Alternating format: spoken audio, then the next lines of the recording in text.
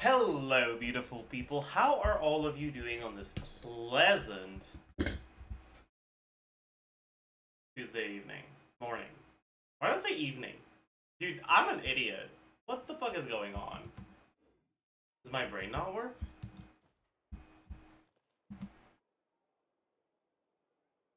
Hmm?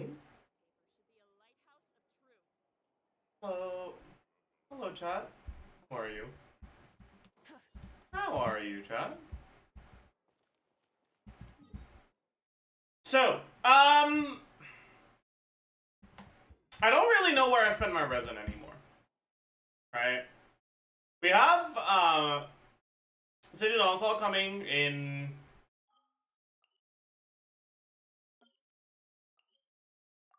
17 hours. But I already have 5 condensed, so it's not like I can just wait. Alright, I gotta spend today's resin.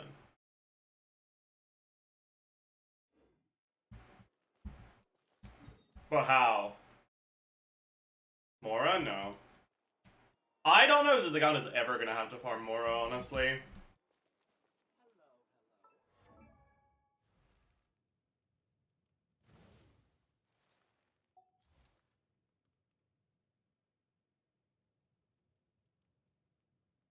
Because these characters are staying level 70, but...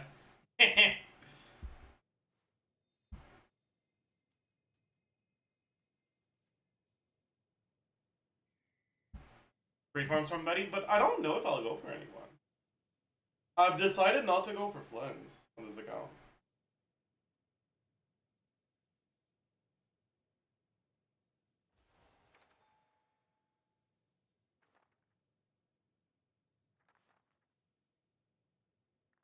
LAUMA? I don't think this account goes LAUMA either. I'm gonna get LAUMA on main, though.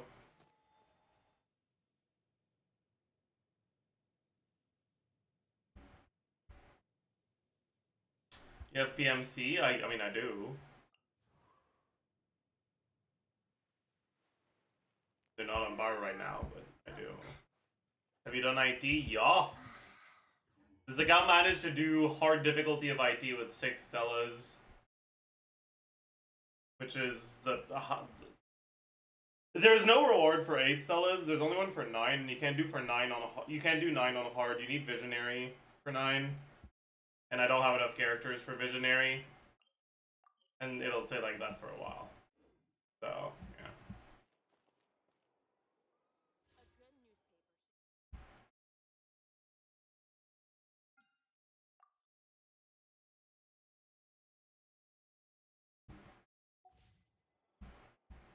Wait, how's my 5-star pretty again?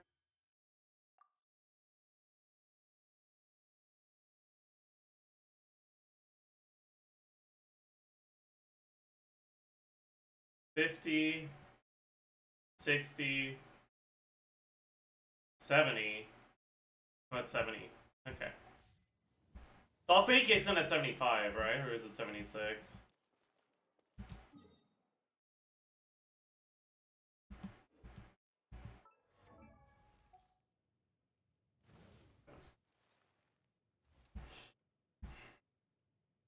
In any case,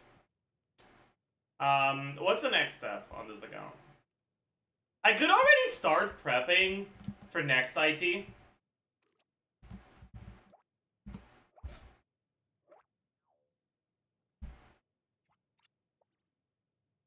Right, next IT is Pyro, Hydro, Dendro. Plus Eon San.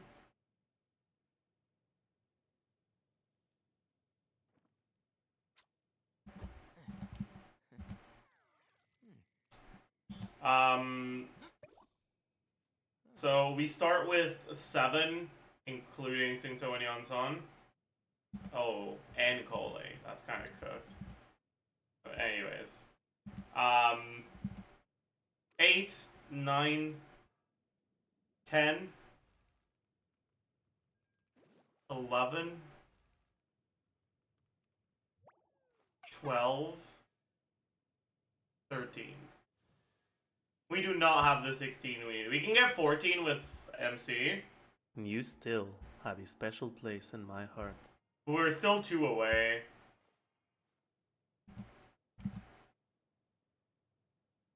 Why do you skip Saints Row? Because he's in here.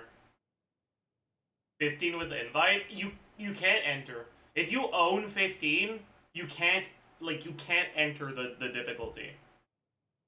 You need to own 16. I know 15. That's true, actually. That's a good point. I will get an I know. Do we get it before IT reset, though? I don't know. Plus selector? That is true. The selector is a thing. That is true. The selector is a thing. And I probably should select Mona.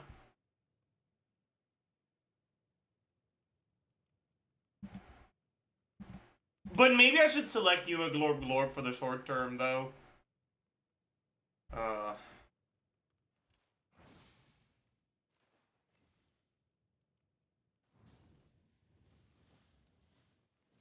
You got tough meditating? No, I've had him for a while. This account desperately needs a Bennett. This account desperately needs many things. Let's be honest. I will say though, like the silver lining is that I somehow have 3 Fat Lances. Like Fat Lance has caught up to the bell as four-star weapon I own the most copies of. And it's the best 4-star weapon in the game by far. So I'm pretty happy with that.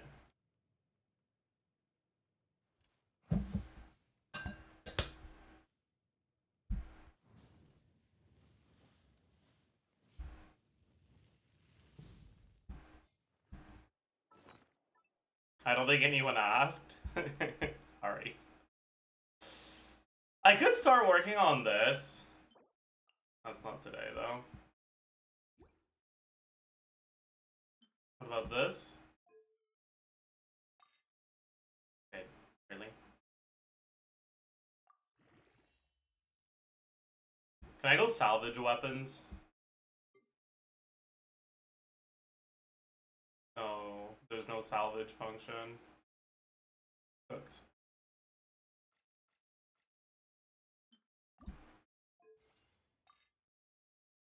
Okay, wait. Let me check my four-star weapons.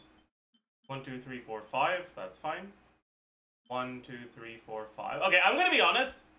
I kind of like the idea of having 2 slingshots just in case.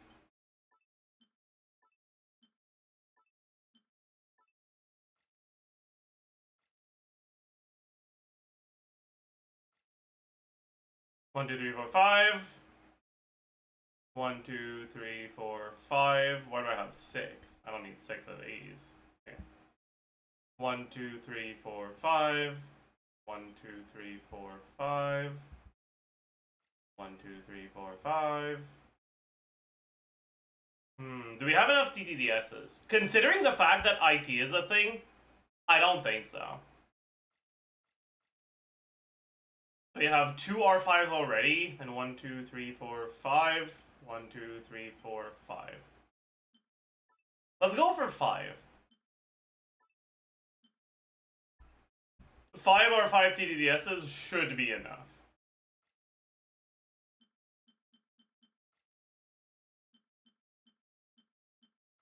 And then White Tassel, since it's not a weapon you can get multiple copies of past exploration, I might as well keep them.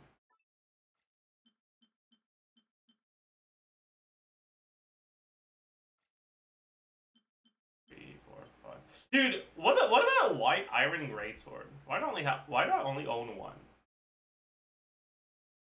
Where do you get this from? White Iron Greatsword.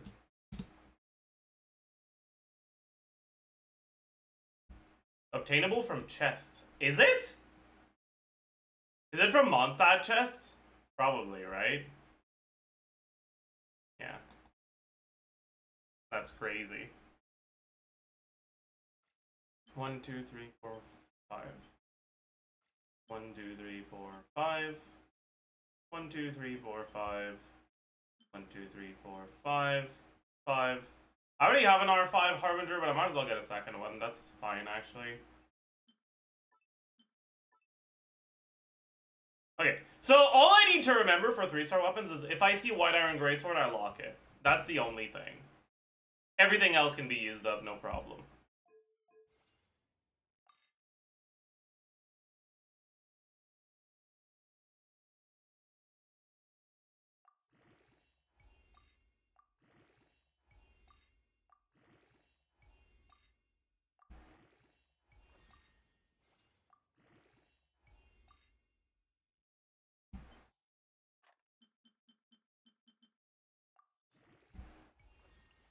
Oh, it's this one too. It's cooked. What are the best Dendro Forcer options for both IT and Lunar Bloom? Those are wildly different questions. What do you mean by both IT and Lunar Bloom? The fuck does IT have to do with Lunar Bloom? Well, also I did the quest for I did the interlude quest. We're actually like almost out of Archon quests. We only have this one left. And for this one, we only have 2 story quests left. Right? Obviously I can't choose my story quests though, because if I choose my story quest, I'll lose my J. But what did you name your wanderer? His name is Phrase.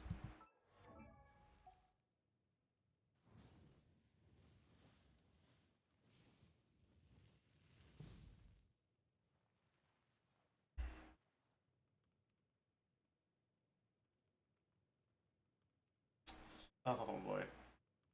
Hey Zajef, I lost my 50-50 and got C1 Daya. Should I build her full DPS? I have Beacon and really good emblem. If you were me, would you build her now? No. You should not.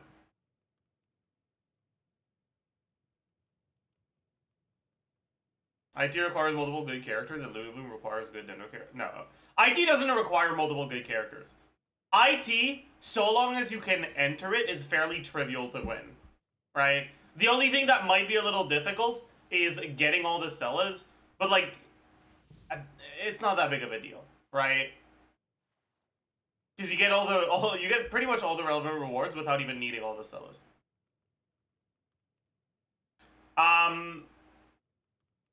But like a general guideline of characters that feel better to use in IT, that I can tell you about that because like I've been on an omega low investment account and I've done IT.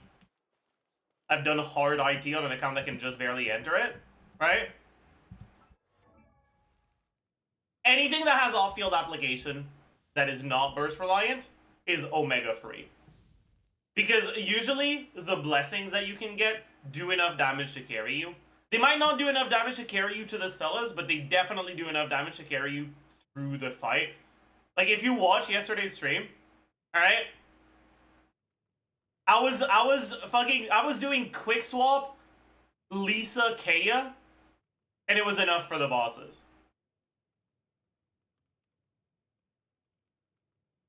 Because the superconduct buff did like 50k damage every two seconds. As long as he did a physical normal attack after triggering superconduct. So I would trigger, like I would swap to Lisa, do N1, swap to Kaya, use E, auto attack for like 5 seconds, get 2 procs of the thing, and then repeat.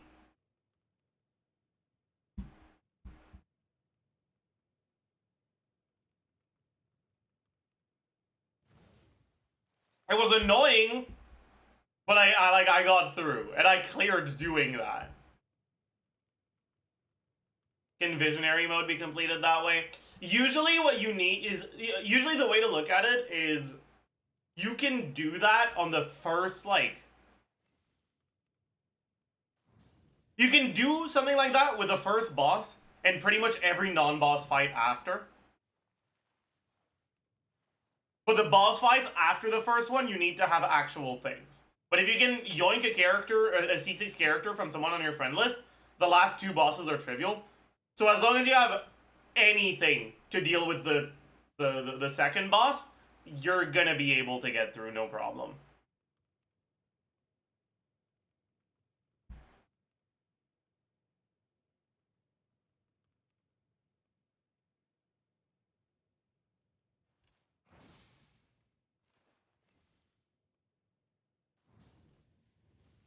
What did you name Wanderer on your main account? I named him Remy. Because he's like Remy from Ratatouille. Hiding in the hat. Controlling the big mech. Anyways. In that case, we might as well work on Tifnutty. I'm down. This is gonna be annoying as fuck, though. I guess I already have a few, but we're actually gonna get him to level 90 if we build him. But do I really want to? Like, fuck, man. What a shit character Tifnutty is. I don't know. I mean, I'll at least get him to 70.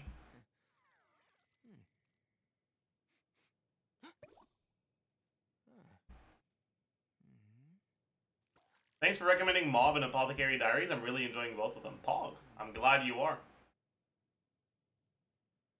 Next, read your eternal lies.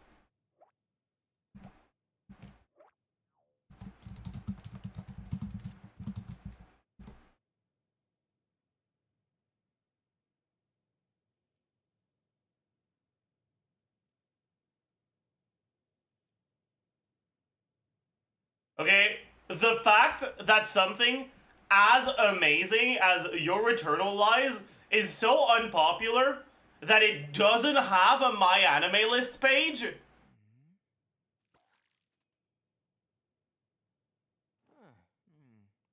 pisses me off!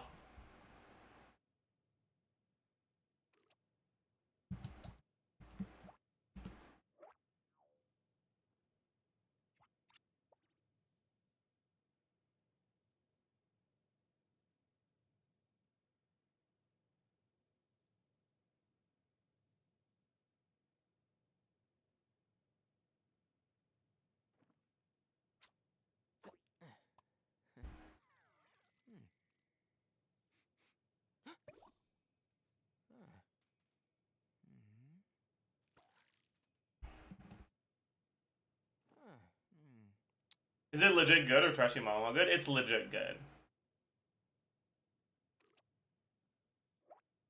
It is probably the favorite thing, my favorite thing I've ever read, I think.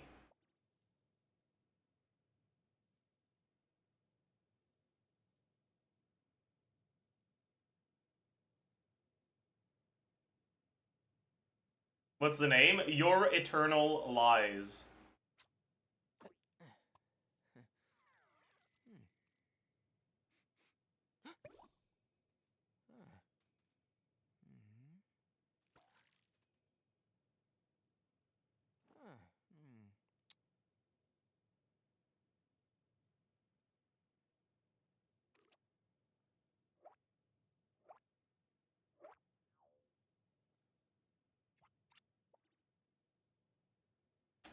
But yeah, like it's definitely one of my favorite pieces of media ever. Not adding Xenon.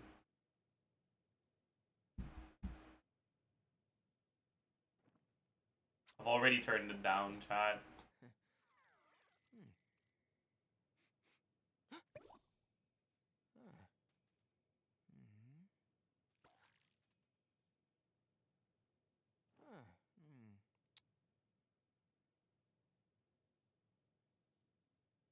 Oh wait, chat. Are there LAUMA changes?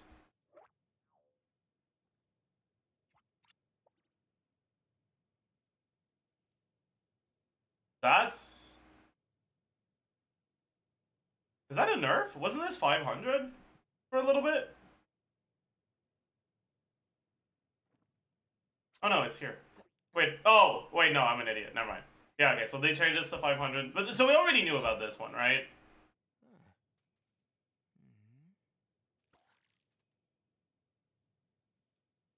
Wait, does this...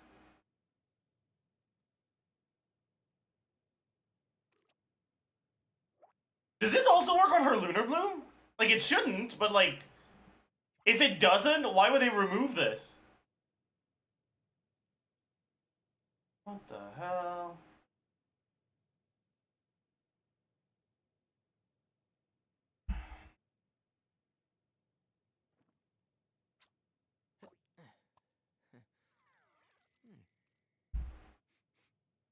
Oh.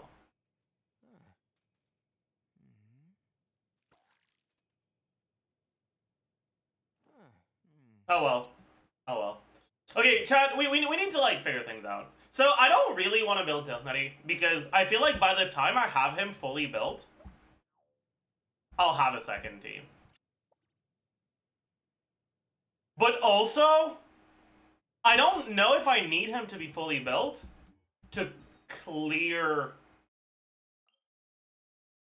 floor 12. I definitely would need him fully built for 36 stars, but right now I can't clear it, period.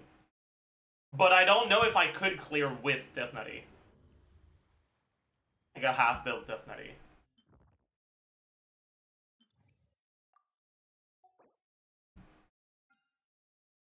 Right, like, realistically, I'm not getting through this shit without Mawika double cryo. Right, so I'd probably have to do this.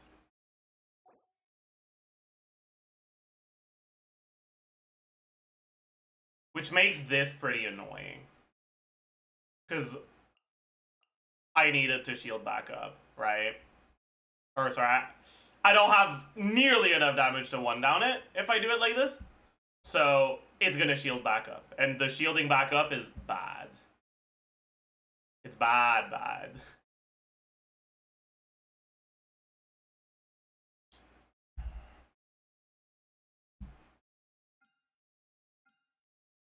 Yeah, and then I can't play Tiltnutty against this, can I? Yeah, no, there's no fucking shot this is working. I don't know, man. Maybe we do this. But the problem is, I don't know if I can solo cryo this. Maybe I could solo cryo it with Hyper Bloom. But I don't have a Hyper Bloom trigger other than Fischl. Does that mean I have to build Fischl Hyper Bloom? That's kind of sus. Fischl can't beat trigger reliably, so that's sus as hell. Lisa, it won't work because I need to on-field, like I need to on-field cryo app if I want to deal with this.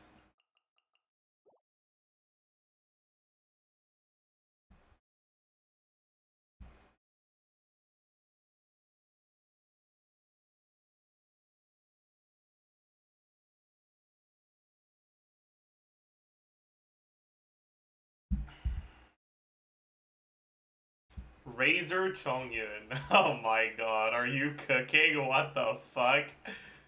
Wait. Wait. You might be onto something. The problem is this. I don't know if that clears this.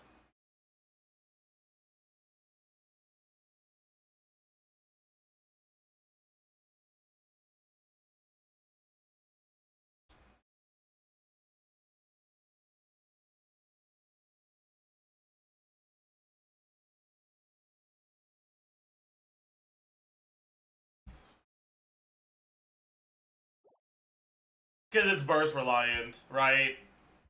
And Wayub's kind of, yeah.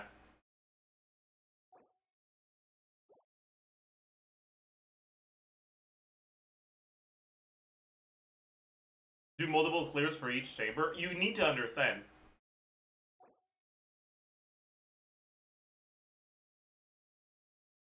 We're not trying to 36 star. We're trying to clear. If I build a team around this, I don't think I can get past this in 10 minutes.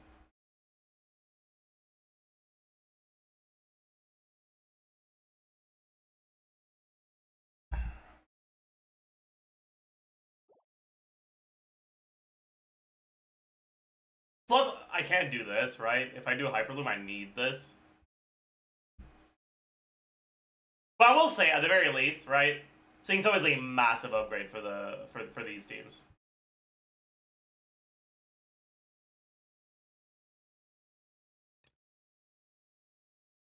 I think it's pretty safe to build Fischl, though. Because, like, out of the characters I have here, who am I likely to keep playing medium to long term, right? Obviously, Mawega Yansan, right?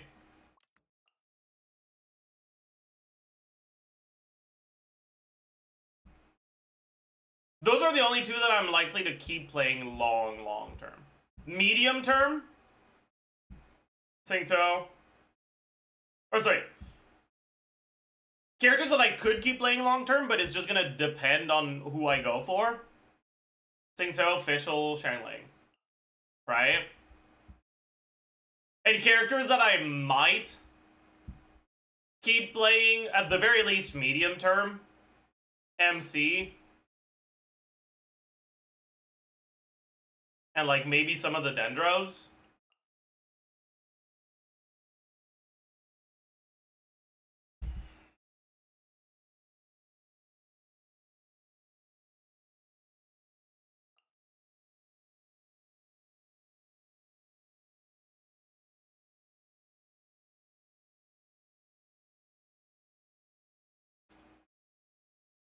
Kaya. I mean, you could say Kaya, but the thing about Kaya is I don't need him built any more than he currently is. Right now, the only annoying thing for Kaya is I only have a 1 4-star ER weapon for swords. Which means I can't give both Sainto and him an ER weapon unless I level one of these, which I suppose might be what I end up doing, actually. Could get a Sapwood instead, but I don't know. To be fair, Sapwood would be really good in the Hyperbloom teams, but I don't know. I'm pretty sure I've settled on going for Fischl levels, though. Because in the short term, I'll probably be playing Fischl Hyperbloom. In the medium term, I might be playing her in Aggravate. And in the long term, I could play her in Overload. So, unironically, Fischl is definitely one of the characters that has longevity on this account.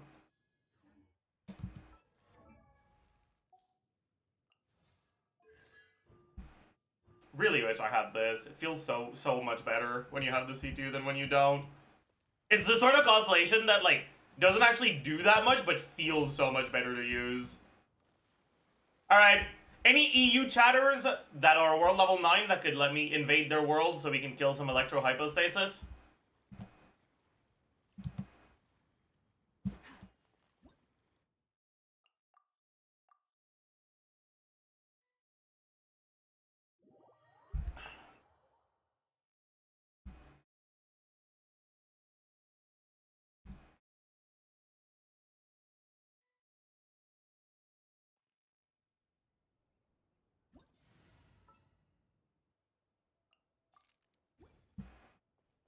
Are you able to clear full Star Abyss on EU account? Buddy, I can't even clear floor 12. Let alone clear with full stars.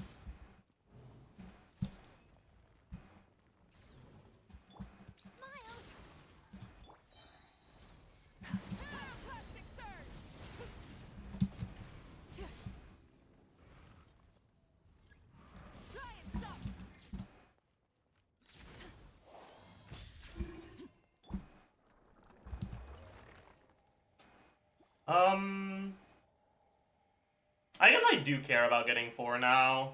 So, 4. I didn't get 4. That's okay. Crit rate ER is probably worth locking even as a 2-liner.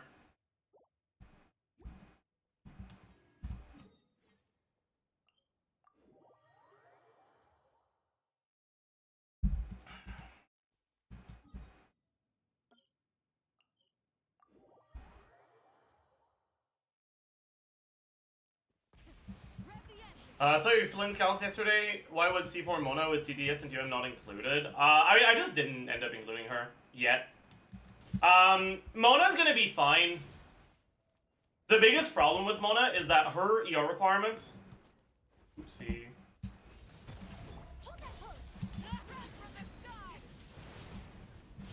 Her ER requirements to actually get the burst reliably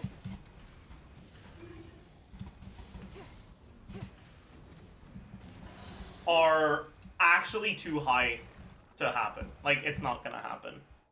The ER requirements on TDDS to burst every rotation are like 300 and something. You can't get that on TDDS. is just not possible. Like, technically, you could burst every rotation if you get a fuck ton of enemy HP particle drops.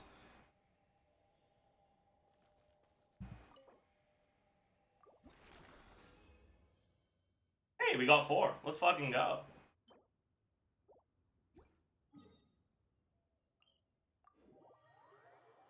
Why use burst? Because C1 has reaction damage bonus and C4 has crit.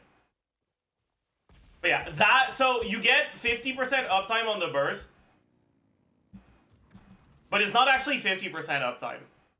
It's every other rotation, but the burst doesn't last long to reach the doesn't last long enough to reach the second Lynn's burst.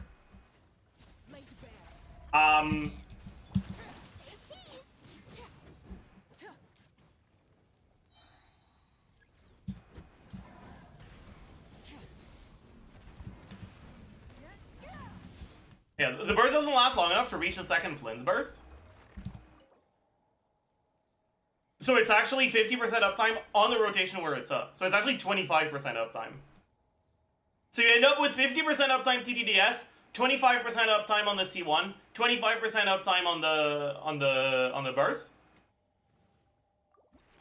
And it's just kind of pathetic. I'll lock that. We have enough for the next level, but I think we'll keep farming this. Or 19 hours until fully replenished.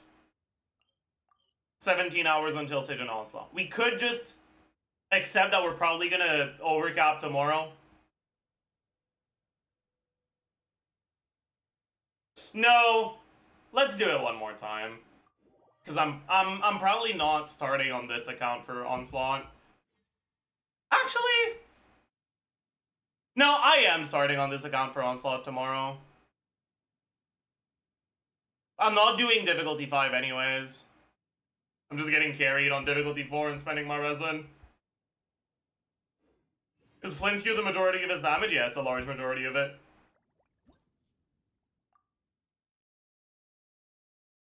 In your opinion, is Flynn's worth building if I have Verissa? Okay, one really nice thing with Flynn's is that he has basically no overlap with almost every other character in the game. In terms of his team building, right? His optimal team is Inefa, Sucrose, and then Hydroflex. The only unit that other characters actively want in there is Sucrose. And generally, when Sucrose is good, she's not the only option you have.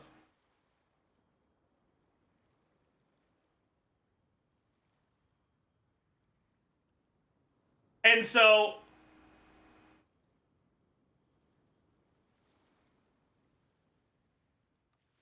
you can basically be using both. Now the thing is, because of the fucking dog shit way they're designing content now, it actually does matter that you have carries of different elements. So I don't know if I'd recommend Flynn's to people that already have the built Verissa. But they can also just decide, yeah, we're gonna make fucking racist content now, right? Like, sorry, but if your character isn't from Nogcry, this boss isn't a boss you can kill. Fuck you. And it kind of is, okay?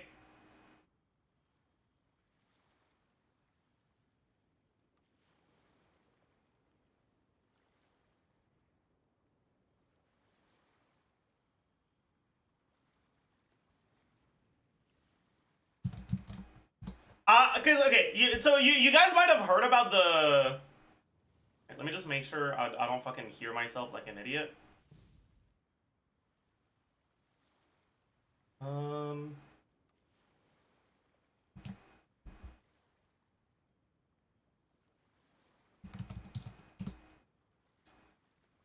So you guys might have heard about this guy, right? Battle-hardened Fireblade Chalk Trooper Forlorn Hope. Right? You guys might have heard about this guy, right?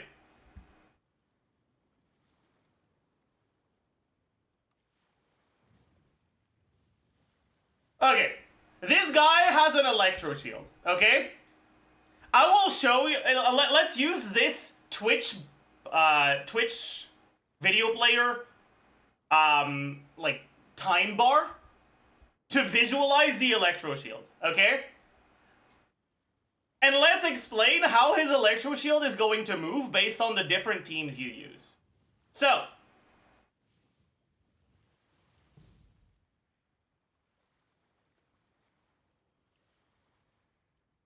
during his shield, his resistance to every element except electro is 70. So, if you're using a non-electro carry, here's what's gonna happen.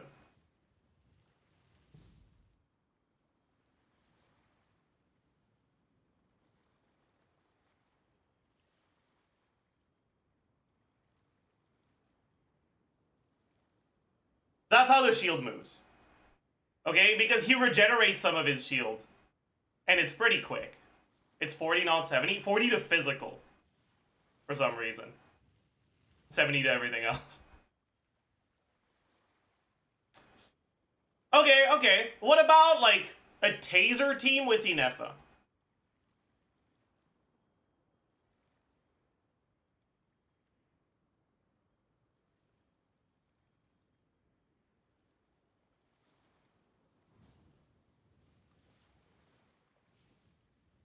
First shield done. Let's get to the second one. And there's 3. Okay. What about an electro carry team with Verissa? E. Second E, Q. E. Second E, Q. Well, it's a plunge, but you know what I mean, right? E. Second E. Next shield, we set up again. And you do the same thing. What about Flynn's? Exploration and trials. Adventuring is right up my alley. Do your setup. Inefa does the thing. Swap to Flynn's. Use your E. Q! Second shield bar. Q! Third shield bar. Set up the next rotation and start over.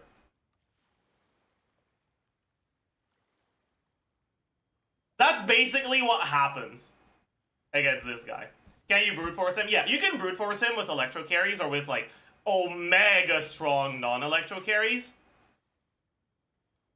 Explain why. Because he has a significantly increased electro charge and lunar charge damage taken. So teams where the majority of their damage is lunar charge damage deal significantly increased damage. But on top of that, right? Oh wait, sorry.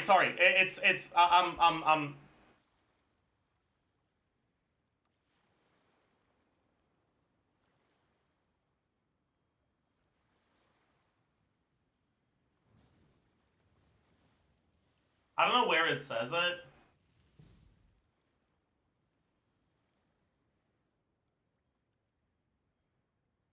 Yeah, self-repairing abilities are boosted. It is boosted to an unreasonable extent, okay? Like, a non-Inefa taser team probably just barely breaks even with the self-regeneration of the shield. It is fucked how much it regenerates.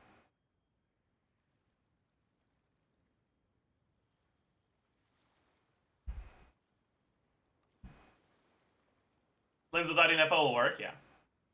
Lens without Inefa will work. But yeah, like, the thing about this is, like, God should broaden their horizons in the world below. These are the racist mechanics, right? Because, like, if you have the characters that are good against this, right? Many insects have a compulsion to follow the... You don't have a problem. But if you have the characters that don't have like an insane great matchup against this, you end up in a situation where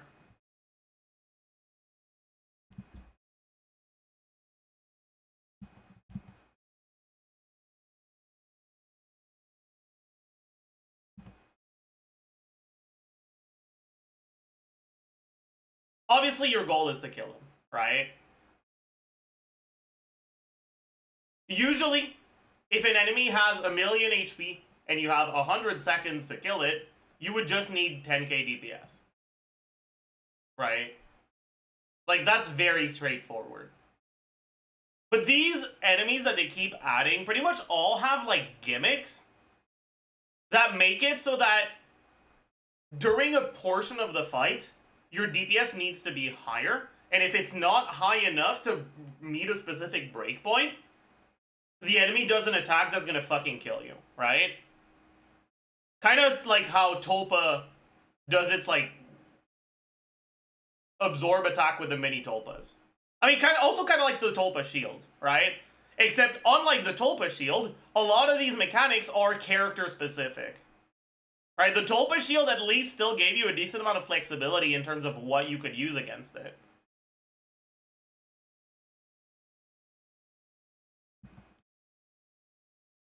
Right? This guy, he has a shield mechanic that effectively functions the same way the Tulpa shield works.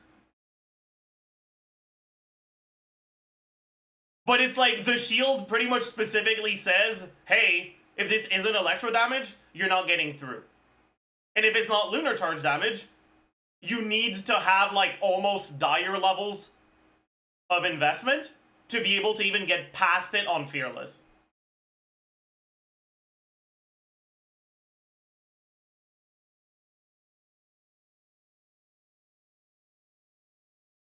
Like, I don't know if it shields back up yet, because I haven't seen any footage of the full fight.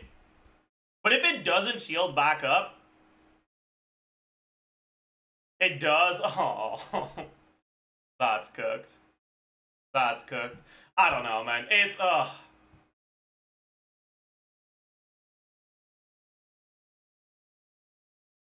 How bad is the Bloom boss? I haven't seen as much of it. The Bloom boss, from what I've seen, is a lot harder to evaluate. Because it doesn't outright, it doesn't outright rely on you having knockout characters. It relies on you triggering Bloom, and there's a lot of teams that can trigger Bloom. Right?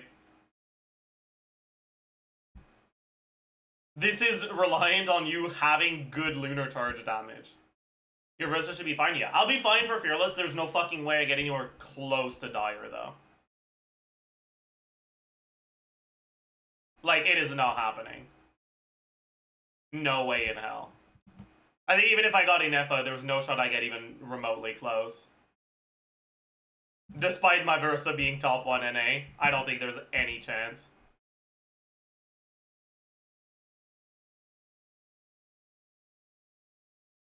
But I'm kind of expecting like C0R0 Flynn's teams to be able to get through.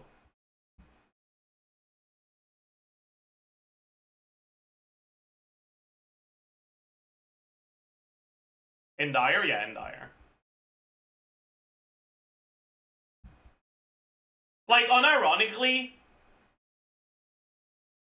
I still don't know about this one, but I'm pretty sure this stage in Onslaught is going to be clearable with all C0R0 stuff. Except it's going to require all the new characters.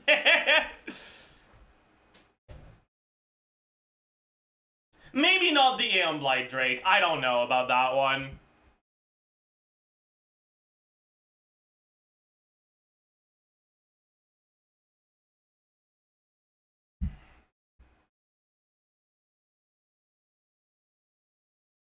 What do you do for Aeon Blight? You have a few options.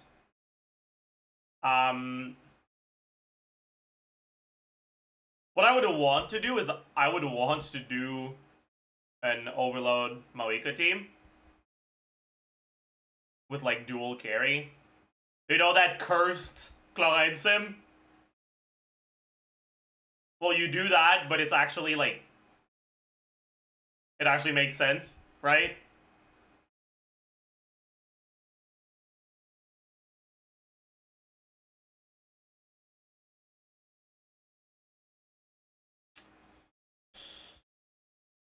You'd rather do it with Verissa, but that's that. Oh well. Everyone's saying Chalska's good here. Yeah, Chalska's good.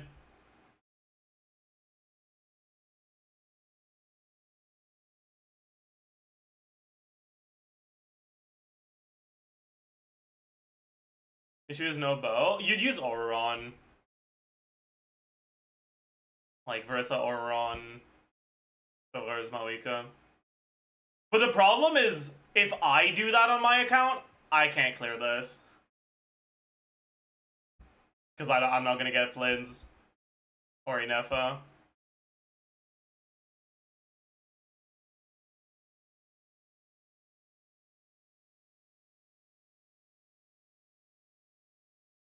C2R1 Chaska should clear most dire bosses.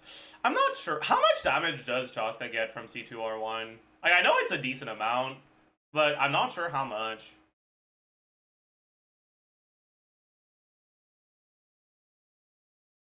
×2? Does it change anything about her setups or rotations? What is going on? Okay.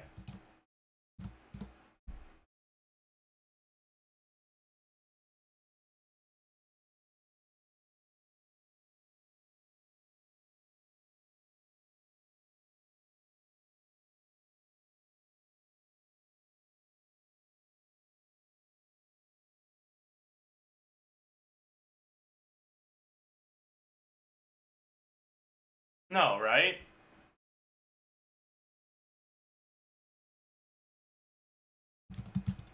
So I could just change it in the sim. Like, find the highest C0, R0 Chaska team. Okay, but these aren't, like, real.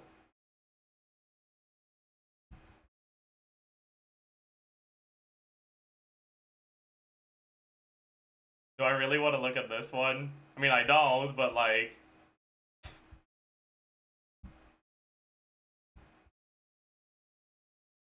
I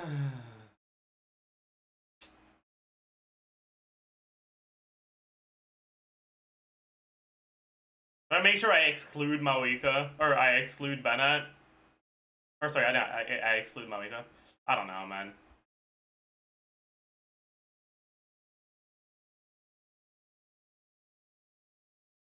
Probably. Okay, let's look at this one, sure.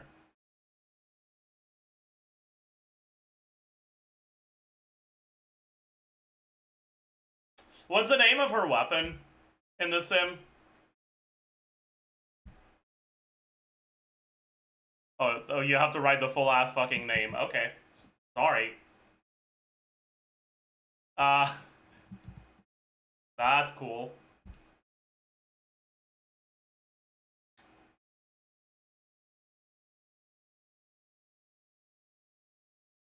Why does this get one more crit roll? Oh, I see. That makes sense. Okay. And then D2. Right, so it was at about 80k. R1.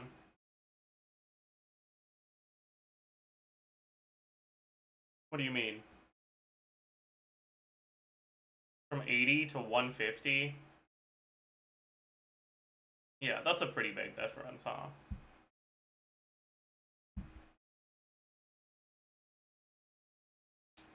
You're probably able to clear Dire. Not without much of a problem. Probably not with this team, though. Right? Because if you look at the damage distribution in this team, you barely have any cryo. Right? Or it was like 30% of your team DPS. So you'd probably want something that's more split on the damage distribution. Maybe this one, for example.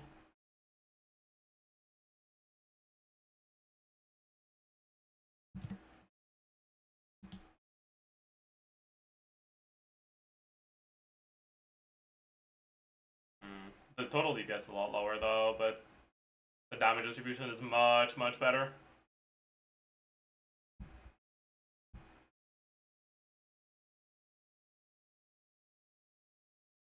Do we know how much HP that Jake is gonna have even? Because it's not on. It's not here yet, right? We have the HP for the next onslaught, but not for the one after. Not yet. Damn. Cooked.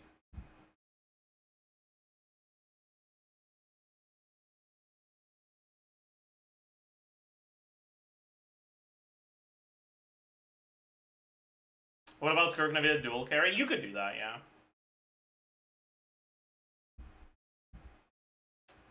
What am I gonna do? And humans are the same. Oh, I gotta think. Well, I think might as well make sure we go grab that. Is Onslaught out on Asia? No. How long until it's out on? Does it release at a different time for every region? It does, right? 10 hours on Asia. Okay. Yeah, so we're not gonna do that today. Thank you for There's a possibility that we'll do co-op Onslaught content before we do our Onslaught testing.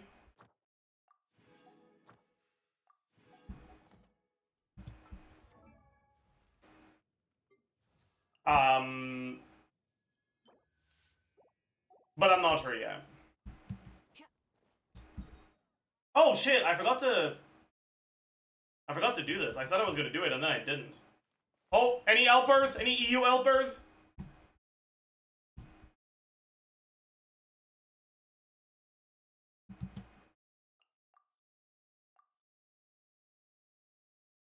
What's your overall impression on LAUMA right now? I think she's the strongest character of the patch.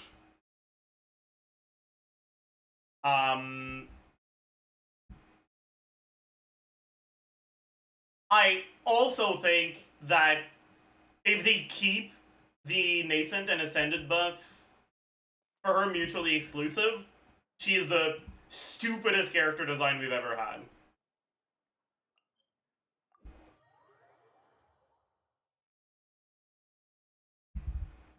Like, yes, I can't wait to lose DPS by fucking obtaining the buff.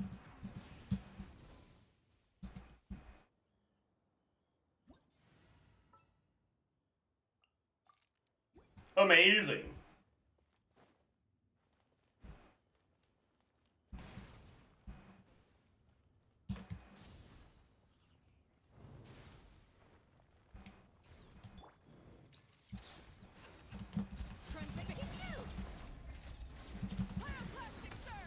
Huh.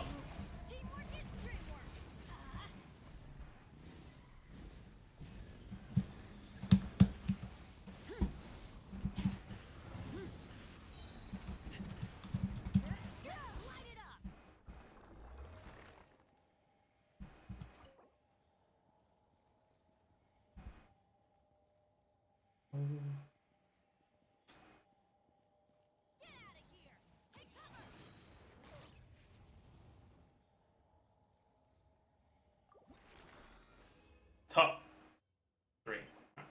Oh, why couldn't this be attack main stat? Should I level that for fun?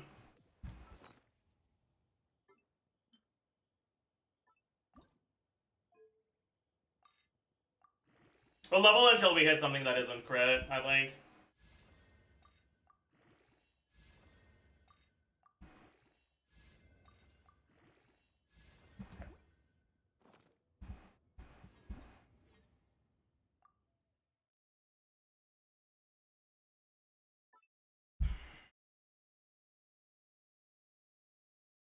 Probably to lock her in Nefertines, but she's not locked in Nefertines. Like, that's the thing. LAUMA's an incredibly powerful unit that can be played in a bunch of different... I mean, I say... Okay. She's versatile, but she's not that versatile. It's like... The thing about LAUMA is that she's very good in all of the archetypes where she works. But she doesn't work in that many archetypes. She only really works in, like, Hyper Bloom and Bloom, right?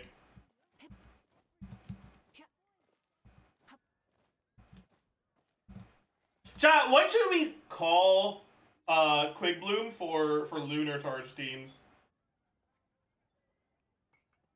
We can't call it Lunar Bloom, but we can't call it Quick Charge either.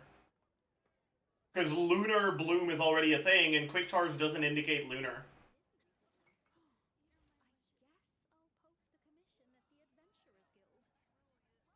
Quick Moon.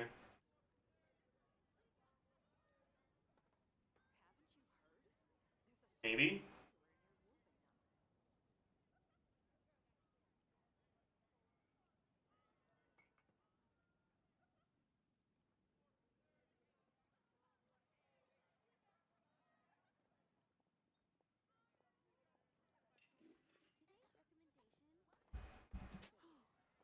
Lunar Aggravate? No.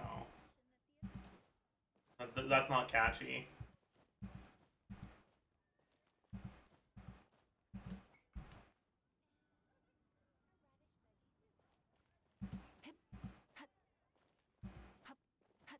Why Lick Bloom?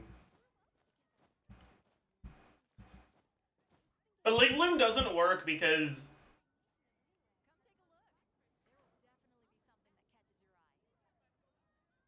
Like, I get why you're suggesting it. But, like... Licking things is already a hydro activity. And, like, Hydro Bloom doesn't indicate that you're doing electrocharge stuff, you know?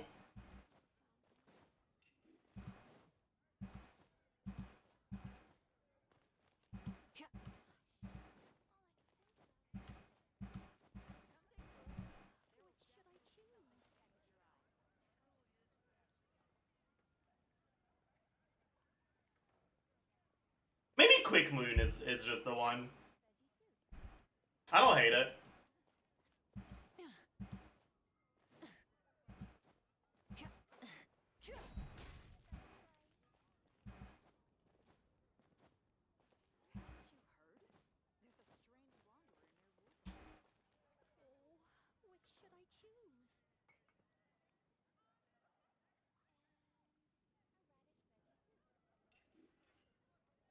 What's the difference between Quick Bloom and Hyper Bloom? There's no inherent difference, right? They both use the same reactions. But when you say that you have a team that's Quick Bloom, you're indicating that you're not dependent on the... You're less dependent on the Hyper Bloom damage and more dependent on the damage that comes from your, like, byproduct reactions, like Aggravate and Spread, right?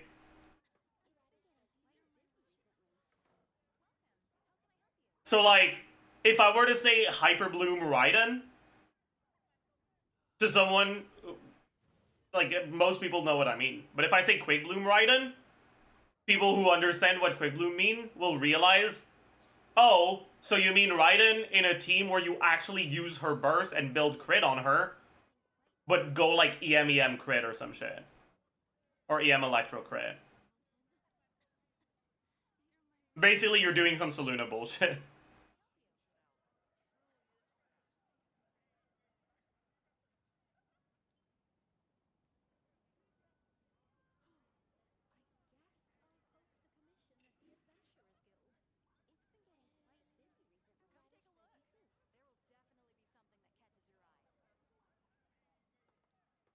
Quick Bloom Raiden is worse than Hyper Bloom Raiden. Yeah, so Quick Bloom teams have advantages and disadvantages, right? The biggest disadvantage is Quick Bloom, by definition, attempts to maintain a quicken aura on enemies to trigger Spread and Aggravate, right? In order to do that, you need lower Hydro application. And so the obvious result of that is less blooms. In exchange for that, you get more aggravates and more spreads. So the characters that benefit from Quick Bloom are characters that have good electro application. Raiden doesn't. Raiden's electro application is fairly slow. What makes her good in Hyper Bloom teams isn't the speed of her application, it's the speed of her hits. Exploration and trial. So, out of the way.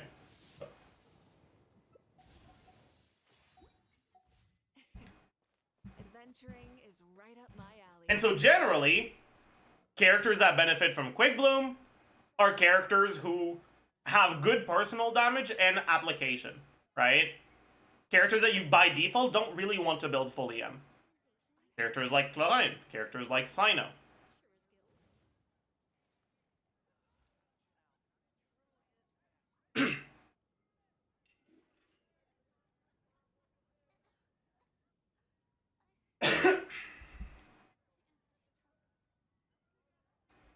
Now, with Flynn's, we're getting a new type of team, right? The Quick Moon teams. The main difference between Quick Bloom and Quick Moon teams is that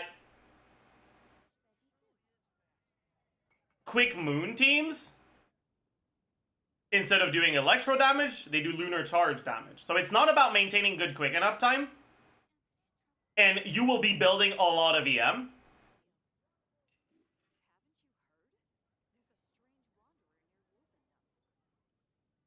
But honestly, your aggravates aren't really doing anything, right? Like, if we go look at my Flynn's sheet, this one, right? And then we look at the LAUMA teams. I didn't even fucking include the aggravates here, but like, whatever, right? This one at 101k, if I actually include the aggravates that you get, you're probably getting like 5. 102k. 1k DPS. 1% of your damage is coming from aggravate. Right? It's basically nothing. Pretty much all of your damage is coming from the Hyper Blooms and the Lunar Charges. But the reason why it's not just a Hyper Bloom team is because it's still a team where you care a lot about your talent damage. It's just that your talent damage is scaling with Lunar Charge stuff. Also, the Lunar Charge reaction by default has a lower bound for the tick rate of 2 seconds instead of the 0.5 seconds for Electro Charge. Which means maintaining good Lunar Charge uptime on enemies doesn't do shit. If you trigger Lunar Charge once every, like, 2.5 seconds, you get almost as much DPS as if you, from the Lunar Charge reaction, as if the enemies have a permanent Hydro and Electro Aura.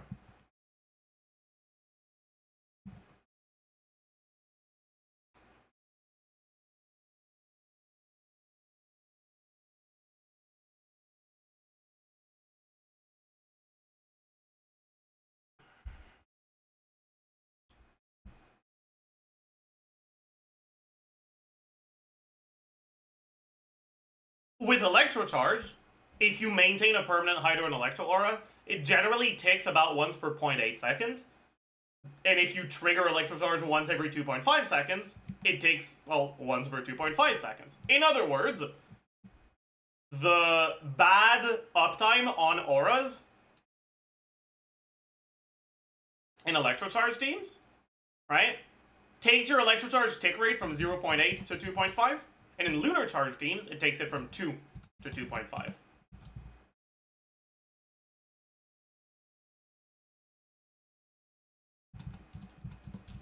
Right? So you end up with 30% of your DPS from the Electro Charge reaction in Quick Bloom, but 80% of your Lunar Charge reaction damage in Quick Moon. Right? On top of that, most of the Lunar Charge carries, they're not all about the Lunar Charge reaction damage itself. Like, it's helpful and it's significant to team DPS, but it's not the main thing they're looking for. The main thing they're looking for is the Thundercloud staying on field to enable their abilities, right? Their abilities often do, well, I say often, there's only 2 of them, but their abilities do an additional thing when there's a Thundercloud on field. So as long as you're triggering Lunar Charge once every like 5-ish seconds at least, you'll have permanent Thundercloud uptime, and with permanent Thundercloud uptime, you're getting all the things you need for the Lunar Charge damage from Flynn's kit.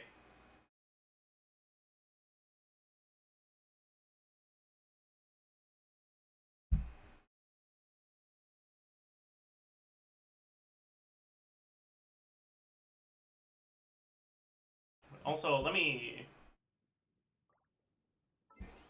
Let me go to main real quick.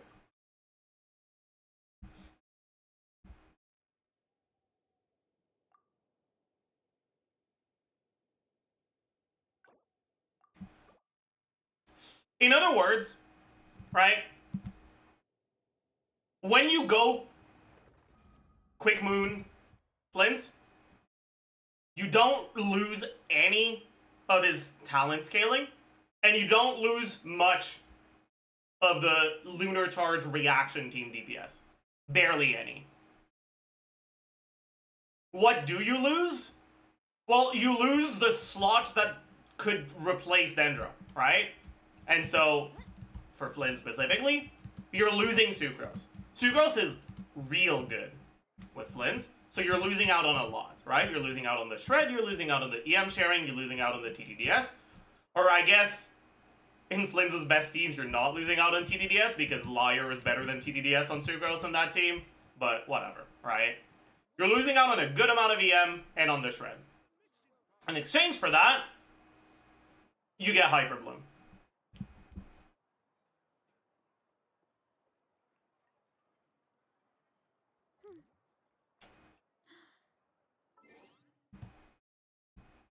For now,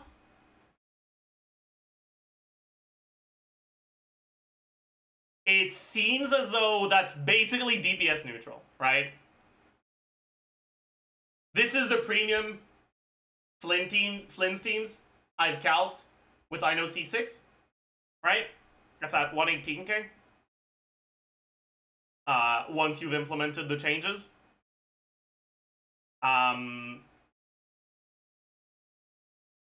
If you don't have I know C6, 116k with Candace, or 110k with I know C0.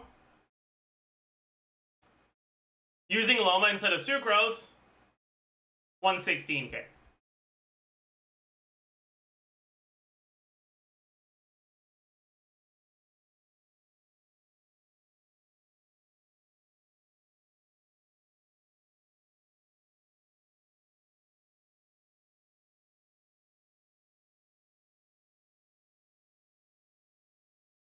Can you please add Inefa R1? I guess I could, yeah. Inefa on, instead of Ketane, we need Halo. Yeah. Inefa R1.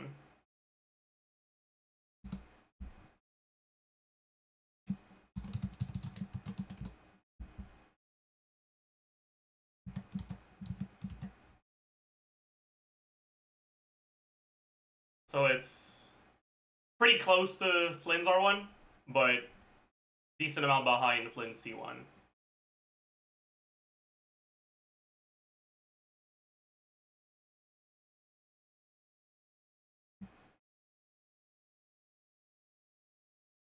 Is it Sucrose and CALCS C0? Sucrose's cons don't do anything. I didn't assume Burst and Fusion, so Sucrose cons literally do nothing for these teams.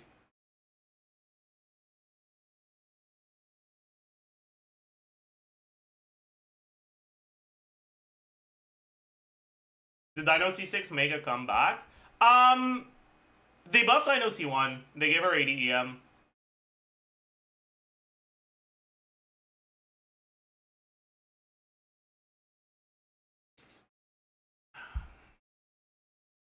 Can C2 Kazuha be a good option? No. C2 Kazuha has dog shit. You need to understand, okay? What does C2 Kazuha give? He gives 200 EM and damage percent you don't care about. Right? Sucrose on Liar. EM main stat times 3. About 140 from Flower plus Feather. 180, 160. I think that's pretty reasonable. 405 from Liar. 120 from the support set. I guess that's it.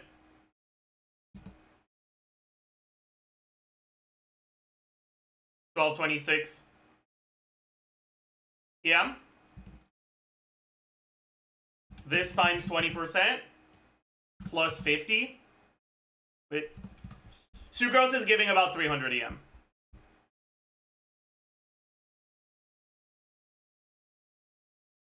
Kazuha Z2 gives 200. And the damage percent is pretty insignificant.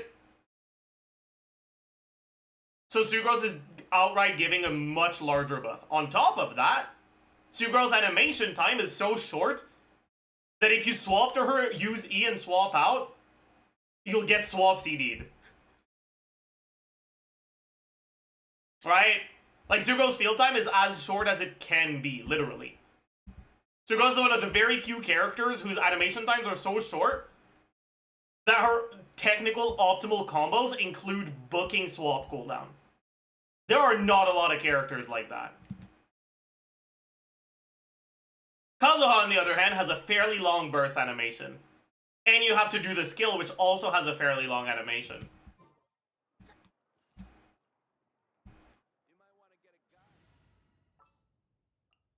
Do I have burst right now? I hope so. I don't. Cooked. I'll go do it in a bit then.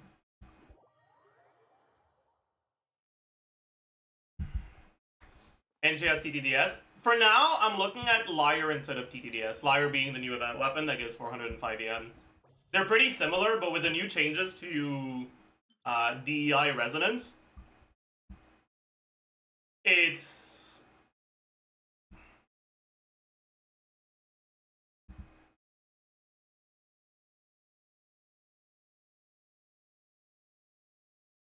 With the new changes to the DEI resonance, it's better to have her on Liar because she gets 400 more EM, which is a decent amount more lunar charge percent, right?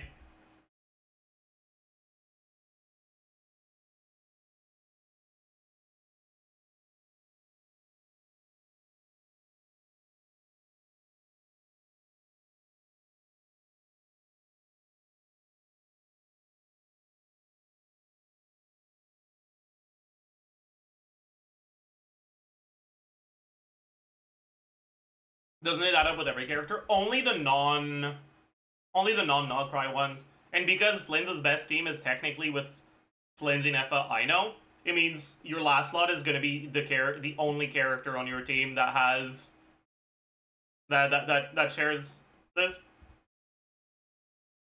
And so you don't reach the cap. In these teams you do, so you can go TDDS, but in these teams you don't. So you should go Liar instead. Anyways, what do I want to do? I wanted to do something with a long cooldown.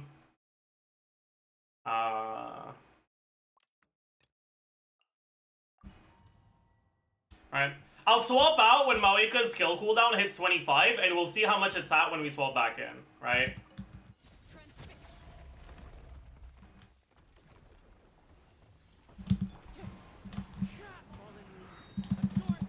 $21.6. I swapped a little bit after 25. I was like, but it's like over 3 seconds, right?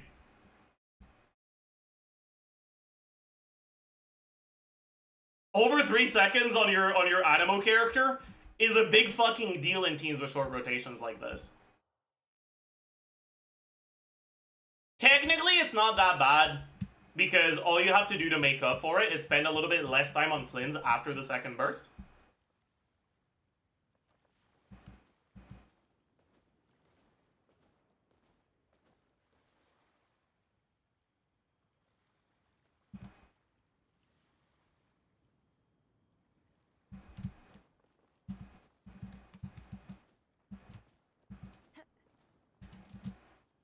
But yeah, exactly. If you do that, you generate less particles, which increases the R requirements.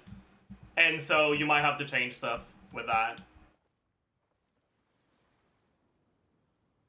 Doesn't the 200 from C2 compensate that? Again, 200 is less than what Sucrose gives you.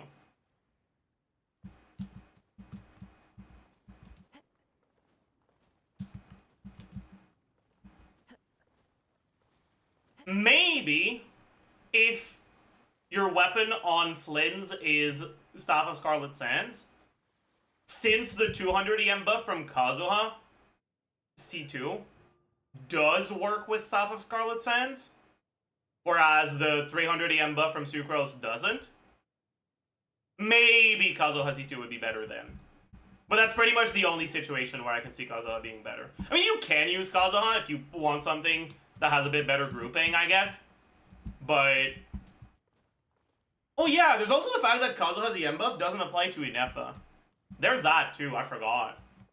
Yeah, oh. No, he's ass, man. He's so ass.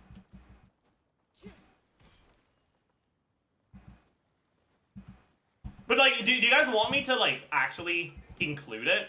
Like, I can. It's gonna be a little annoying. But I can, right? Kazuha.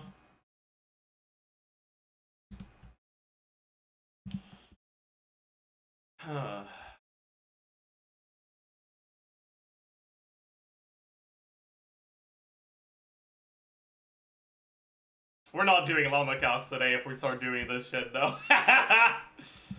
Alright, so, let's copy the Sucrose stuff and then change afterwards. So, base attack, 297. EM, same thing, plus 115.2.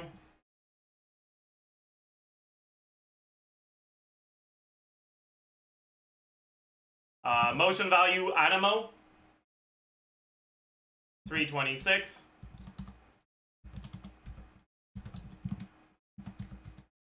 Plus 375. Plus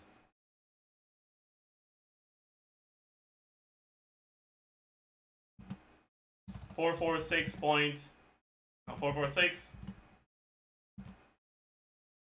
plus 204 times 5.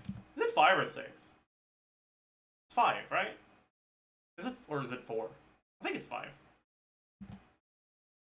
I for war, actually. I think it's 5.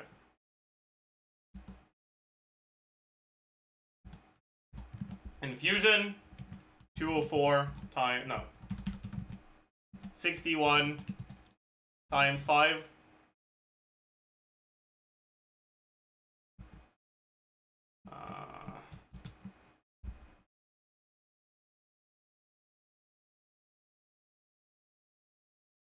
View, freeze panes. That's not supposed to happen. Okay, cool.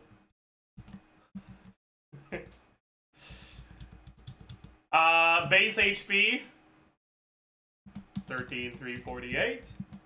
HP percent, yeah. Damage percent.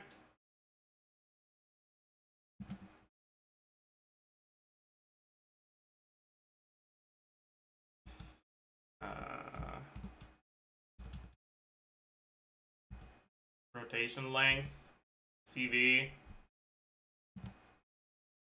Yeah, that's it.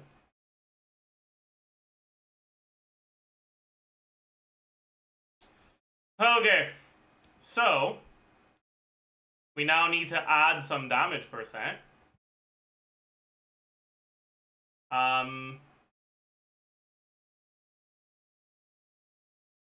We'll copy the formula for Candace damage percent.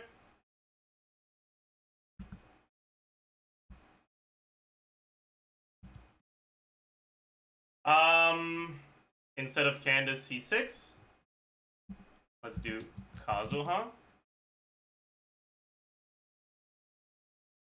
And then Kazuha gives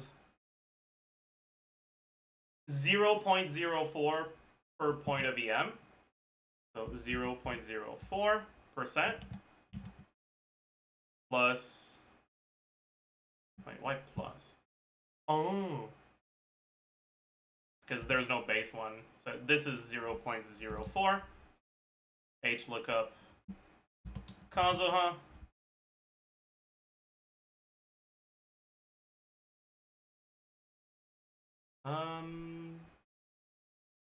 And instead of 12, I wanted to look at 8. So now, if I change this to Kazuha, damage percent should be 50 something. It's 0.1. It's like divided by 1k. Okay, sorry. I don't know. I forgot to remove it divided by 1000. Oopsie. Yeah, 50%. Bet.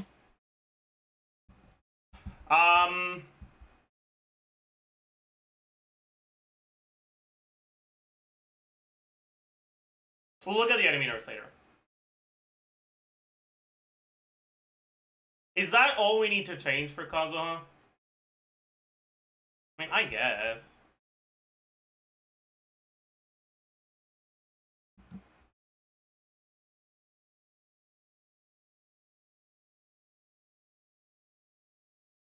No, we should also have weapon Iron Sting. Iron Sting. Base attack 510, EM 165. Damage percent. How much is it? It's not like it fucking matters. Is it 24?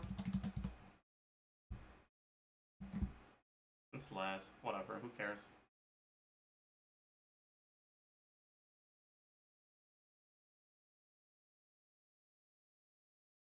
Anyways. So damage percent, we have to add this.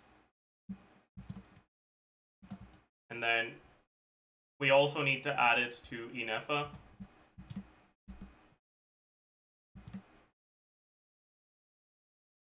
And Aino. So now if we change to Kazuha, yeah.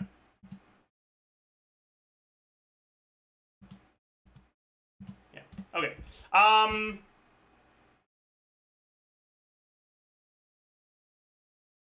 And that should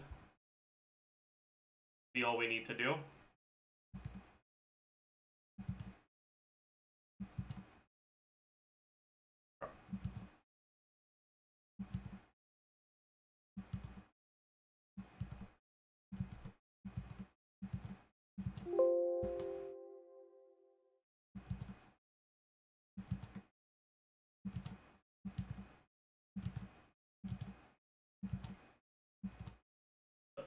All right.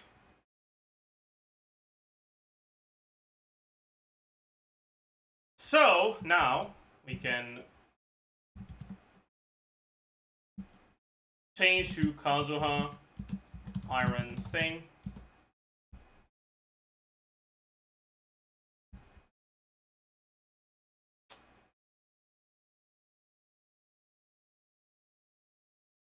But I'm pretty sure you lose at least 1 second of rotation time.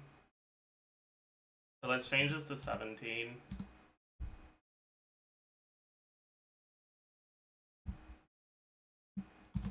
Kazuha.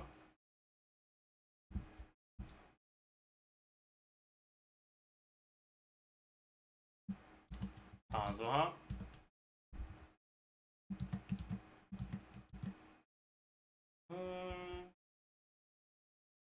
Then we home, conditional formatting, manage rules, find sucrose, go to the colors, copy the hex code, add a rule, contains Kazuha, more colors, custom, copy the hex code, or paste the hex code. And now we're color coded for Kazuha as well. This is C0 Kazuha. Right? And I guess I should look at C0 Aino so that the percentage is accurate. Right? So C0 Aino with Kazuha. Right? 12% behind Sucrose. I'm not gonna add C2 Kazuha in this sheet. I'll just add 200 EM on the Kazuha sheet.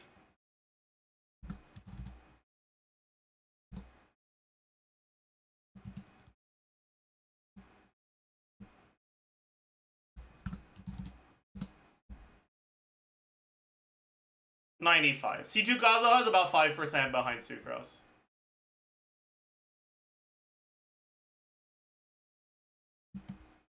And then we can add Freedom Soren too.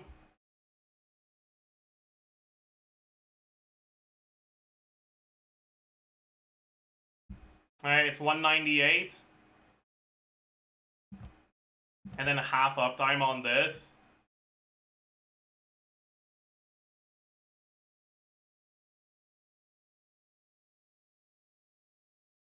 Right, so EM plus 198 minus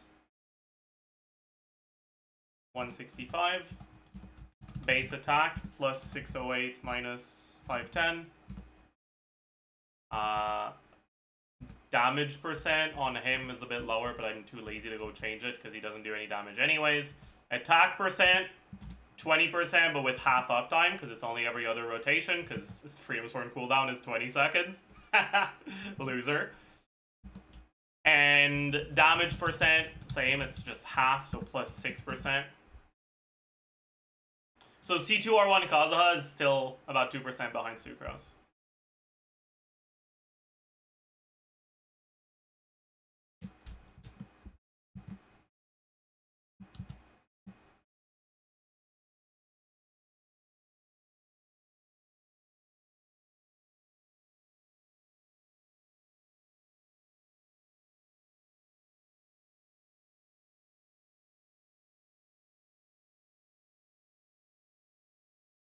Yeah, I shouldn't be using I know C6 on these for Auron and for Sarah.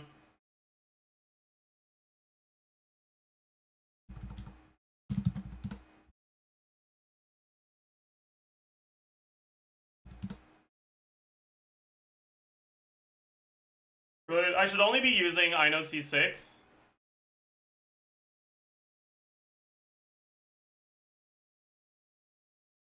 for like the premium stuff comparison.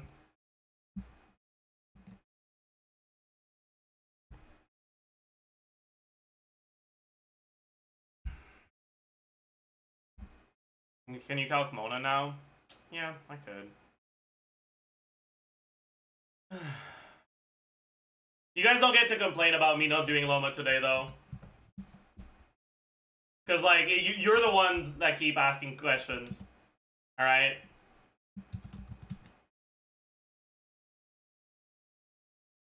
Mona C4.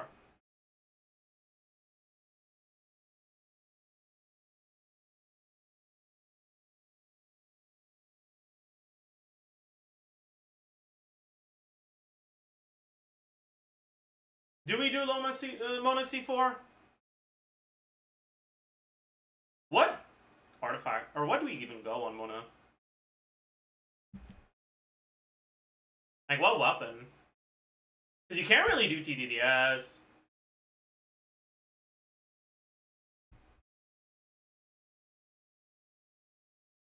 Fav, I guess. Fav and burst every rotation?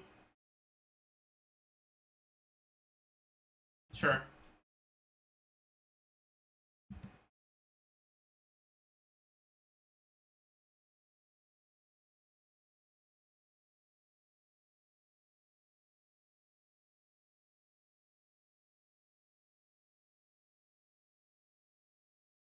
So, this is gonna be a massive pain in the ass, by the way.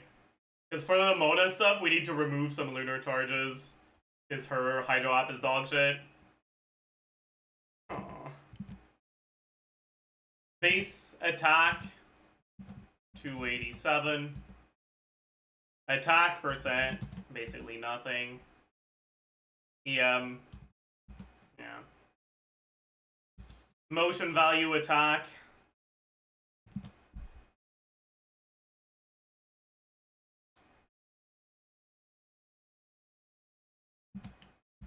$54.4.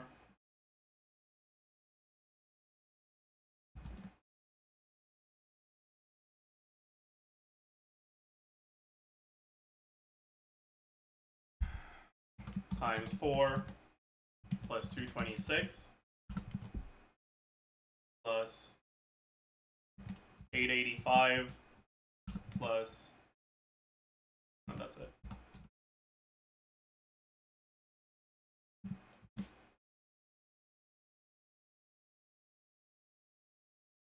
Base HP 10409, HP percent, damage percent. She gets damage percent from her passive, right? Her ER requirements are like 300. So this is actually like 60 damage percent. I want to split the motion value for Noblesse. She's not going Noblesse though. So no.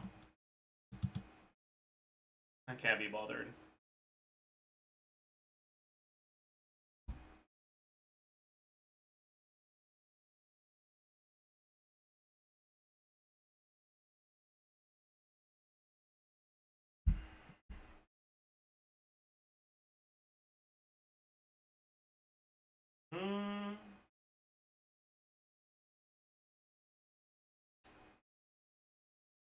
Rotation length, still 15. Crit value. This is the default one. Woke meter. Hydro. Time to add the fucking Mona buffs. This is burst every rotation Mona, right? Yeah. Why not go sack Mona and E twice? Why the fuck would you do that?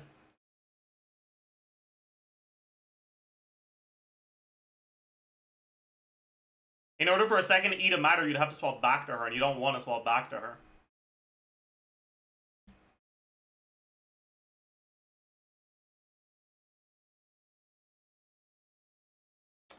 Anyways,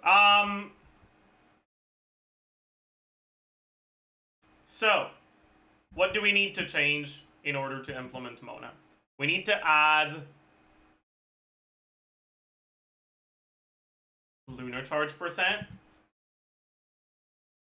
right? 15%, but only for one of them. So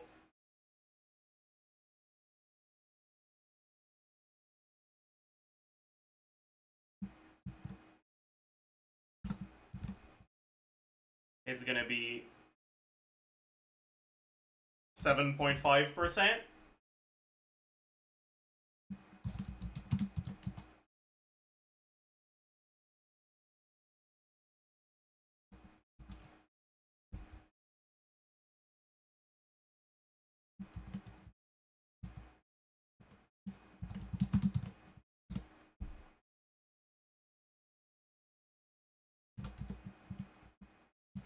Okay.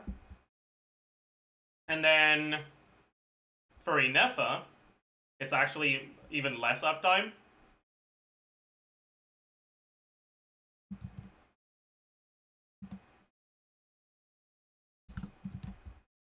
About 5%.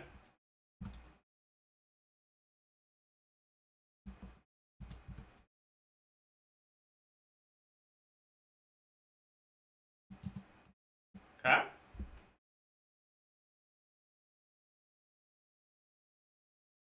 Wait, not 0.5, 5. And that goes to the other characters too.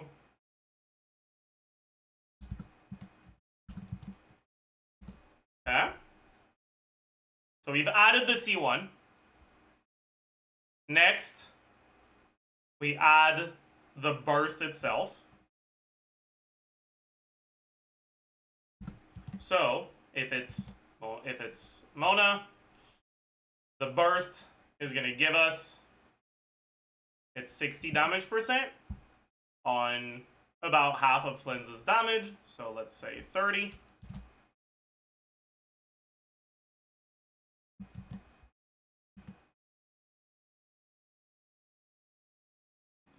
Then for Inefa, it's 20, but only on this skill because you burst before Mona burst.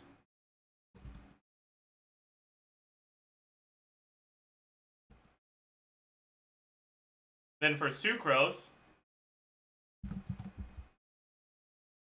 you do this after Mona, so you get full value on it.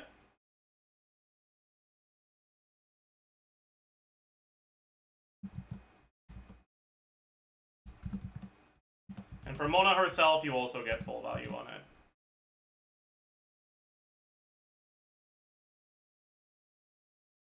Okay.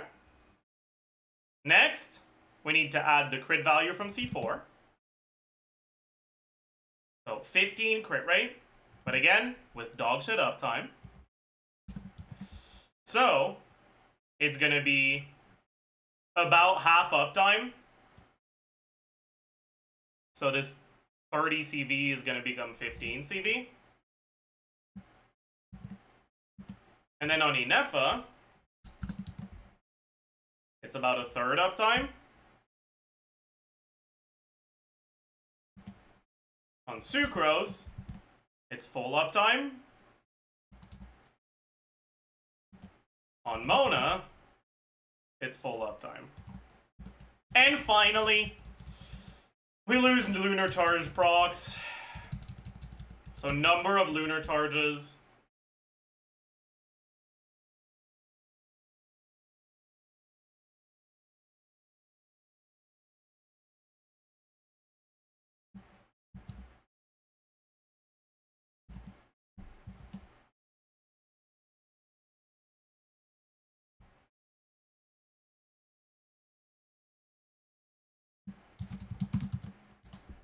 We lose 1 on Flynn's.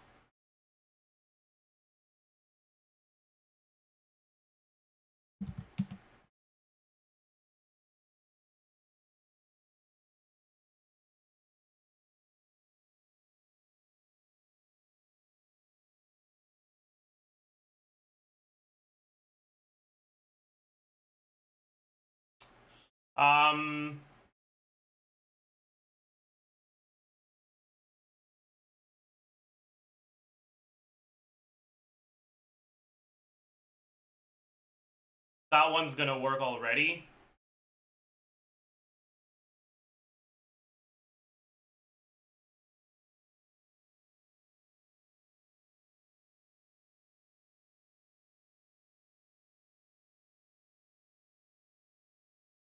I want it to...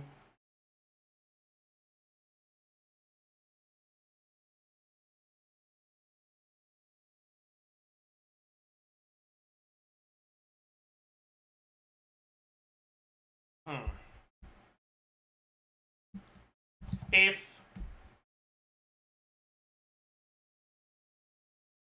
this equal Mona C4 is just gonna be 1. Otherwise, it's gonna be this. So now if I change this to Mona C4, this should be 4, and this should be 2.5. 3. Oh yeah, 3, not 2.5. I'm an idiot. That. And then...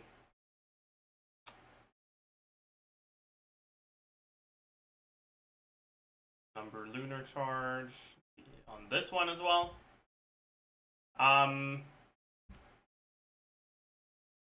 Yeah.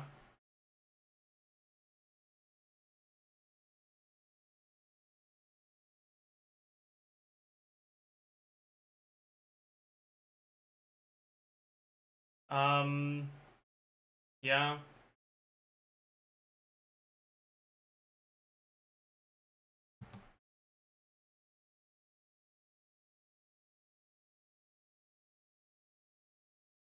We change it to this, but divided by 4 instead of 2.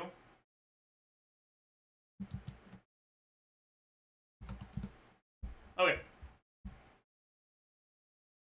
Now everything about Mona C4 should have been added, and if we change to Mona C4, it's a little bit worse. Okay! That's what I thought, but...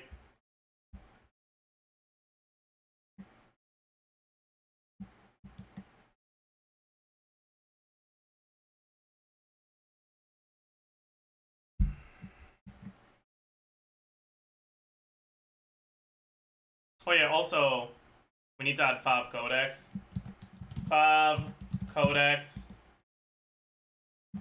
It's 510, right?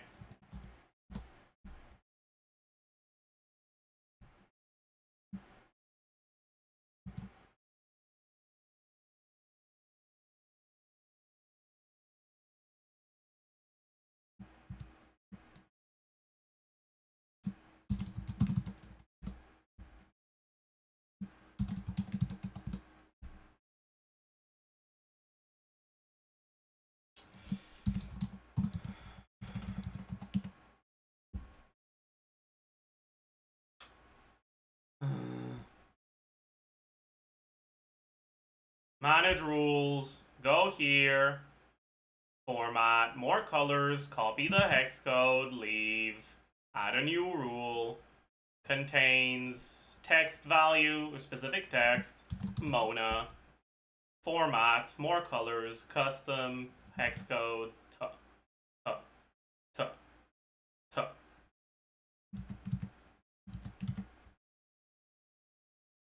Yeah.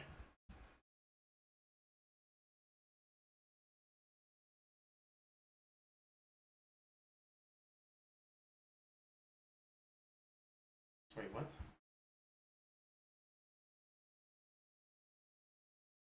Oh. The fuck did I sort by? Whatever.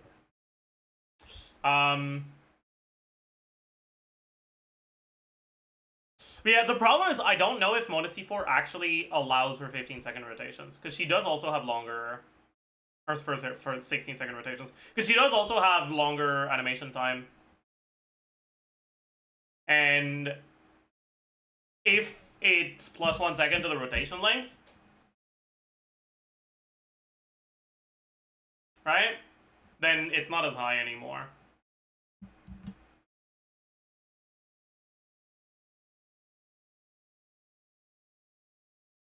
I should have a notes section as well.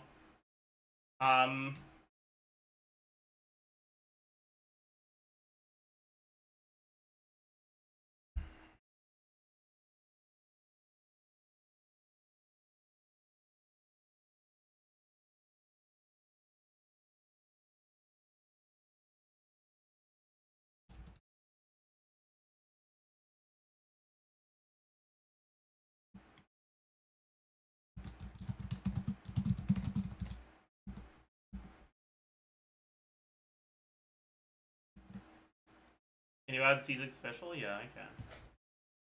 I'll be right back.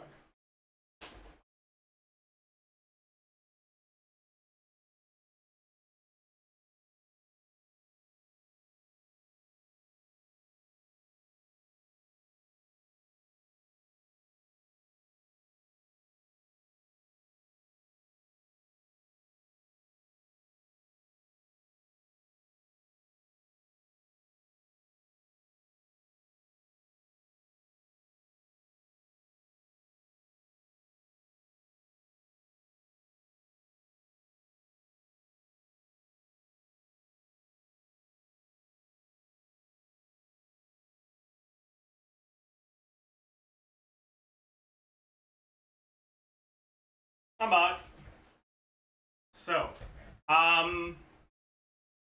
ooh, I should make it so the filter also goes to the notes thing. If I go data, filter. Okay, premium. This is like the very, very default team.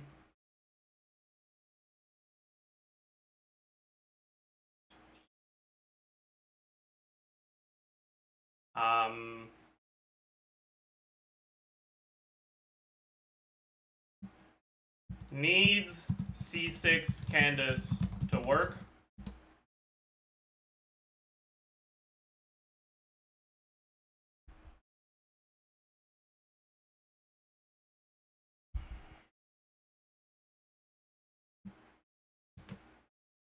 Worse versus LC focused content.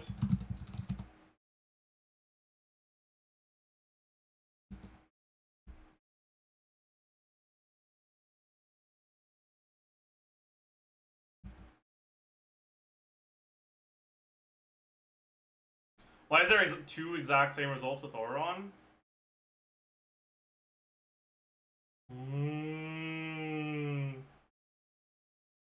I can remove this.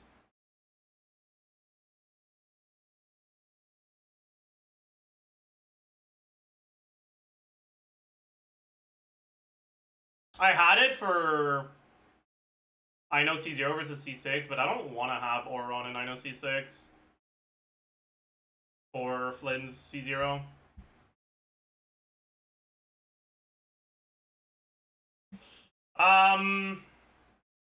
Mona.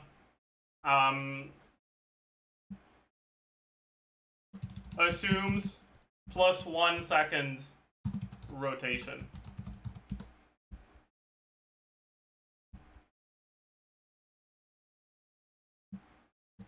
Assumes plus 2 seconds.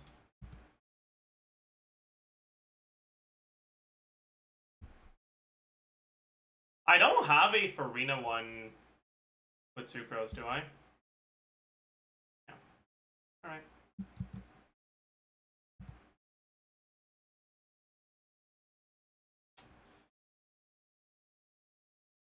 What weapon would you want to give Farina in this team? You probably just give her 5.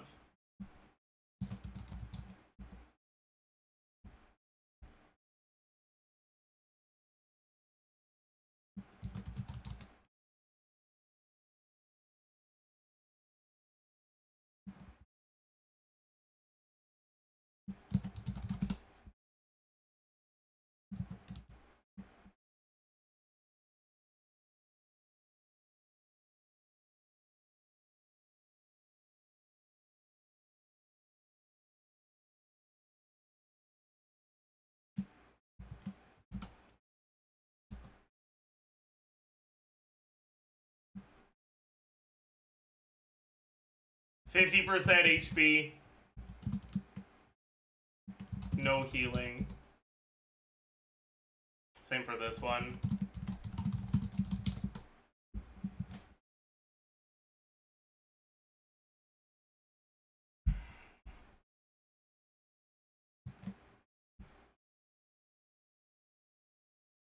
How do you expect an Enifa C1 version to rank? It's gonna be basically the same as Enifa R1.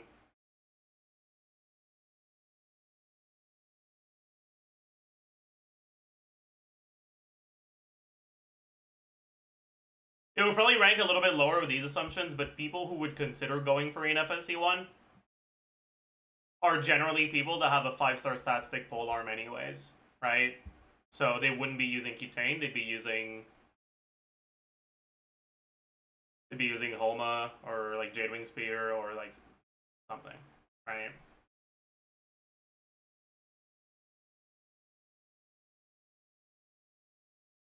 Or 5, let's be real. Just use 5. True.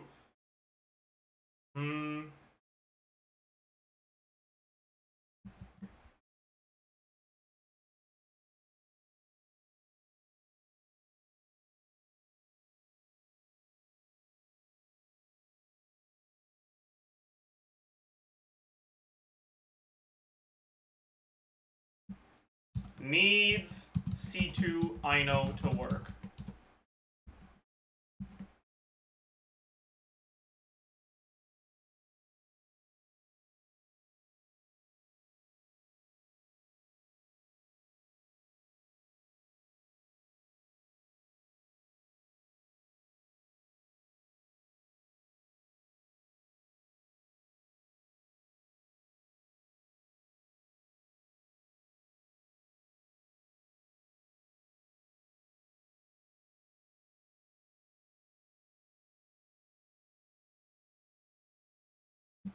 For Enifa skippers.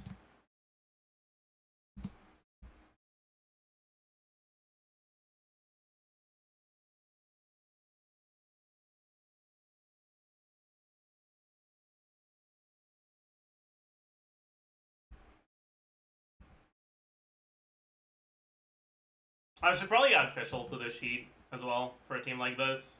But, oh well.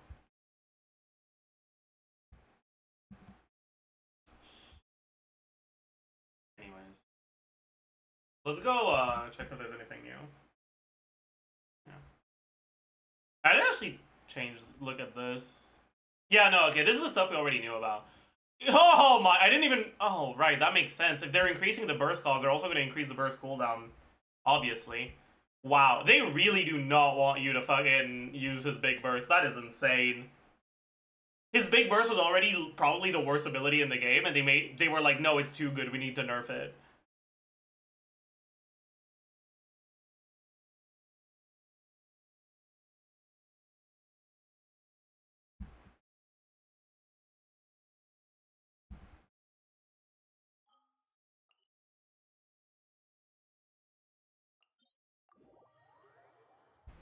Even more than Dea's burst. I mean, if you use Dea's burst and you stay on her, you lose DPS from the fact that you could be doing better things, right?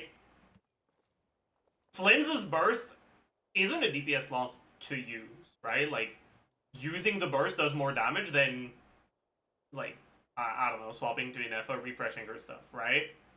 But it uses up his energy, and his energy is much better spent on the mini burst.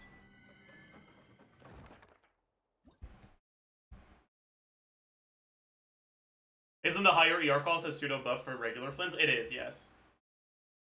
It is, which is really funny.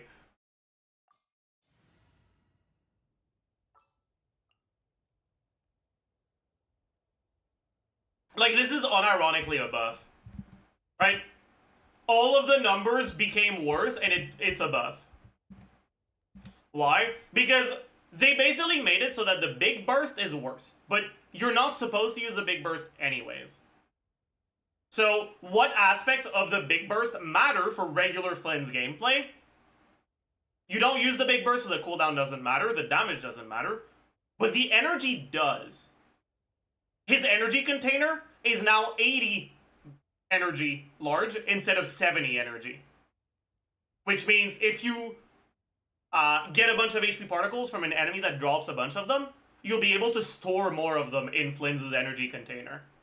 You also start with 10 more energy in Abyss.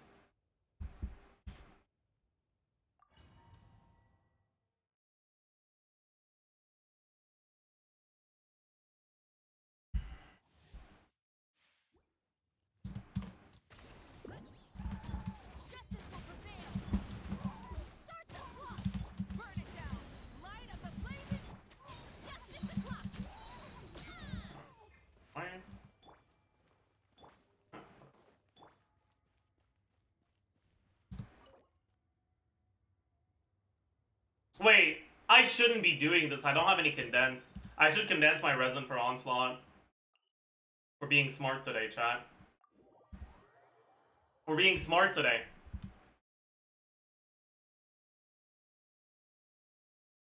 Flynn's Big Burst son or Varessa Big Burst daughter? Oh my god. Yeah. That's hilarious.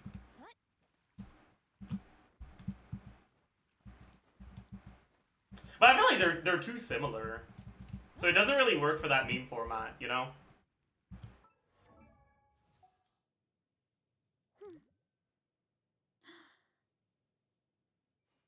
It's more like Flynn's Burst son versus Dea Burst daughter.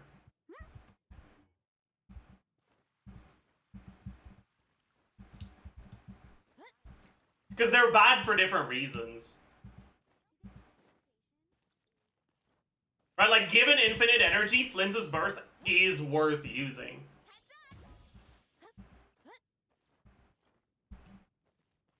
Right?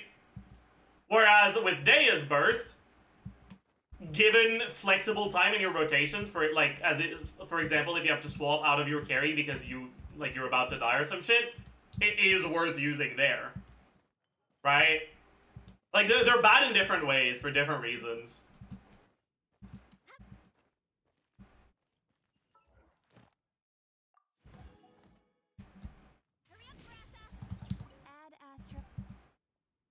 Thank you for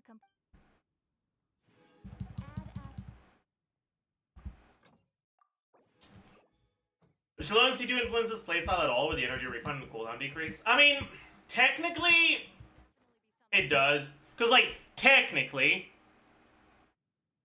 if you have a fuck ton of energy generation in his teams, you will use the big burst once every like 3 rotations or some shit.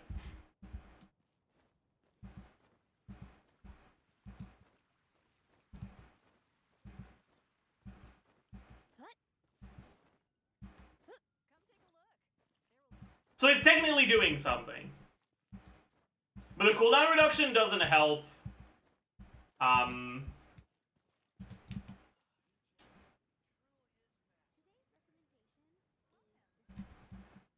The cooldown reduction doesn't help most of his teams. It does help some teams, though. Right? It helps teams where the cooldown gate is a support character's burst cooldown. For example, Yelan teams, where your cooldown gate is the 18-second cooldown on Yelan burst. You can play a 16-second... Wait, no, you can't, because she's not Electro. Oh, never mind, I'm an idiot. Yeah, no, it doesn't help shit. No, it helps for Eonsan teams, I guess, for people that don't have Inefa. That's it.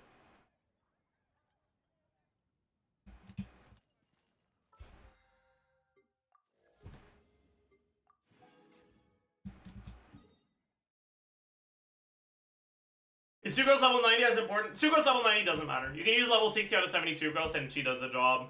This isn't a team where Sucrose personal damage is significant, and she doesn't ascend with EM. So, as long as you have all the passives unlocked, Sucrose is doing her job.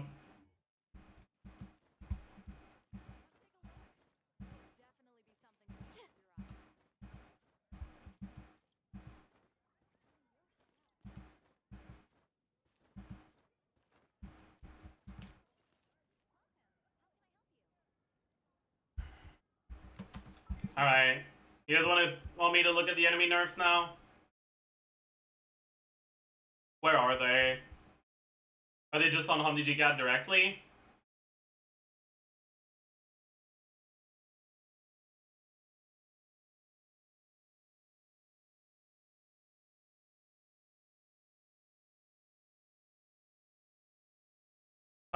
Frost Knight Scions, resistance to their own element, 50% becomes immune. That's not a nerf, that's a buff. Frost Knight Scions gain resistance in their enhanced state. That's also not a nerf, that's a buff. Oh yeah, sorry. Local legend for 2e3 yearly shield normal mechanics are now the same as Stygian. Open world and Abyss version removed.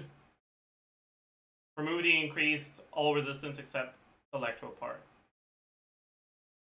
Oh. Okay. Okay. That means he could be brute forceable with non-Electro characters. Okay. That's nice. That's good then. Okay, cool. Land Cruiser's attack increase doesn't matter. Radiant Series healing decrease 70 to 40 is such a big deal, by the way. This is an insanely impactful change.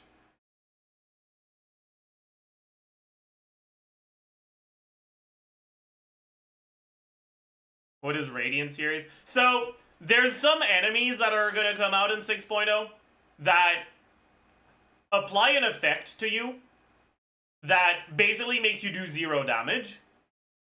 And in order to remove the effect, you have to heal to full HP. But the effect also reduces the healing you get. So basically you get a mini quest of healing to full.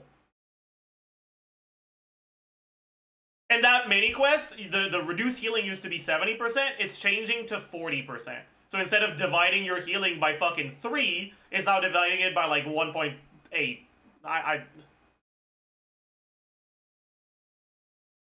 Something like that. Which is a massive fucking deal. It's gonna make the investment requirement to actually heal back so much lower. And it's gonna make it so more different healers can heal it back. But yeah, it's rough.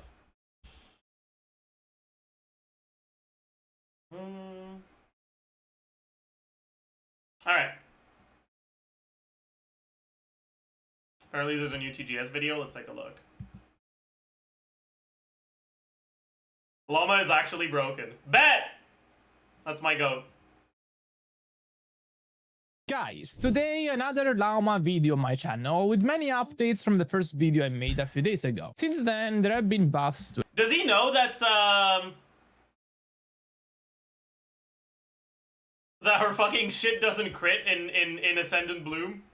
her kit, changes to how node crime mechanics work, and I also personally changed my approach when calculating bloom teams. 80 hyper blooms in 60 seconds.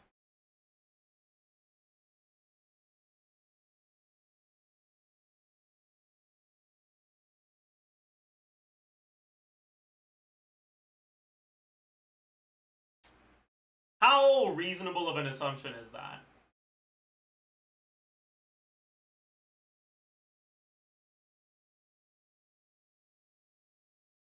That might be a little too optimistic, actually.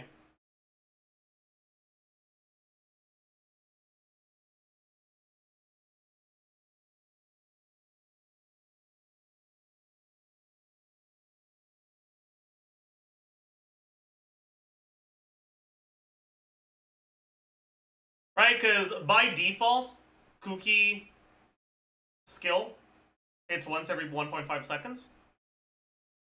Which means that in 60 seconds, you get 40 hits. 80 hyper blooms means each hit is 2 hyper blooms average.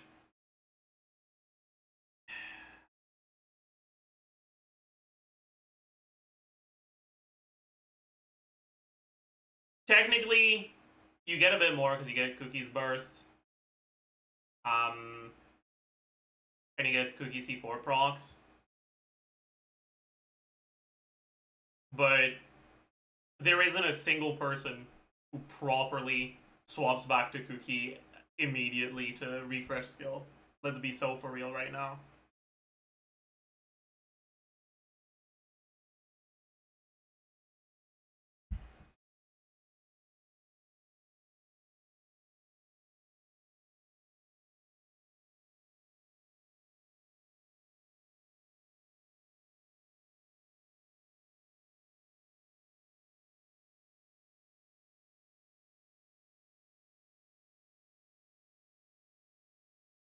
This is probably a little optimistic for Cookie, but it's probably doable if you're good at the team. So I will basically present a completely overhauled And then, to her what about which the when rest? Does Red LAUMA on fielder? I assume he's expecting 4 LAUMA skills. Yeah, I mean, I think this makes sense. Team DPS should be like about 10% higher with Raiden. calculating bloom teams. So I will basically present a completely overhauled estimate in this video here. And basically, does it matter? Don't we always assume best theoretical situations anyways? Most sims are unrealistic. Yeah, but they're unrealistic to different extents, right? Like if you look at Maoika teams, for example, what I generally do for Maoika team calcs is I just don't include any damage past the damage that gets burst buffed, right? I don't assume additional charge attacks. And that gives you like 2 seconds of wiggle room to the point where it's like really easy to actually reach the sheet DPS with those assumptions. And doing additional charge attacks doesn't actually increase your team DPS by that much.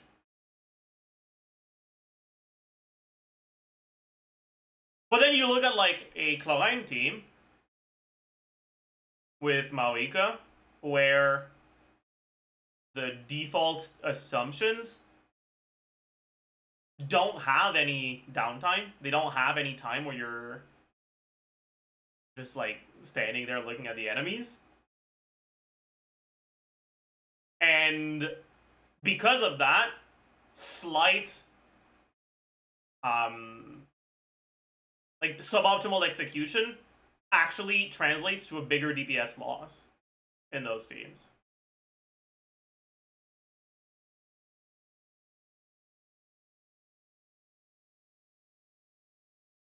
The reason why I like Raiden so much more than Kuki and Hyperloom teams is because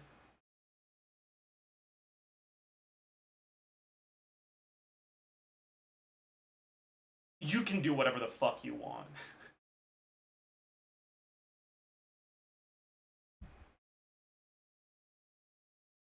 In my opinion, LAUMA is almost broken. But let's start from the beginning. LAUMA is a base 200 elemental master in your stats. I'll be completely honest, I did not know about this thing in the slightest before publishing the first video. The reason is that no database reported this to my knowledge, and it was more so something you could specifically see in game. I think they're doing this because, other than the fact that LAUMA is a character that hugely depends on elemental mastery, her main damage ability completely scales off elemental mastery. This means that if she has no base elemental mastery, this ability will deal 0 damage at level 1 before any ascension, and so she needs some base EM. Of course, this base EM could be anything, even 1, so it could be changed a little bit, but since it survived 2 beta updates, one being a hotfix, I think it's here to stay. The impact this has on her kit isn't massive, but it's still noticeable. As it stands, LAUMA will probably have one of the highest elemental mastery values in the game when fully built, even higher than Ahida, and this will benefit her damage first and foremost. In fact, the hold version of the elemental skill, which when fully stacked can even reach 1300 elemental mastery multiplier, will make her a very strong sub DPS even on teams where Dendro characters don't typically deal a lot of damage through abilities, like Nilu Bloom teams or Double Hydro Hyper Bloom teams. Second thing, the amount she buffs the blooms of the whole team got increased. This comes from her elemental burst, which will increase the bloom damage dealt by the team based on... Wait, let me check something. When I did my LAUMA stuff for Hyper Bloom, what was my LAUMA DPS? I had it a little bit higher than he did, huh? Oh well. Her elemental mastery for a specific amount of instances, so it's basically a quill like what you get from Shenhe's quills. The amount got increased in the latest beta, and on top of that the base 200 elemental mastery has of course also increased the total buff compared to my previous calculations. Now, unfortunately there has also been a change for the wars. LAUMA's first passive, which is instrumental for the support I just talked about because it can make blooms for the team crit, so that's great, might not always apply. The buff is tied to the moon sign nod cry mechanics, which basically depends on how many nod cry characters you have on the team. The crit buff to normal bloom damage is when you have one nod cry character on the team, so 07 Nevilet's best team, man. It's so cooked. Massive Nevilet nerf. when you have LAUMA. If you have a second Nodcry character on the team, like Aino for example, you will activate a second... Isn't this good? She's broken already? I don't think so. I think... if you want to balance her with something like this, make it so that her like hold skill deals more damage when you're in Ascendant, instead of making you... or sorry. No. How do you... I don't know. I just... it feels really bad that, like, if you were to add the Nodcry tag to a character, you would lose team DPS.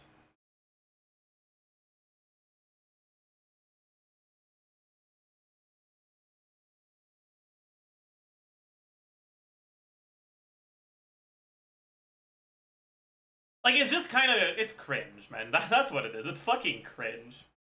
Effect, which makes lunar blooms, so not normal blooms, great. The description for the moon sign mechanic says that unless stated otherwise, both of the moon sign level effects can coexist. However, for LAUMA's passive, it specifies that there is a different effect that can activate depending on the exact moon sign level. So there is a possibility... why isn't she a buff for Nevilet? She is a buff for Nevilet, but the buff got nerfed. It's not as big of a buff as previously calced, basically. This effect might not apply simultaneously if you have two Nodcry characters. And this could make sense if when a Lunar Bloom DPS comes out, so maybe Nefer, the focus of the team becomes Lunar Bloom damage and not Bloom. Just to recap on this, Lunar Bloom damage can only be dealt from a single ability in the game right now, which is LAUMA's elemental skill. Meanwhile, Dendro... actually, LAUMA's constellations can do Lunar Bloom damage too. Sorry. Course, even with her on the team, don't deal Lunar Bloom type damage, but just normal damage. So, let's make an hypothesis that whenever comes out, her kit will hugely rely on Lunar Bloom damage, just like LAUMA's kit does, then in that case, the passive could make sense even if it doesn't apply for normal blooms when two Nodcry characters are on the team. Do you guys think she's actually gonna be... Do we have a visual of her vision? Like, is it a moon vision? Like, have we seen what it looks like? Yes? She has an outcry vision? Okay. She's from Sumeru? Yeah, like, she's clearly from Sumeru, but what dictates whether the character has the racist passive isn't whether or not they're from Sumeru, I think. It's whether their vision is from Nodcry or not.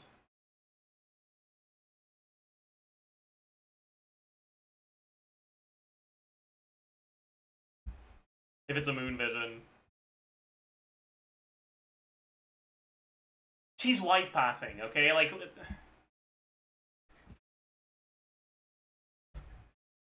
It currently stands, however, when LAUMA is paired with, I don't know, Aino or Inefa, so on Bloom teams or Hyper Bloom teams, the team will still deal a very important amount of normal Bloom damage, and so it's not worth sacrificing the buff for that. So Varka won't have any of this? Probably not. Does it matter? Aino does... Wait, does Aino not have a moon vision? Am I an idiot? Oh. If that's the case, then I'm lost. I don't know. She doesn't? Huh. Cooked, I guess. Then I don't fucking know. To get the Lunar Bloom buff. Of course, it could also be that these buffs can both coexist. I don't know, but for now I stopped calculating Aino teams because of this uncertainty. But I still calculated plenty of other teams, so let's jump to the juicy part. But first, let me remind you that if you enjoy my channel but you haven't subbed yet, please consider doing so because it really makes me notice your support. For the first video I made, I had prepared a lot of calculations, but I used an approach there that I now consider obsolete. Basically, I calculated with the same approach I always use, so basically fixed rotations with abilities usage that is restricted by the total duration of the rotation. To help you visualize this, let's say you're running a 20 seconds long rotation for your team, so a fixed sequence of actions within a 20-second span that you can repeat infinitely in cycles. Then let's say that one of the characters has a 12 seconds cooldown on one of their abilities. You use the ability once, early in the rotation, so you could technically use it again 12 seconds later. However, you can't assume this in a fixed rotations of 20 seconds long, because then you wouldn't be able to use the next ability at the same time in the raw to use the first one, and so the rotation is not infinitely loopable. Typically, this is a good structure to estimate the DPS of teams with simple setups that have little variety, like for example hyper carry teams. However, for quick swap teams like Nido Bloom, where you can swap characters around however you want, this doesn't make much sense. On these teams you can strategize very freely, so it makes more sense to use every ability on cooldown without thinking of a fixed rotation. So, I changed my approach to analyze a flexible rotation, where, as I just said, you try to use most abilities on cooldown. Okay.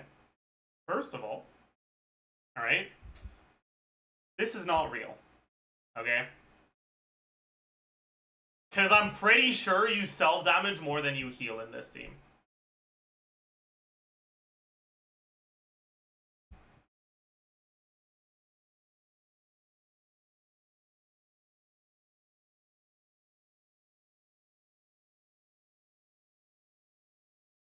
You can play Kokomi, but you can't play solo healer Kokomi like this.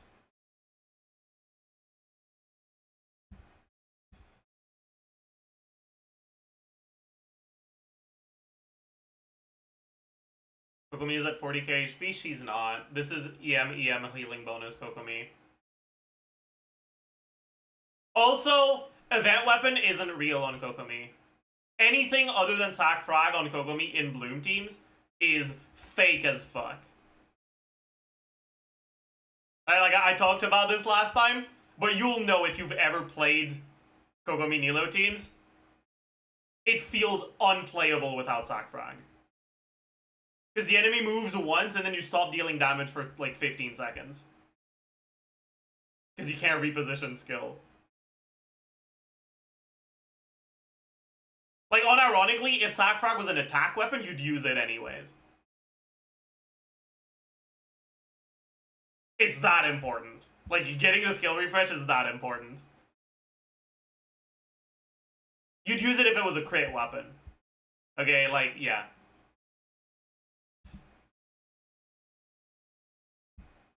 Against the stationary bosses, it should be fine. Yeah, it's fine. But I don't like assuming that in default calcs. Right? For the same reason why I don't assume maximum amount of hits Xiangling in Xiangling calcs. Right? Because, like, yeah, it'll happen against some enemies, but I don't think it's a good default assumption to have.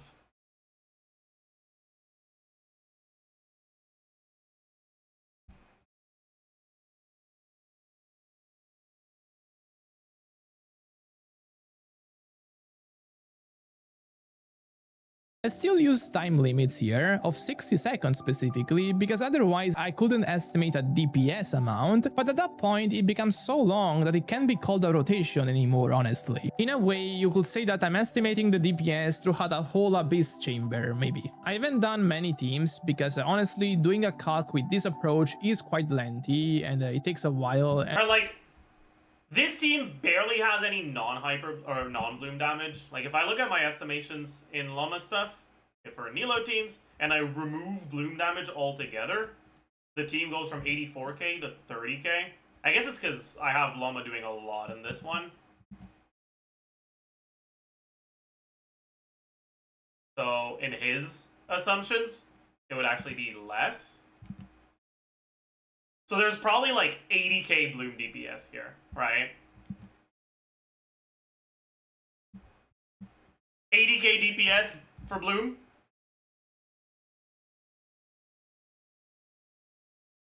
Divided by 1.225 times 0.9 divided by 20 is 3k self-damage per second. 3k self-DPS.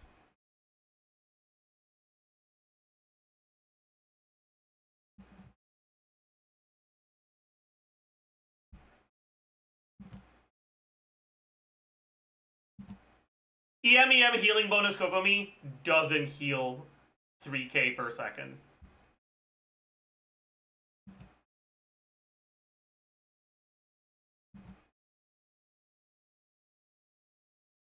So you have two choices. Either go full healing Kokomi and lose a lot of bloom damage that way,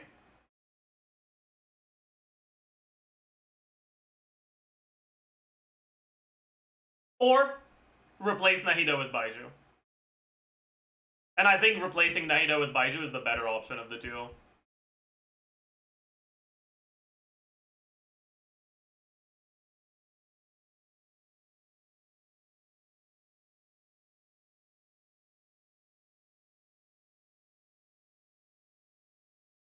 Yeah, and this is in single target, right? In AoE, the self DPS is doubled. By the way, like you gotta remember that too.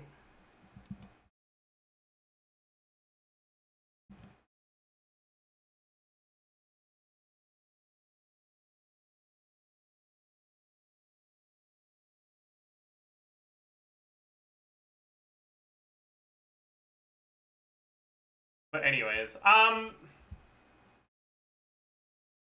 that's the main reason why I'm not that big of a fan of Kokomi. I mean, there's a few. But I think that in practice, the best Nilo team is going to be Nilo, LAUMA, Baiju, Flex. With the Hydro unit, the best Hydro unit, depending on what you're fighting. I think Kokomi's probably going to calc the highest. But I think that in the sort of construct where you want to play Nilo, you'd probably rather play Barbara.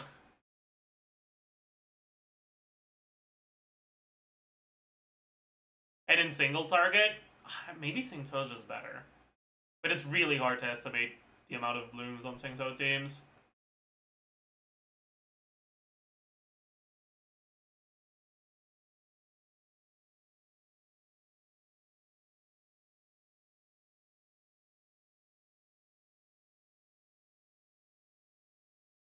Singto risks overtaking your aura. Singto will overtake your aura. But you have so much app that even if he does overtake, then you get back to Dendro, then back to Hydro, then back to Dendro. Like, the aura flickers between the two. And I mean, he has a calc here, right? This isn't real, though. That's not how it works.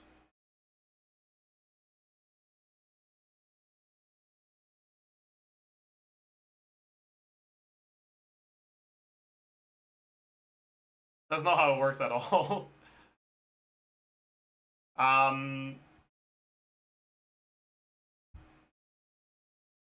You get more total blooms than this, but the ownership is a lot more spread apart. So the thing is, because you already want to build fully M on LAUMA, then spread ownership isn't that big of a problem, right?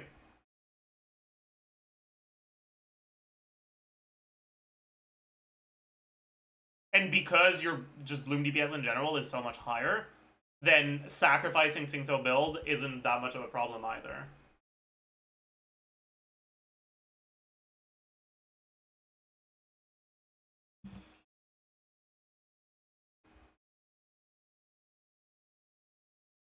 But yeah, these calcs are outdated though, because I know it doesn't actually work with this. But I'll have to update them, but... Can we address Candace C6? Yeah, I mean, Candace C6 will be pretty good too. It's definitely one of your options.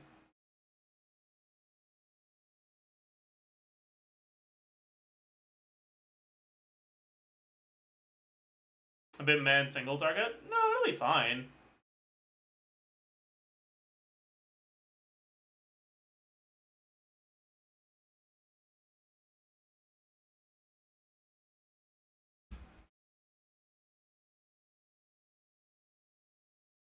Can we address Kogumi's Hydro App at C1?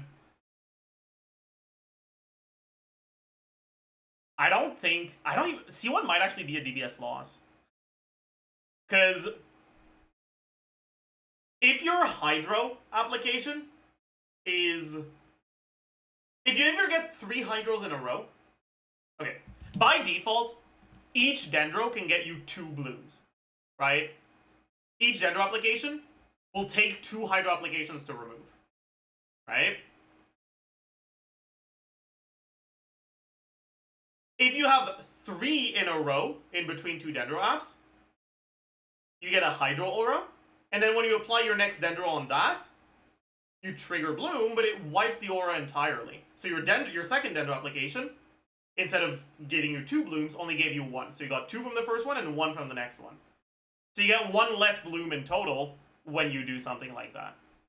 Now, with Singto specifically, and because the timing of your Dendro application is inconsistent, right? The fact that Singto gives you so much more Hydro App than the other options means that you will lose some blooms from getting a Hydro Aura, but you're also going to get more of your Dendro applications participating in bloom. But the thing is, like, more application is good up until you reach the limit of application where you start losing Dendro Aura. Right? And if you have a little bit more than that, it's not good. But if you have a lot more than that, it cycles back to being good. And Singto is at the a lot more than that. Kogami C1, I don't think so. I'm pretty sure Kogami C1 is actually in the worse part. So it's very possible that Kogami C1 is a DPS loss in this team. I'm not 100% certain, right? This is the sort of stuff that is a massive pain to try to calc. But I'm not 100% convinced.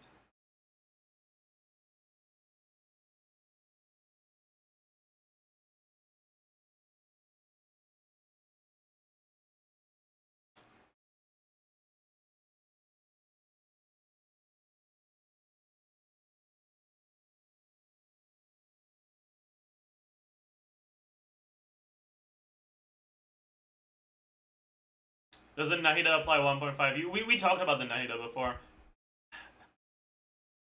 Not having a Dendro healer is kind of bricked.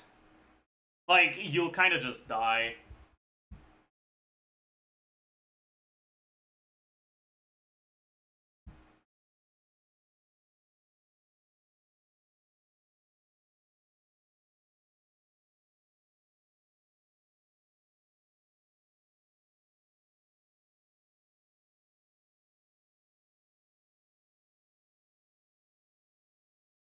Doesn't that resolve the issue with Kogami C1? I mean, sure.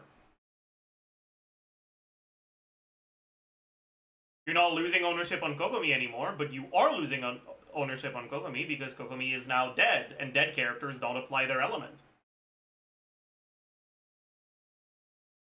So it doesn't actually fix the problem.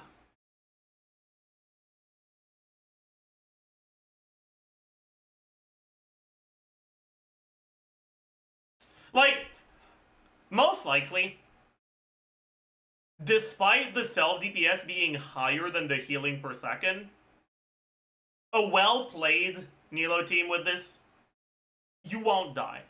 Because iframes, you can iframe Bloom self-damage, both with dashes and with burst animations. So with well-timed stuff, this 3k self DPS that we talked about earlier is actually going to be like 1.5k. And that's something you can heal through.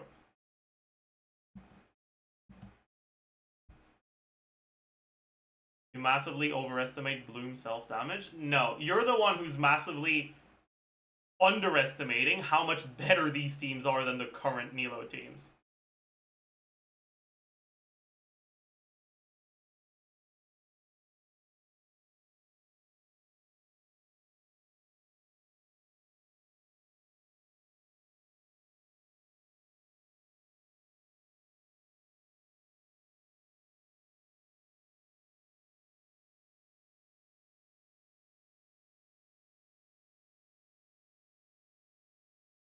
But also, I feel like you're underestimating how much more damage enemies do nowadays than back when Nilo was part of the meta. Right? Like, you get hit once on Kokomi while you're on Field Digger on a build that doesn't have HP, you're on 5k HP. If your next healing tick isn't just about to happen, you will die before your next healing tick from your self-damage.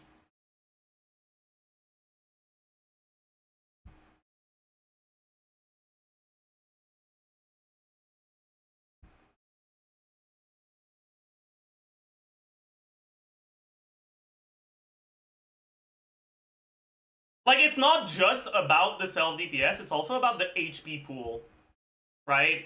If the self-DPS happens around the same time as the enemy hits you, you will die very easily. Unless you have a fairly high HP pool. That's why when you play Nilo teams, most people still that play a team like this, right, with a different Dendro here, right? Most people that play teams like this nowadays have Kokomi on a healing build.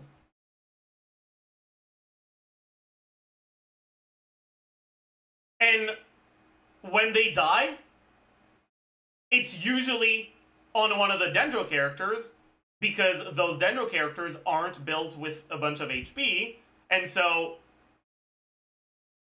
when the enemy attack lines up with the self-damage, it's actually enough damage to one-shot them.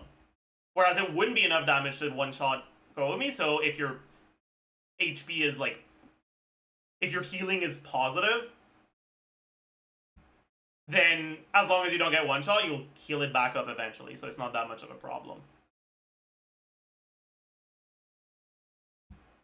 You also need to understand that the healing from Kokomi is slow.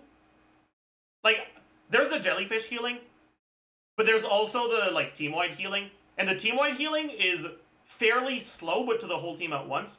But that means that if there's one character that's taking all of your bloom damage,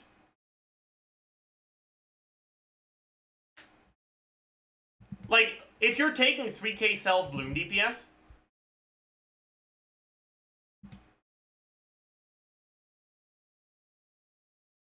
you don't need to heal 3k total, right? You need to heal 3k to the characters that took the bloom self-damage. And so, in practice,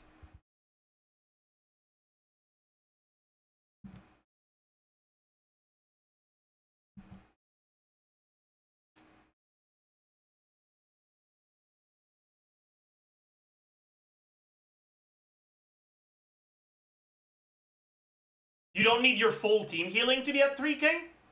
You need your healing on your on-fielder, which is generally Kokomi, to be at like 2.5. And then, like, as long as you're at like 500-ish for the rest of the team combined, you're fine. But that's the part that's difficult. Is that you can't just add up the healing to the whole team. Because generally, you're over-healing the fuck out of the off-field characters, but you're not healing enough for your on-field character.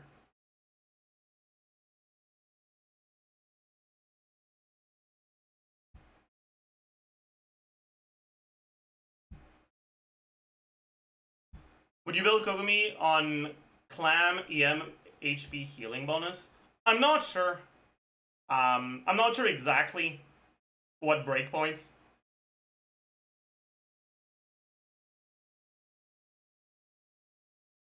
Like, if you don't have Baiju and you don't want to play Yao Yao and you want to play Kokomi,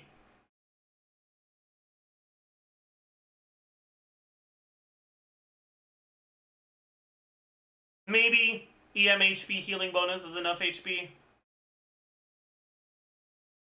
But it might have to be HP healing bonus.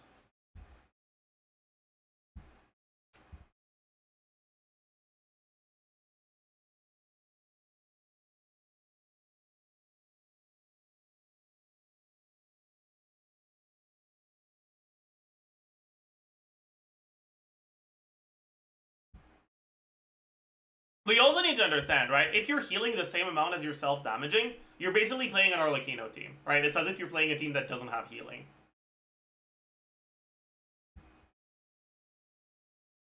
But it's actually worse than that, because your healing is a fairly constant value, but your self-DPS isn't. Self-DPS goes like...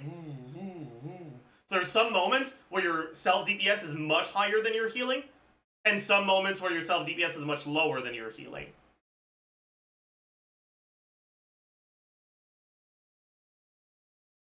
And because you can't overheal, it means that you're generally not full HP, right? And then if you get hit by an enemy at a moment where you're taking a lot of self-DPS, you can basically die from an enemy hitting you once for 10k, whereas an Arlecchino would survive that, right?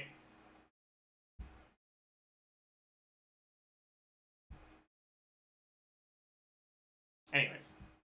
And it's hard to get it right, so I've only done it for a few characters like Kokomi, Shinjo, that happen to be characters that I think fit perfectly with this type of calculation. Anyway, a worry I've heard from people about LAUMA Bloom teams is that you might need much more healing than before on Nilu Bloom because of how much LAUMA buffs the Bloom damage dealt by the team. Since LAUMA can make your Bloom hit for more than 50,000, this is a legitimate thing to worry about. In this regard, I'm pretty sure that the crit buffs she gives don't increase the damage you take, because her passive specifically talks about enemies, and so the...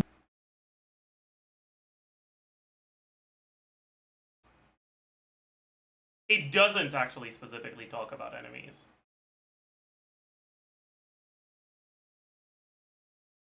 Nahida's passive does. Like, Nahida's C2 does specifically talk about enemies. This one does not.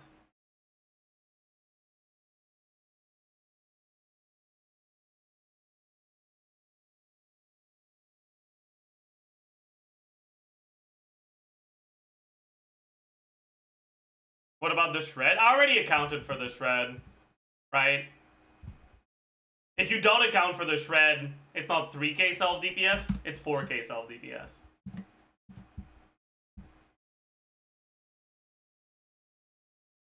Blooms can crit on you. Nahida's Constellation 2 works the same, so I'm pretty certain about this. Regarding the quill buffs, I'm pretty sure they won't increase the damage you take either, because in order to do that, the burst would have to consume an extra quill for it, which would be stupid. So, I'm pretty sure that the addition... That would be so funny, by the way. Oh, that would be so funny. Oh. Oh, dude, imagine. no llama will make no difference in the damage you take. Even still, if for example you want to be safer on some teams like the Kokomi teams, you can simply build there with things that will increase your healing, like a healing bonus circlet. Yeah. I much prefer this assumption, right? I mean, again, you should go Sacroac, not Liar, but yeah.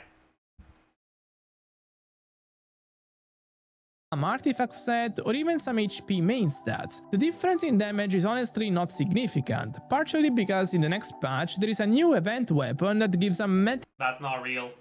ton of elemental mastery, and Kokomi can use that. Anyway, when it comes to Nilou Bloom teams, you can use a lot of different characters, like you can replace Sincho with Yelan, Kokomi with Barbara, and the difference won't be immense. I just haven't calculated for all of those compositions because again, it's a lengthy process. Just to finish this segment, I want to say that reaching this sort of single target damage for Nilou teams is nothing short of absurd.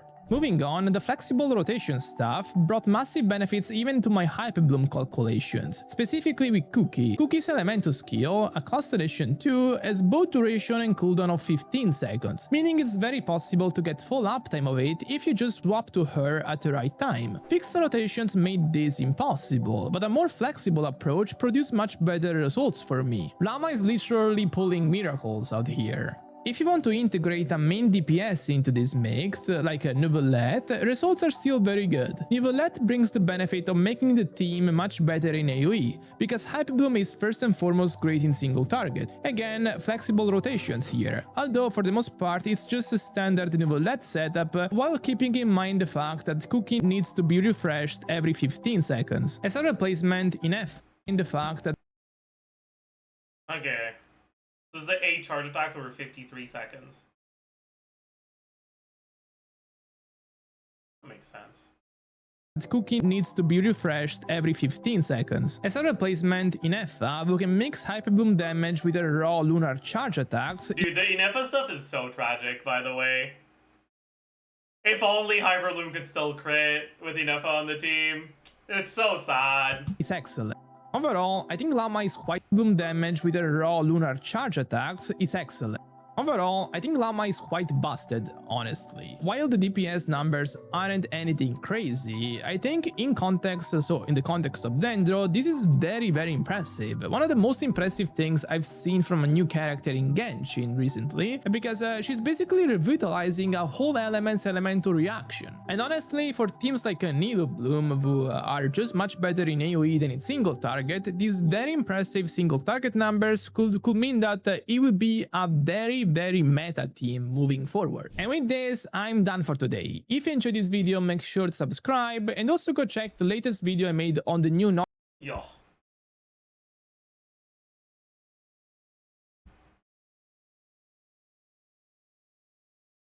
Alright, chat, is it time to update our Nilo calcs properly? Or not just Nilo, just not Nilo, our LAUMA calcs as a whole.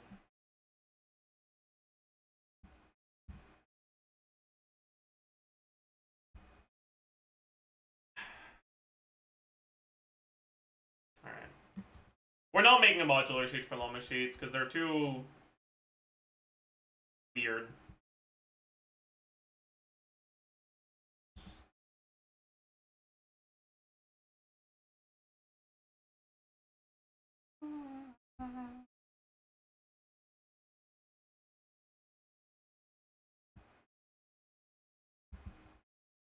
Is LAUMA the Escoffier of Bloom?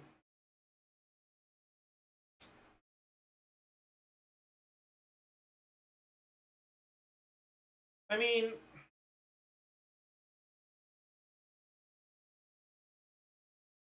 the thing about Escoffier is that as great as she is reliant on Farina in order for you to have like full value out of her kit.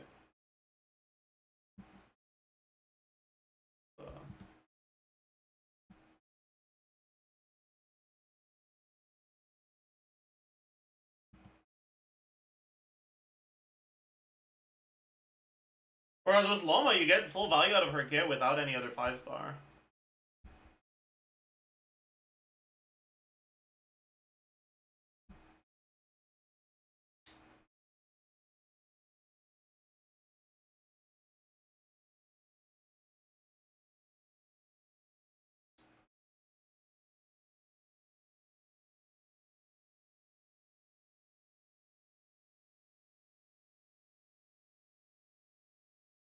Everyone has Farina. I mean, most older players do, but especially in major versions, right? And like in X.0 stuff, there's generally a pretty big influx of new players. And I don't know how much I'd recommend for a new player to pull Farina right now.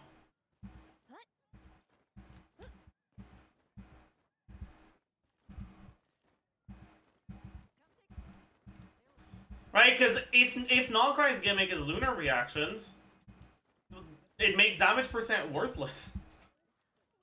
So Farina's such a whatever unit for those characters.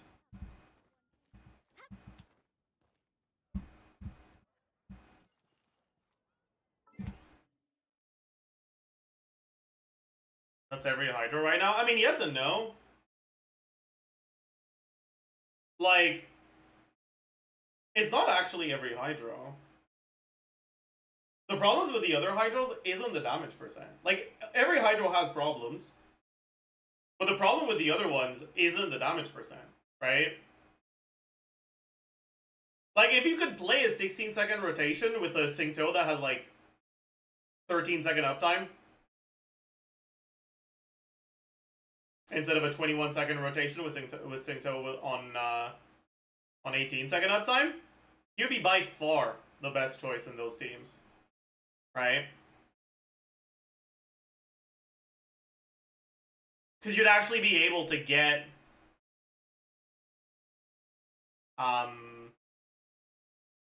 is it enough healing? It's I don't know if it's enough by itself, but it's enough to make pretty much any healer work. What was I saying? I forgot.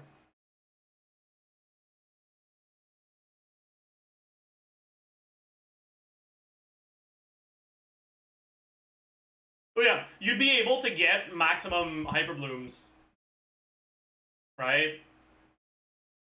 So if I go look at the LAUMA Farina one, right? If Xingqiu's cooldowns worked for this team, LAUMA Farina, right?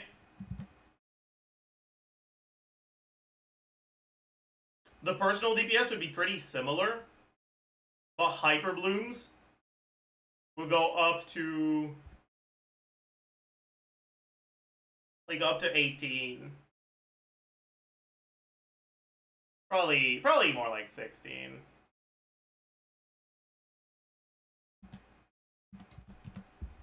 Right? Which brings team DPS to 125k.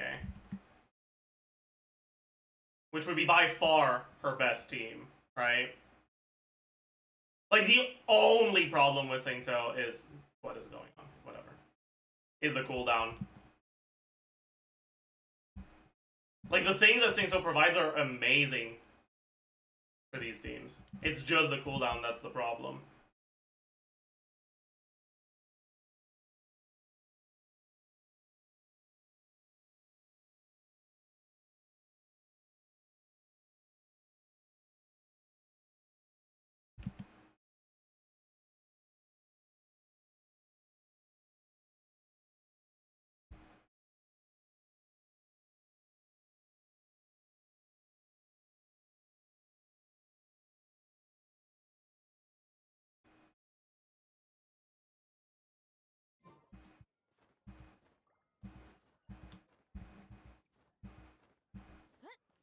But, like, it's the same thing for Yelan, right?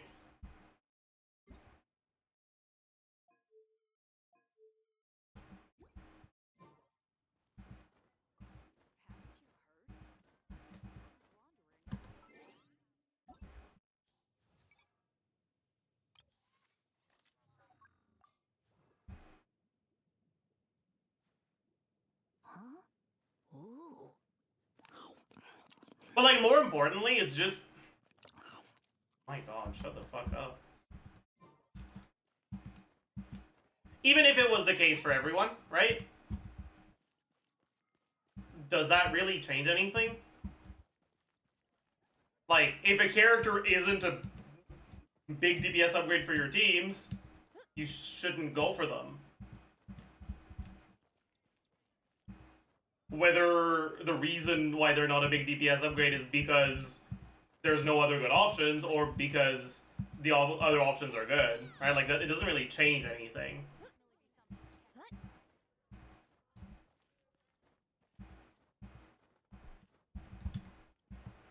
Alright, so the question is, how relevant will the characters that care about Farina stay in Genshin's meta going forward?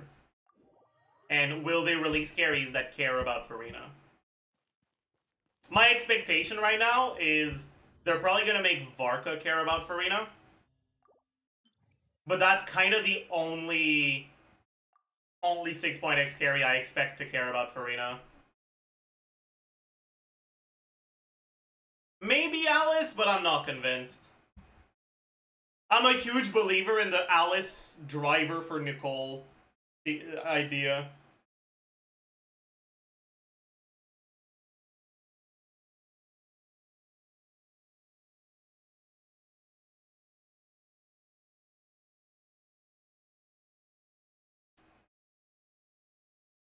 In the Revmelt Alice team, like I think that's what's gonna happen.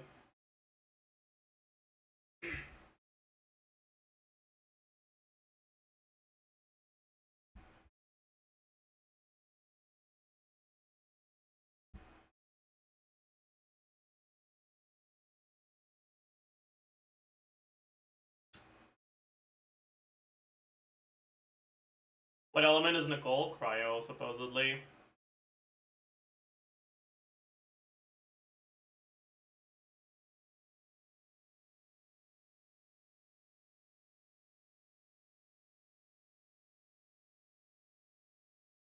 Right, but like, if we look at the Nod Cry characters, right, we look at the list of the Nod Cry characters we got, right?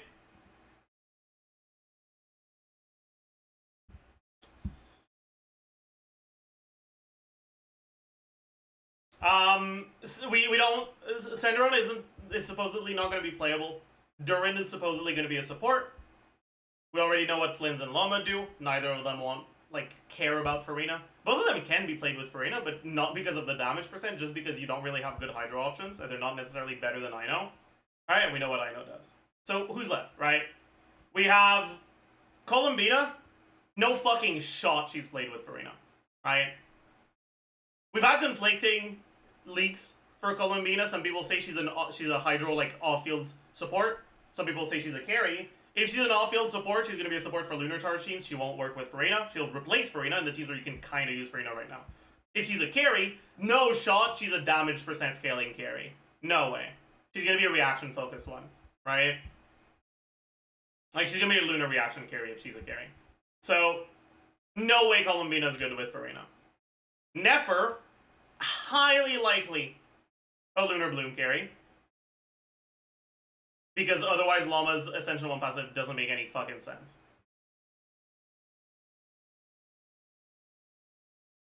Varka supposedly is an Animo carry, so he could synergize with Farina. And then Jehoda is the most 4-star looking design I've ever seen. So, yeah.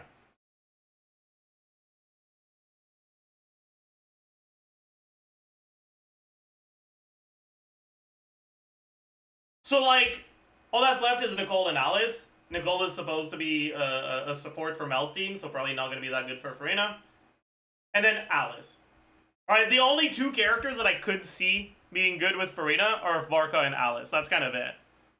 But personally, I don't expect Alice to actually be a carry. Because I feel like there's just way too much role overlap. Or there's just way too much overlap with Pyro carries. And I don't think they're going to release another one that just works in the same team cores. And so I expect the melt synergy to be slightly different. And instead of forward vape, be reverse. Or instead of forward melt, be reverse melt. So I expect Alice to be like a pseudo carry that enables all-field cryo damage to be better.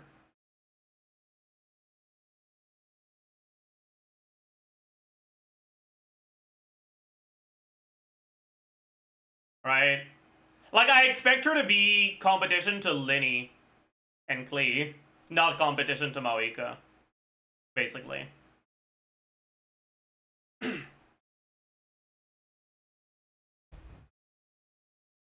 Now, Farina can work with that, but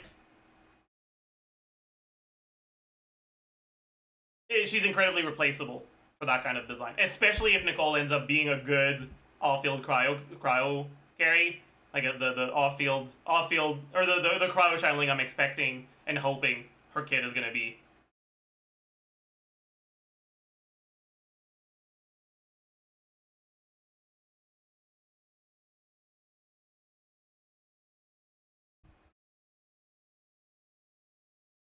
Right, but like that's what I'm expecting out of this. So that's what I'm predicting. And if that's the case, then Farina won't have much value for almost any of the Nutcracker characters.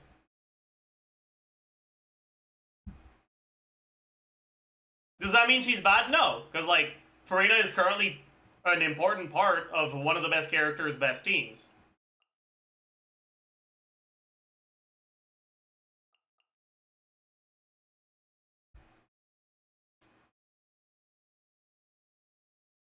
But it's kind of only one, right? Like when you look at the carries that are standing on the top of the meta,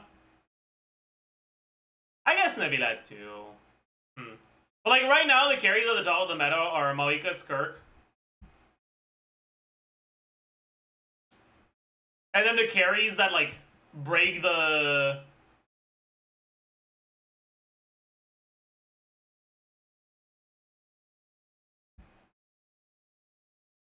How do I even describe that?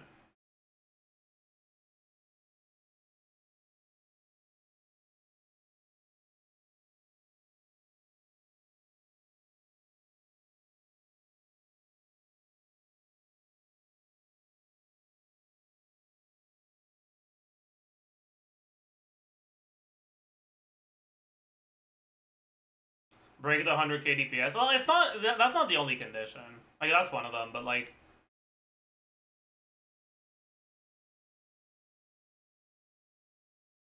Supposed to be pronounced like Yahoda? Oh, okay, cool.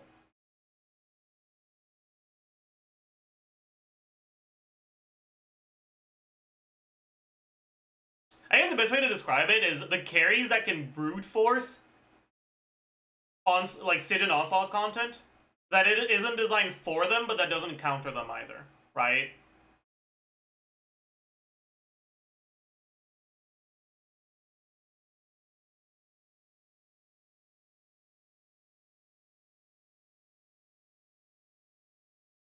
So like, for example, Arlecchino being able to clear the Secret Source Automaton, the Cryo one, last Siege and Onslaught, right? Like the carries that can clear the Siegen bosses that half counter them, but don't full counter them, right? And those carries are like Barissa, Nevidet can't. I mean, he could. Like I managed to do it on other accounts.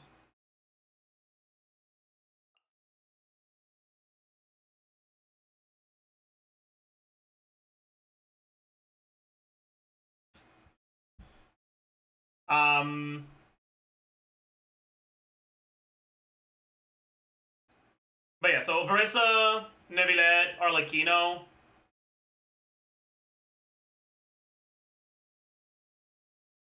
You could argue Molani, maybe.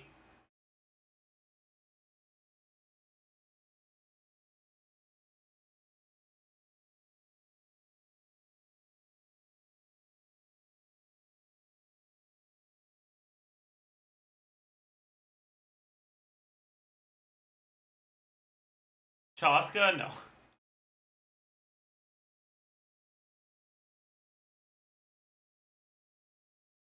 No.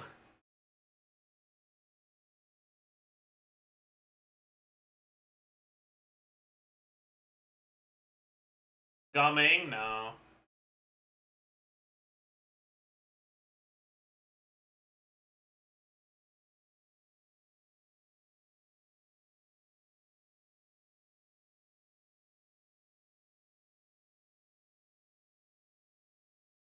Behind?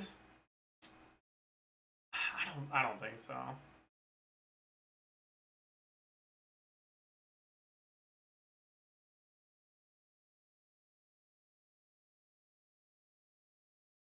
Like, Klein clears the content that is designed for her teams to be good in, right? Like Lava Dragon. But there's a fuck ton of characters that do, right? Like, fuck, Xiao does it. Yeah. What I'm talking is the sort of characters that can clear content slightly outside of just the stuff that's designed for their teams.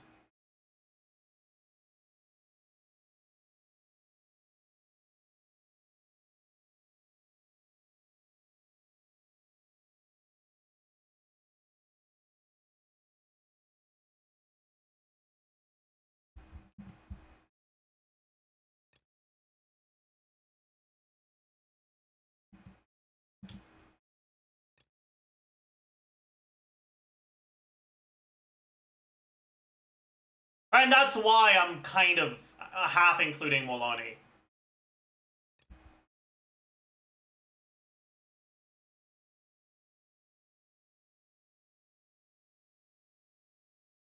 Because I'd say that Lava Dragon is not a good enemy for Molani. But you can still technically get through it.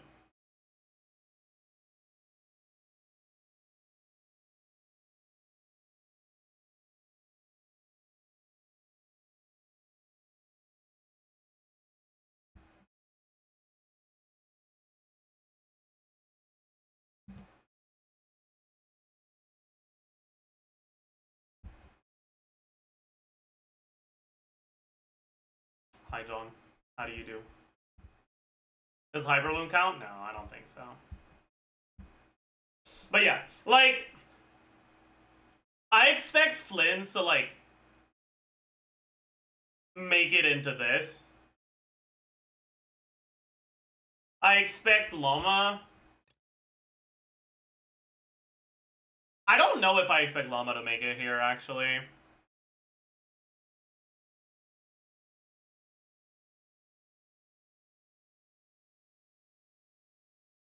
Because as much as LAUMA teams calc fairly high at KQN standard, you have to understand that most people generally, like, on very good builds, end up with builds better than KQM standard, and Hyperloom teams don't scale quite as well.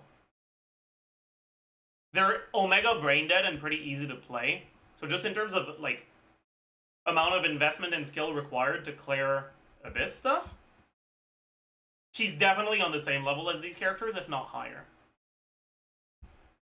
But in terms of ability to clear Stage and Onslaught level balance content, I think she's a little bit lower. I think she could be argued to make it in here, but it'll be a lot closer. Right? I think in order for her to comfortably make it here, you would need to have Burgeon teams that calc above 100k.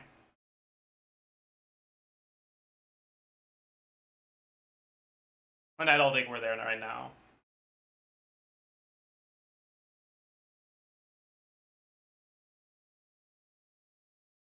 Maybe Durin, who knows?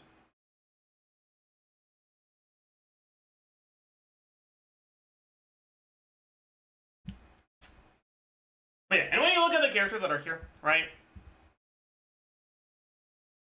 Doesn't really want Farina. Definitely does want Farina. Can use Farina, but it's not her best team. Generally does want Farina. Doesn't want Farina, doesn't want Farina. Right? So you've got two characters that actually want Farina. One of them is in this tier, and one of them here. But then you look at what's going to be coming in 6.x, and if my prediction of most of the carries not being Farina reliant does turn out to be true, then the question becomes, where do these future carries end up? And based on what Flynn's is doing, I expect most of them to make it here or higher.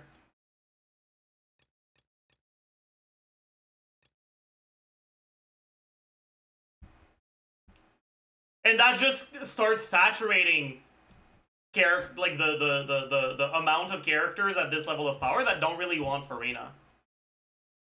And you start encountering situations where your combination of the 3 best teams for Siege and Onslaught doesn't want Farina at all. But it's always going to depend on which characters you have, right? But the point I'm making here is just...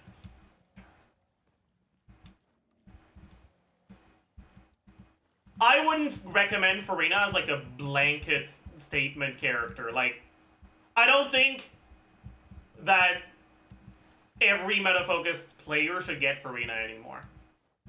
Basically.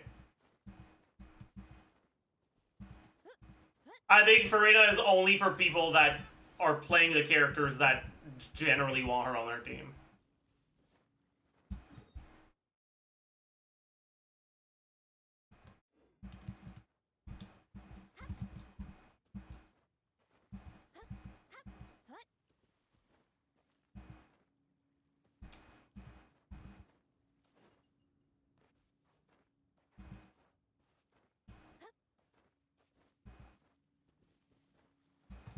Isn't Farina like the best unit to have on your account? I don't think so at all.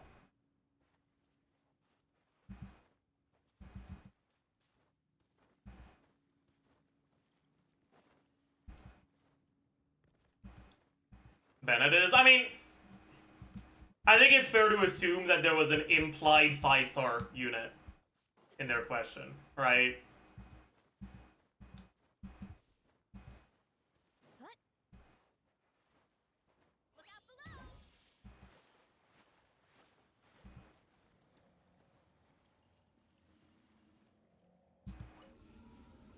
Because, like, obviously it's Bennett.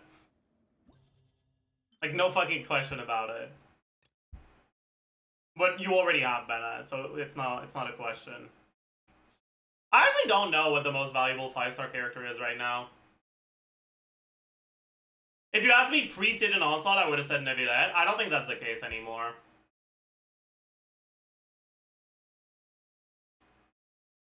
But I also don't think there's any one character.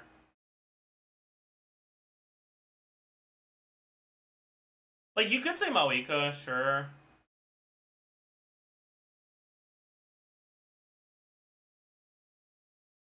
But the problem with Mawika is she's only important for some players, right? Isn't that a short-sighted way to assess character power? Metas change all the time. I mean, what exactly would you rather I do? I evaluate characters based on my deep and thorough knowledge of future units to come?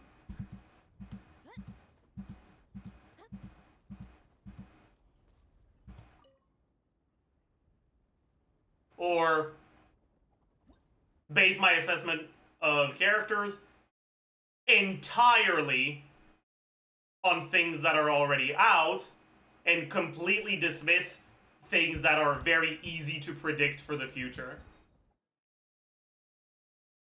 Like, neither is a good idea.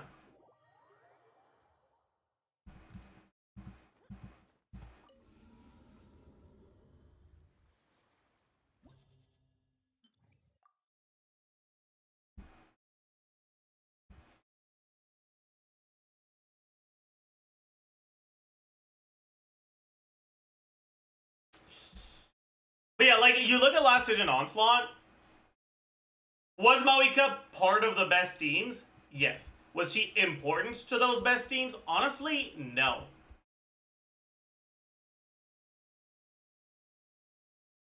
Because there are a lot of pyro carries. And Mawika wasn't that amazing against the other two bosses.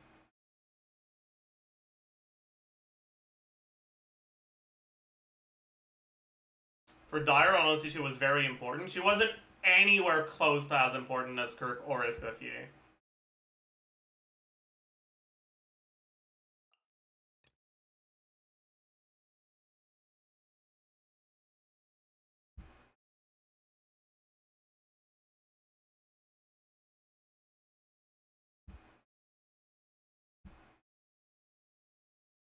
Surely, as long as it's not a pyro immune enemy, Moika can brute force at least one enemy. So, yes, but like, is that enough to make her the most valuable unit? Because, like,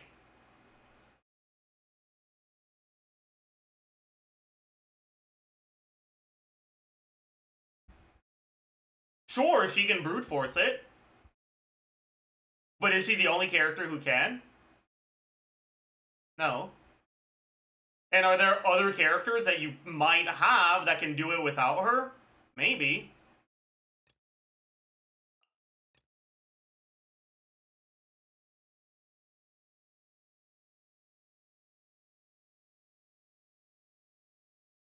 Because you have to understand, right?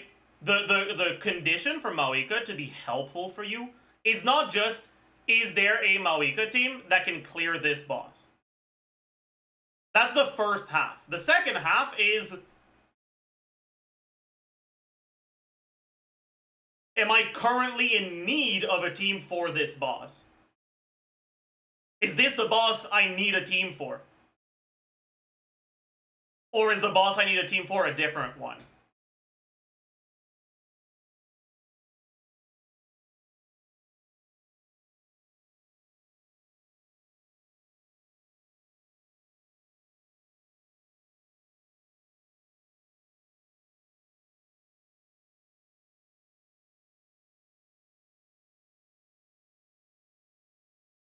There's never going to be a boss that requires Mawika, right?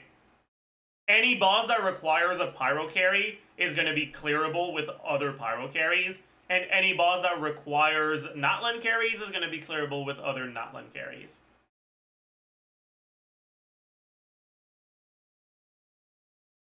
Mawika doesn't really have anything about her team building or damage distribution that makes her indispensable for any enemy type.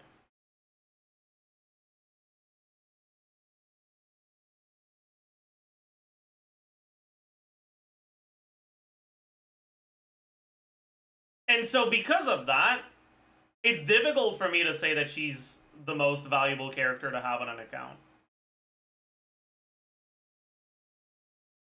Because there are characters that are pseudo-indispensable.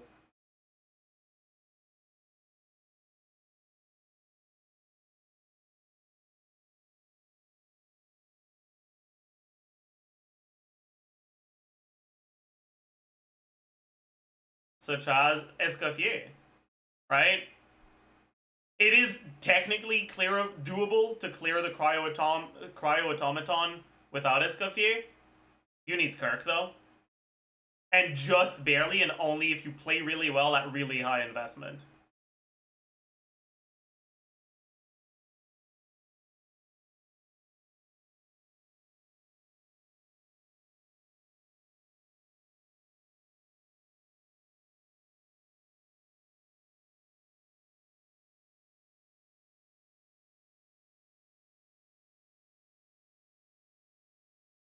I think that with the current landscape of Siege and Onslaught meta, I value niche but incredibly powerful supports more than the most powerful carry currently available.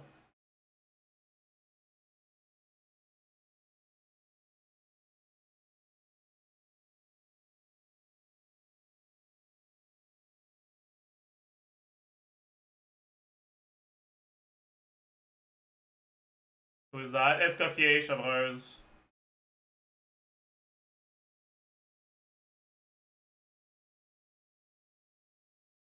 I don't think post-nerf Cinefa makes it, unfortunately.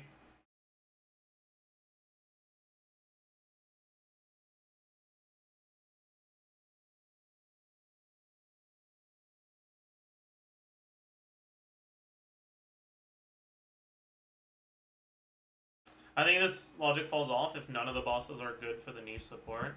I mean,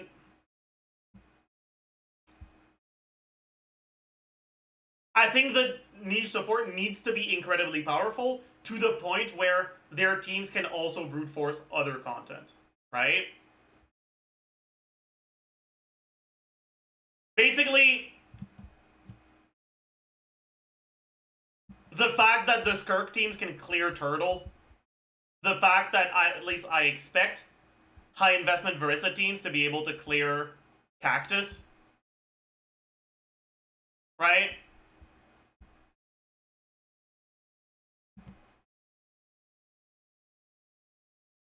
That's what makes it so that characters like Escoffier and Showers make it into that category. But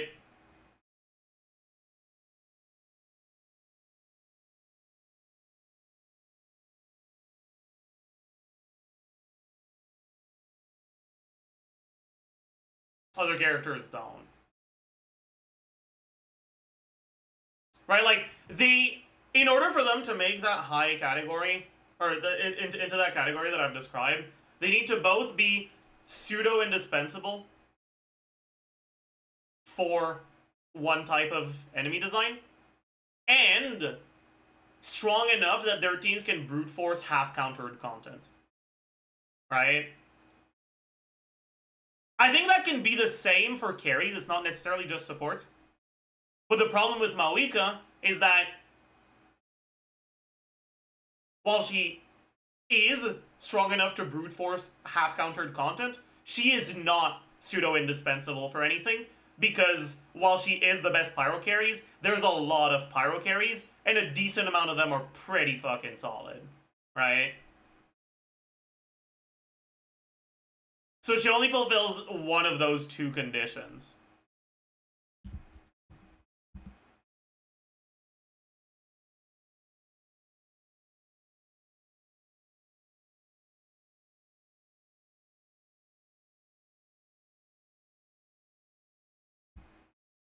So is Verissa?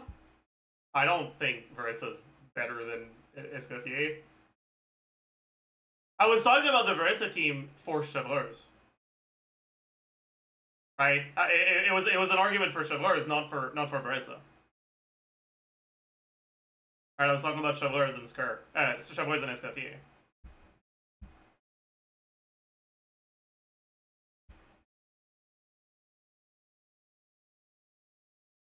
What about Seat Lolly? You could make an argument for Seat Lolly, I think. But the argument is a bit weaker because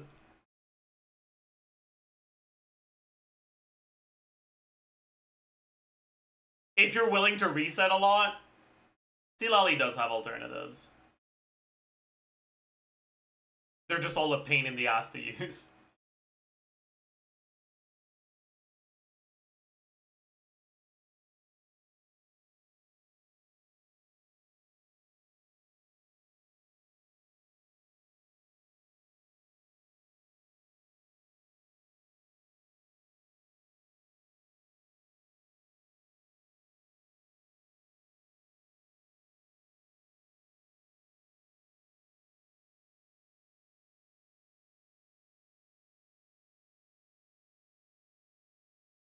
But like at the end of the day,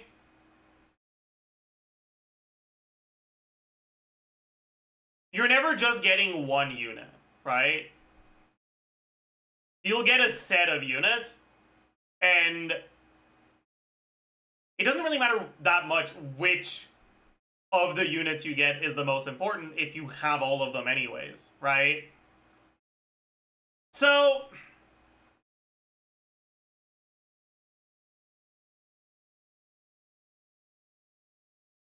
the question of which is the most valuable unit doesn't matter that much.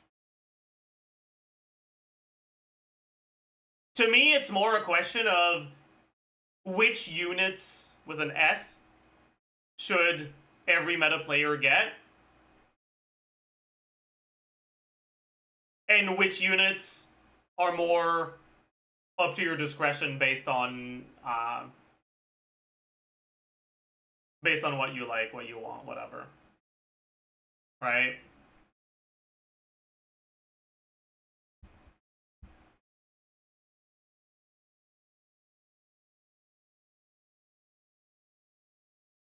I think right now the only unit that I would recommend every meta player get is Escoffier for 5 stars.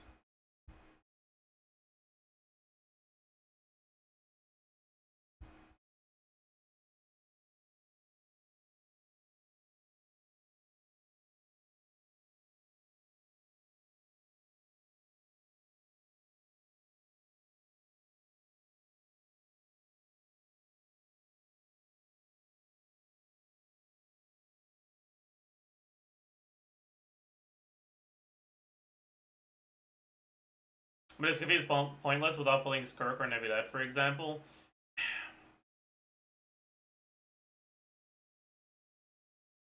I get what you're saying, and like there's some merit to that. But like I said, you're never just pulling one unit, right?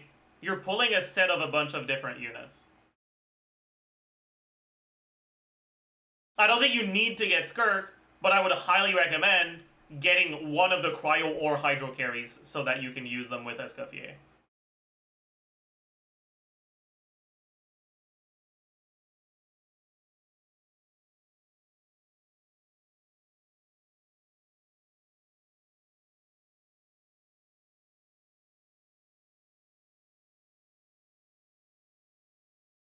Even Risley? I mean, again, right? You can do what you want if there's a character you really like, but Escoffier doesn't even break into the, like, fucking DPS positive to put on your team category. So, like, you shouldn't get Risley, obviously, but, like,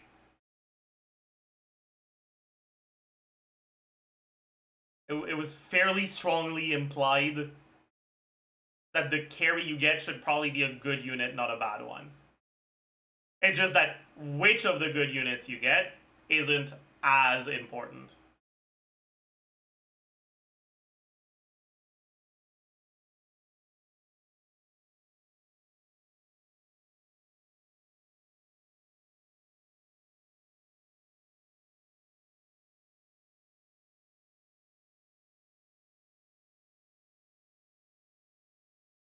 Grizzly is mid, not bad. I don't know. I feel like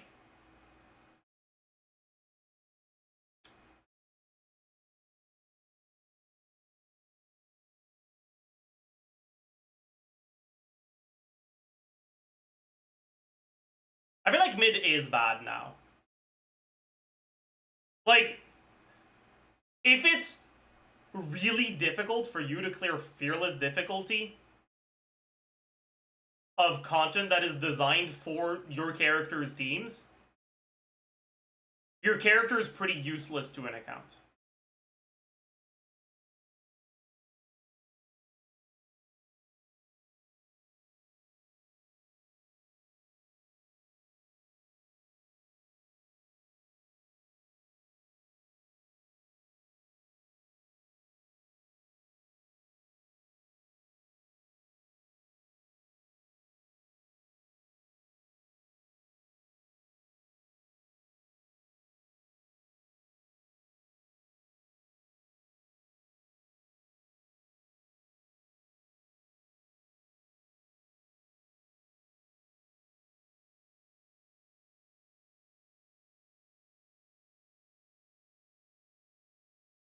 So are Cloyd and Aika good? I wouldn't say good, but I would say they fall into the mid, unlike Grizzly.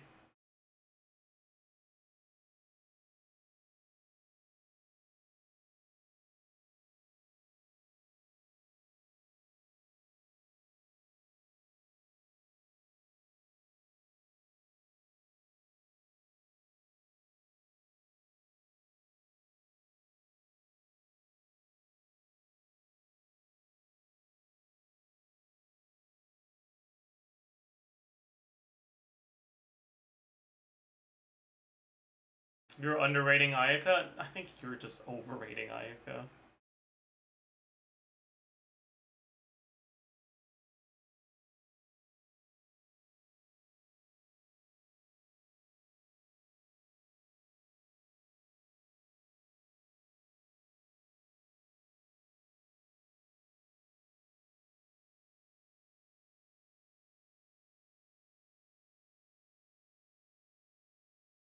100k is a new mid. I mean, it kind of is, yeah.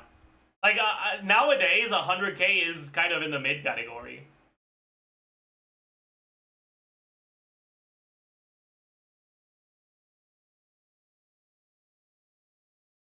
A character at 100k only beats the mid allegation if they do something that no one else does. Right? So, like, even if Flynn's was at 100k, I'd say he's a bit better than mid because he'd be the only Lunar Charge carry, which means that content designed for Lunar Charge would still have him as by far the best option. Right?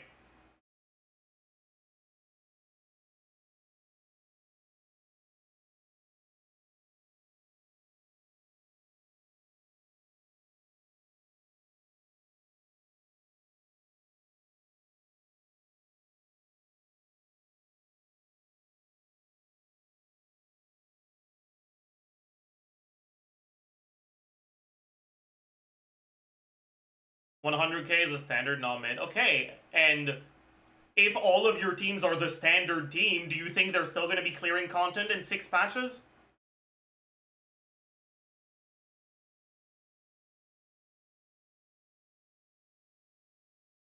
No.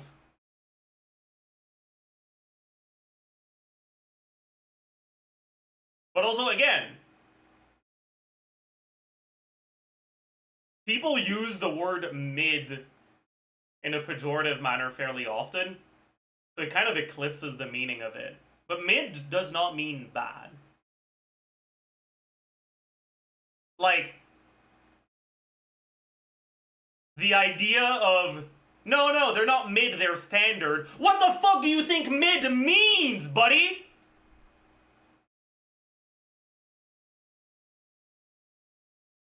Those are synonyms, buddy!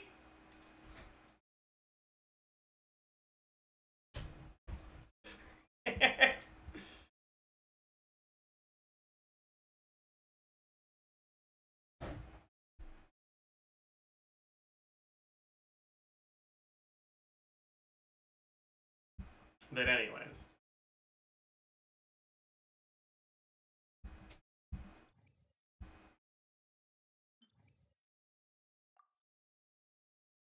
So 120k is good. I mean, I don't think you need to reach 120k for me to include you in the, like, good carry category.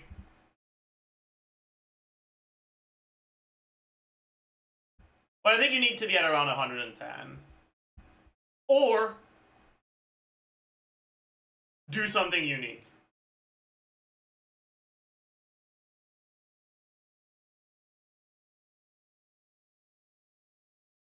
So Versa isn't good. Versa is at around 110 in her best teams.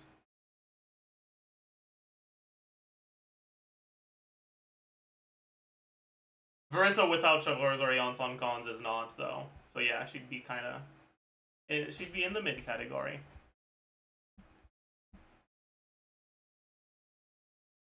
Then is Arlecchino mid? Arlecchino does do something different. Right?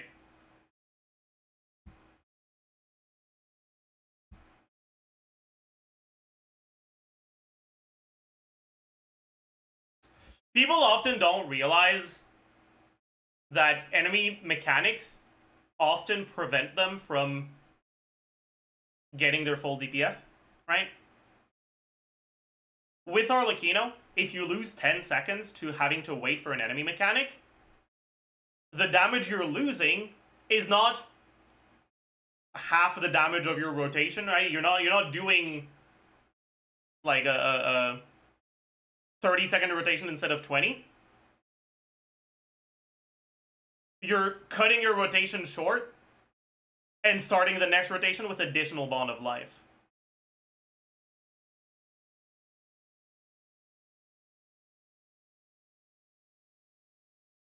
Right? The damage you lose, because Arlecchino's damage profile is incredibly front-loaded, it means that if you lose a part of your rotation, you can decide to choose that the part of your rotation you're losing is the part where you're doing lower damage because of lower Bond of Life.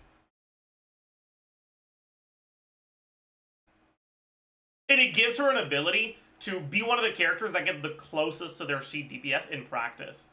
Right? Having to dodge makes your attacks happen later. But if you get less attacks in your total rotations on Arlecchino, you lose less damage because the attacks you're losing are the last ones, which do a lot less than the early ones.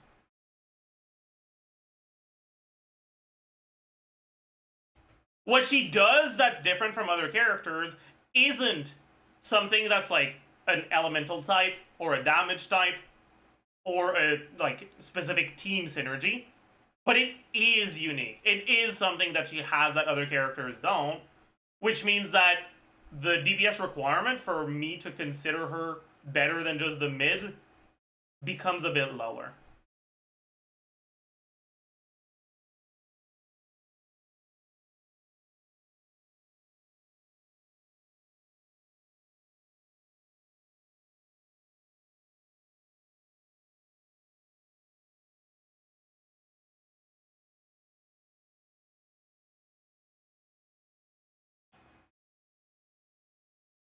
But if a character doesn't do anything special, doesn't have any sort of aspect of their kit that uniquely gives them an advantage against some sort of content, I think if they're at 100k DPS, they're still mid.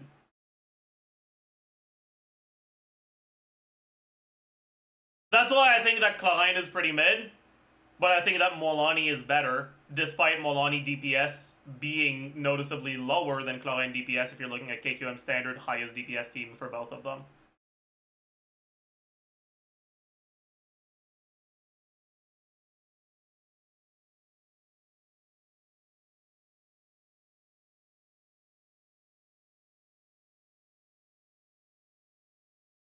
Chaska, with Chaska it's a bit difficult, right? Because Chaska has unique stuff, and it does mean that the requirement is lower, but that doesn't mean the requirement disappears entirely. And like Chaska team DPS is lower than a lot of the other characters.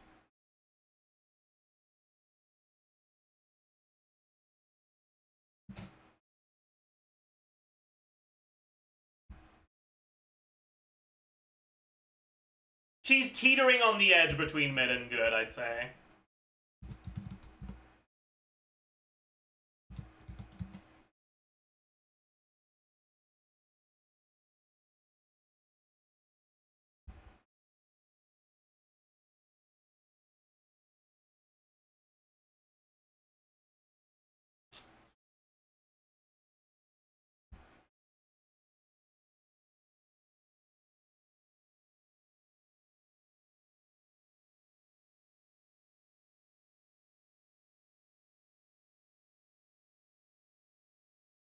What about Kanich?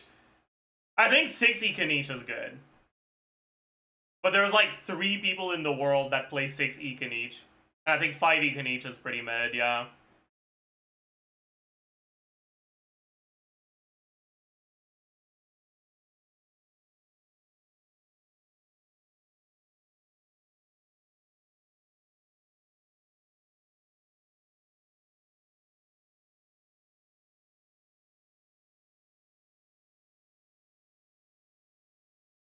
What about Game? Okay, Game, it's the opposite, okay?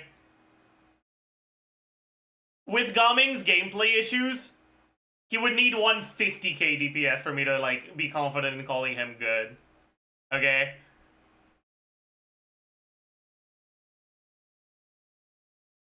And he does not have that.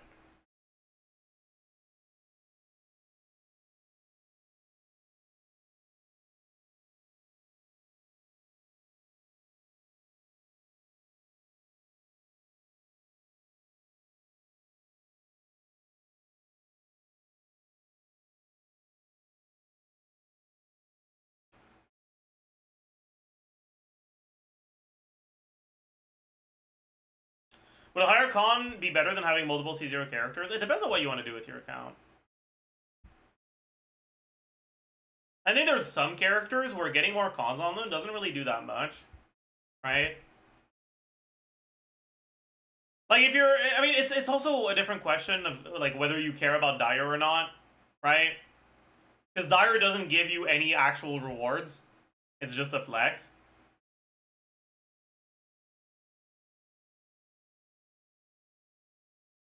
But if you're looking at Fearless, right? You're never going to need cons to clear on the best teams. But then the question is it better for you to go for carries that deal with each individual boss mechanics? Or for one carry that has lower DPS, but is more, like, versatile, and get constellations on that carry, right? And that's where Chaska really shines, in my opinion, right? For, like, Dolphin players and people that want to clear Dire as well. Chaska is a sort of character that, like, by design can fit in a lot of different teams, but her DPS is not that great, but her constellations are like, C1 and C2 are fairly powerful. And, like, C2R1 Chaska is gonna be competitive with the best carry in pretty much every single team archetype.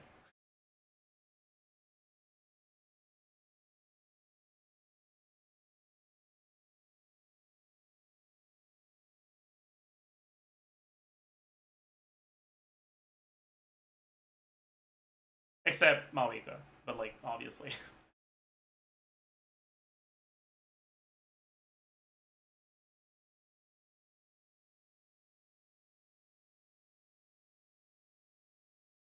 I mean, I say that, but, like,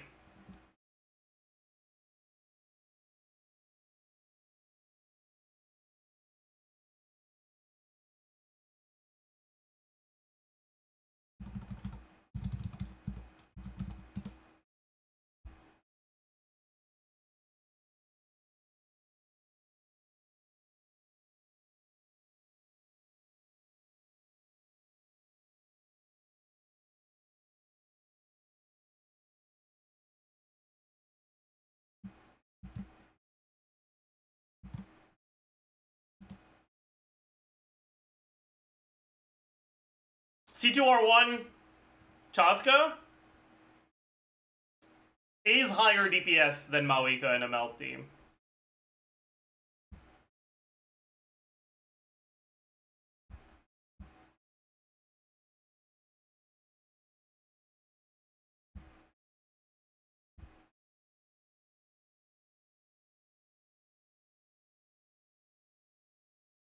Right? Then in a freeze team, let's look at Escoffier, Farina, Shenhe.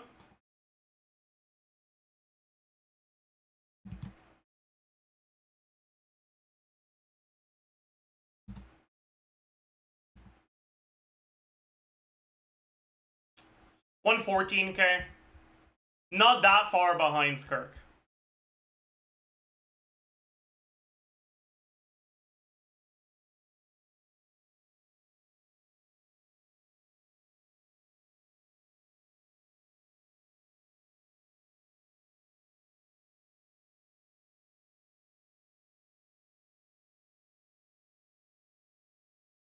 What other team archetypes? Let's look at I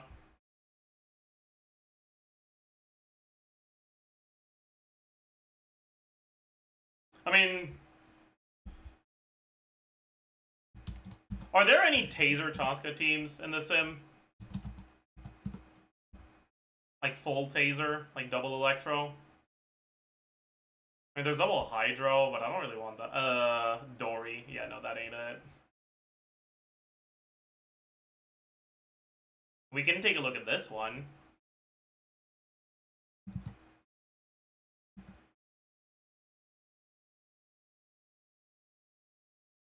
Alright, better than Verissa.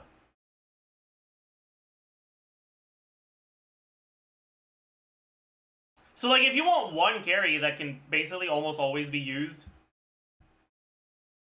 you can consider going for Chaska and a few cons. But on the other hand, you also have to realize, well, 120 some K DPS, that's kind of what you expect the new characters to be at. And the new characters are only one character, right, required, whereas getting C2R1 Tuska is 4 5-star pulls. So it depends so heavily on the way you want to play the game.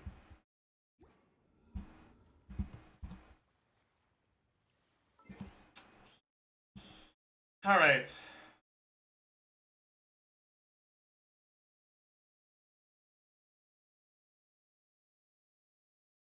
Let's go update this shit.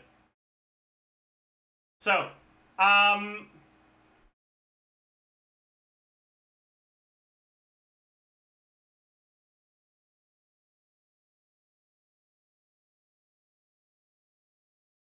so that's a weapon, base stats, EM. That's substats. No. What was this 100 from?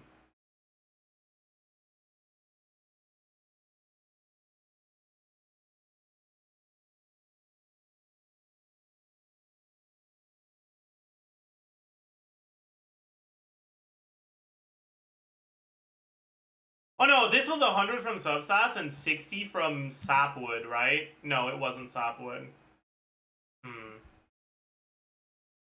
What was it then? This is the 200 EM base.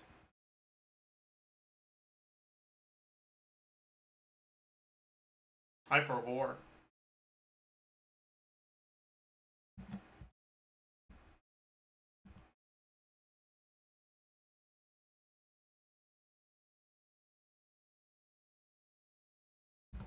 Yeah, whatever.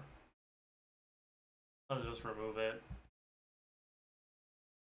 CBA.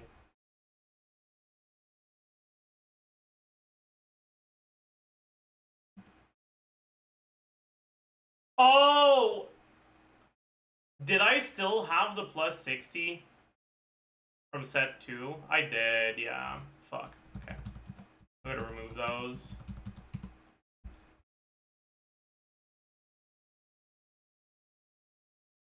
Oh, no, it's because it is on set 2. I'm an idiot. It's just because I didn't change the name. Yeah, okay, that makes sense. Cool.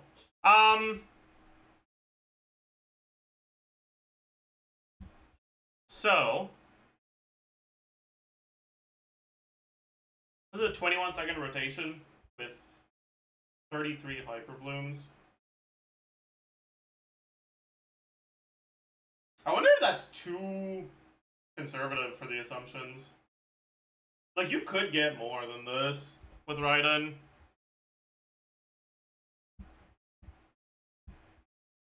But for now, let's just assume this. It's fine. Yeah. Also, I'm pretty sure Liar is better than Craftable.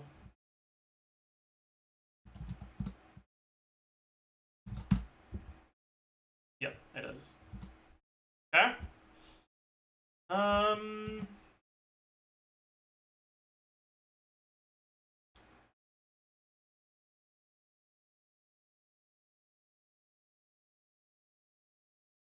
Flop.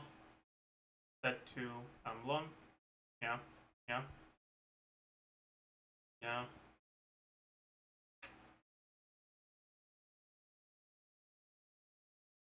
Okay, also, what about EM main stat on the circlet?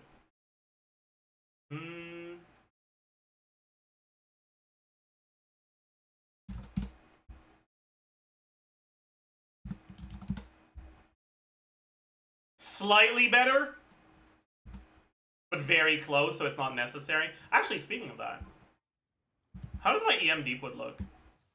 I don't think it looks that good, actually. Let's gear Nahida for it.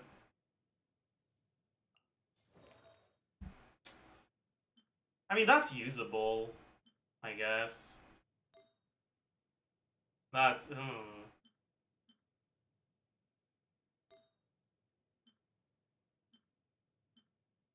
I don't have an EM main stat sense. That's crazy. I definitely foddered some. Oh, cooked.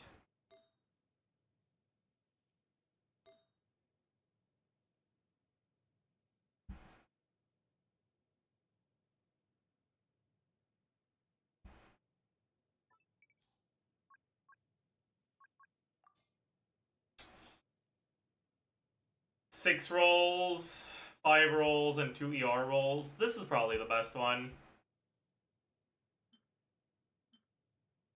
Do I even have enough ER with this, though?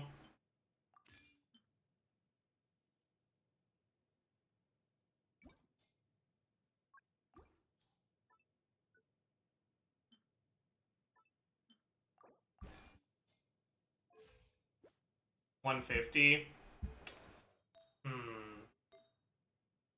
We are on fielding, so we're probably fine with double fav. Yeah, we should be fine.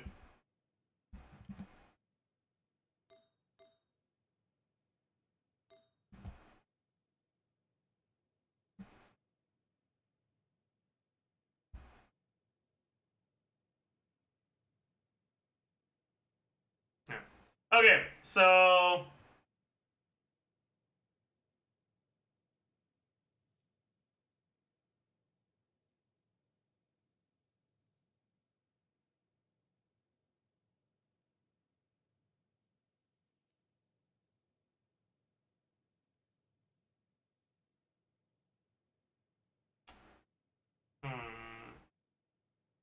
yeah, I think this is fine.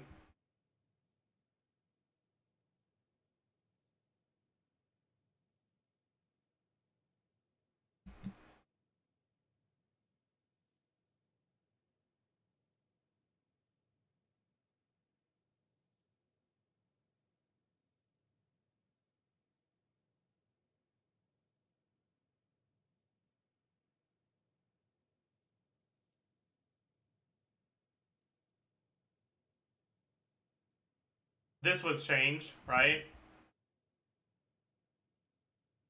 So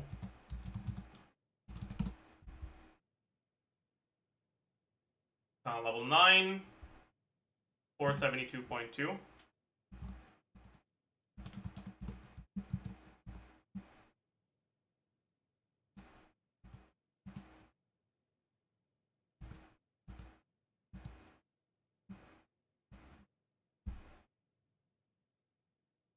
What a small fucking change. So, yeah. Is that it for this? Do you queue on LAUMA? You do, yeah. I think so, yeah.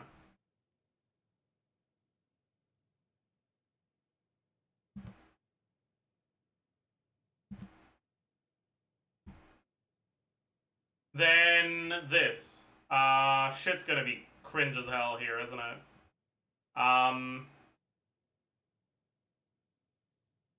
So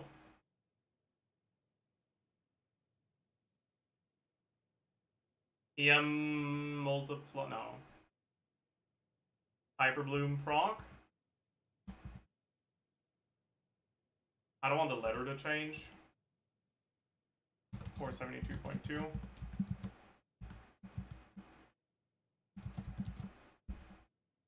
But times 1. Oopsie.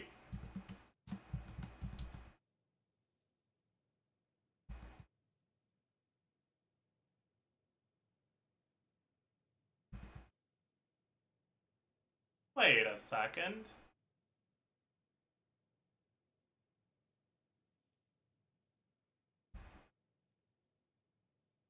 Wait, this is only 27 hyper. 27 in a 21-second rotation? That's way too conservative, isn't it? How many do you get with Nahida?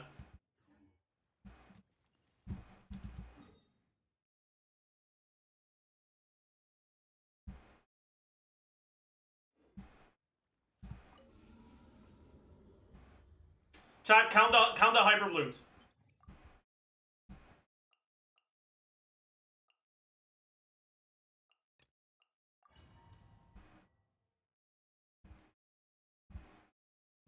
I'm gonna die, aren't I? Hey, it's fine.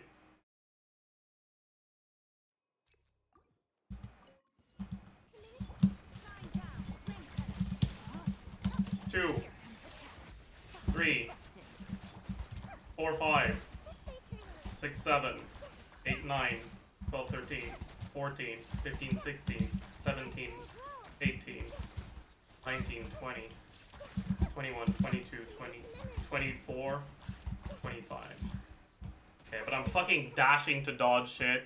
It's hard. It's hard. It's hard. I can't count and... Yeah, okay. Was that 28? You definitely missed a lot. I think there were more. Well, I believe you. Like, I feel like this is way too conservative for the assumptions. 27 hyperlooms? It's gonna be more than that. But I guess your app is a little bit lower on Nahida than it is on LAUMA.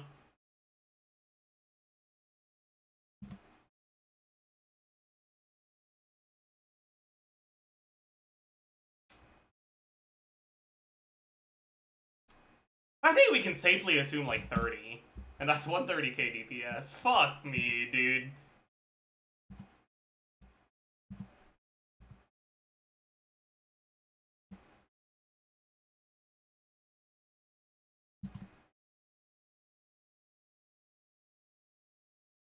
Let's keep it at 27 for now.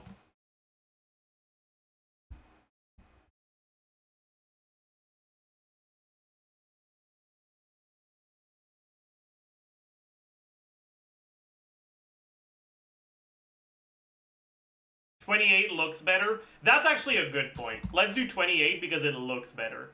You're so right about that, by the way. You're so right about that. On a 21-second rotation, getting 28 means you get 4 per 3 seconds. Alright, that's a nice and clean assumption. I like that. Plus 3k. Anyways.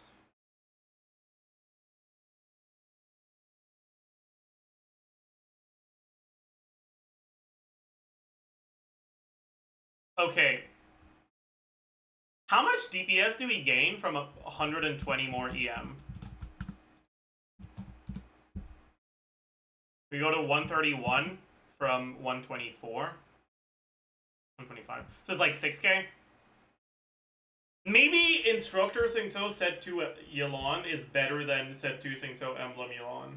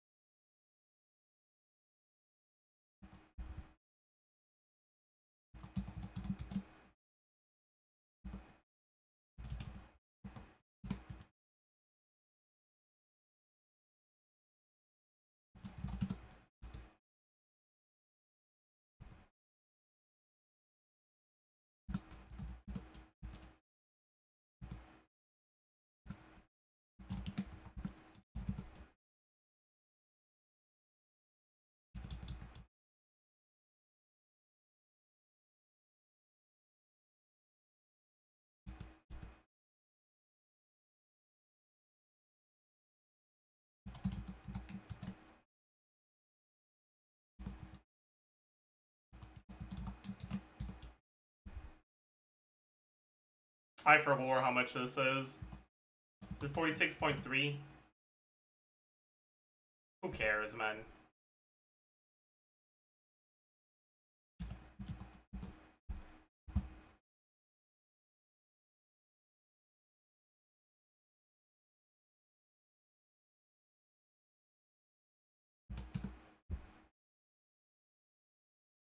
Fuck!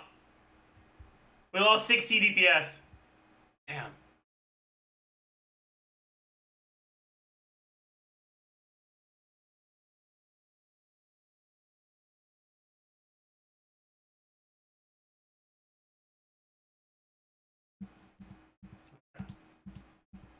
I mean, it can be better depending on how good your emblem is. And how good your set 2 is.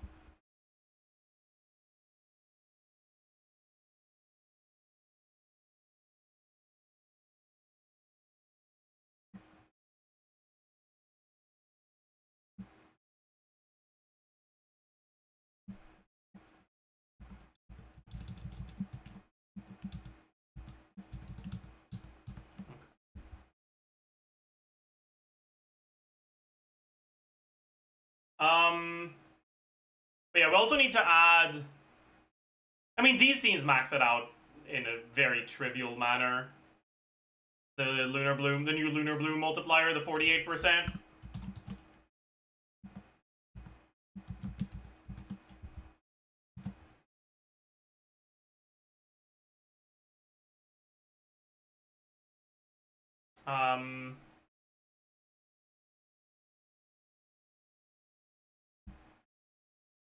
Oh, wait, no, you're right. That's only for 2 Nog Cry. I forgot.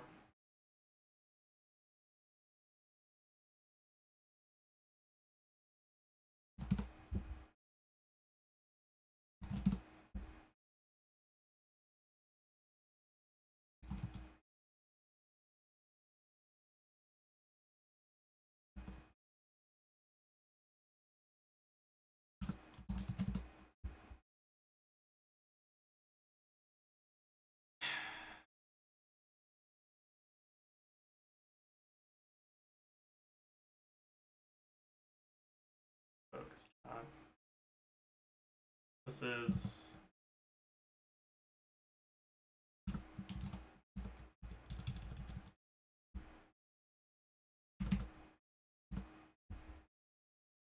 There, this is worse.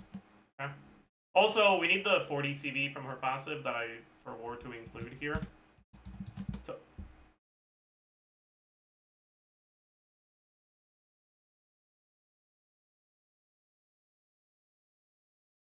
So this one's still good, but it's not as good.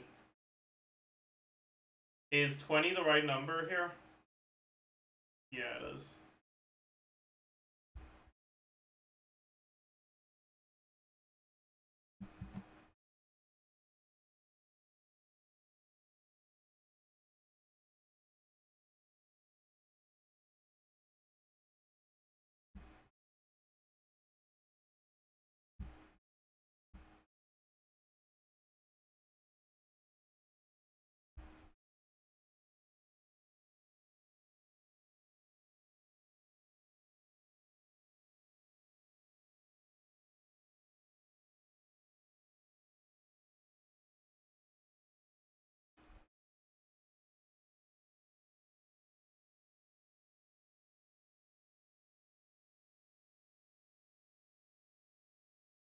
Yeah, dude, I really don't fucking know what to assume for this shit. I'll just do V2 and start over. For assumptions on stuff.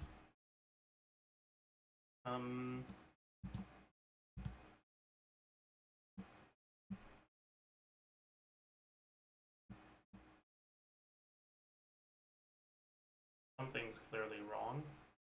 What the heck?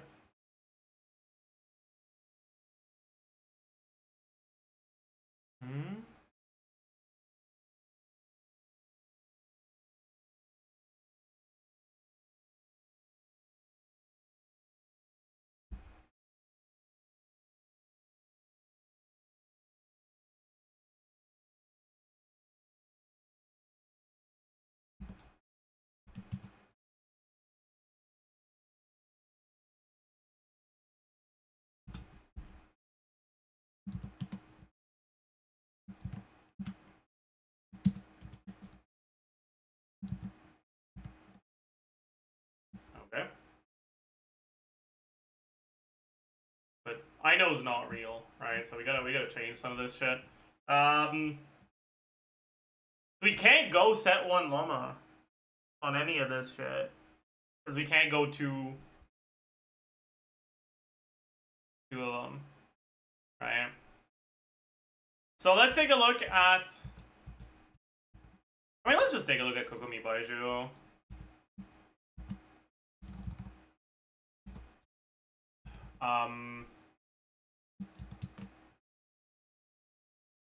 With this, you can go flop Kokomi.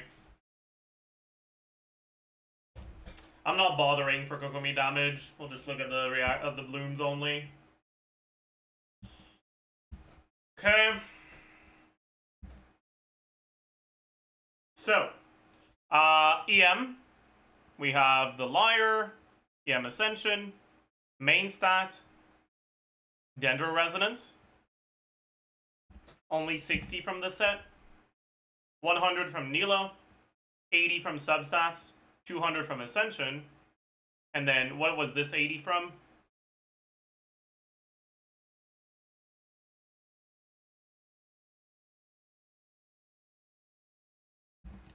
I for Gore. I know C1. It wasn't from I know C1, but I guess we do have the I know C1 now. It's because LAUMA was previously on a different set that gave 80. Okay. Lunar Bloom percent. Why did I have 25%?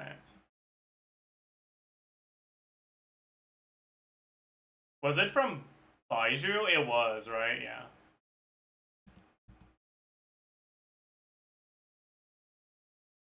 EM Multiplier Bloom. The 60 was from Baiju. This is from Nilo. Yeah. Okay. EM Multiplier Lunar Bloom. Yeah. Yeah. Crit value. We don't have either of these anymore.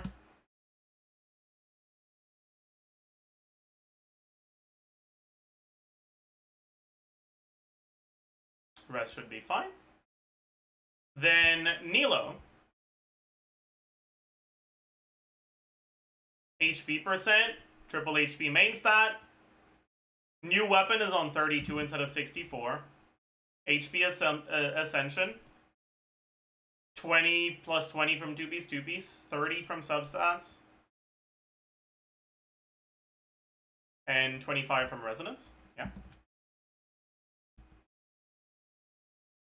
EM. We don't have 120. We have 60 from set 2 now.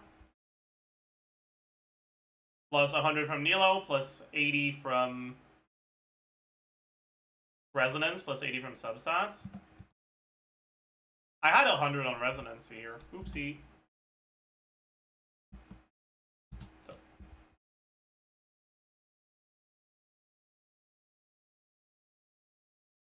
And so that's Liar, Ascension, main stat.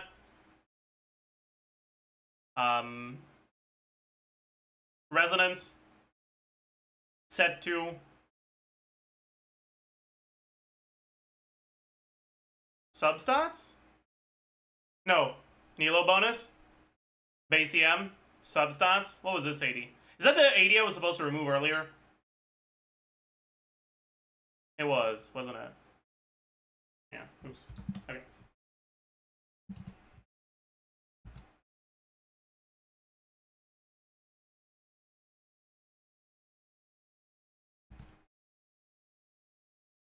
Then Kokomi, EM. He doesn't have EM Ascension. He gets 221 from the weapon. 80 from, or okay, no. 100 from Nilo. 60 from the set. 80 from Resonance.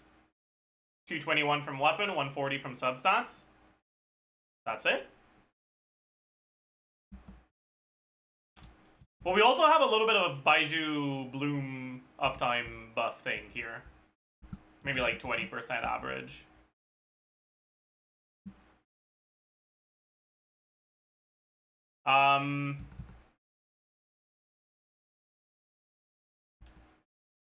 Yeah, none of this fucking matters. What set did this used to be?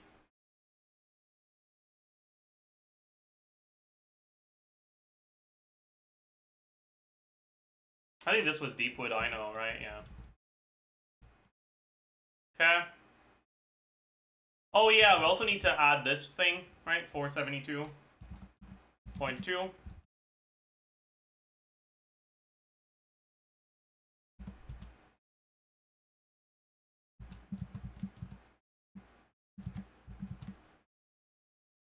Okay.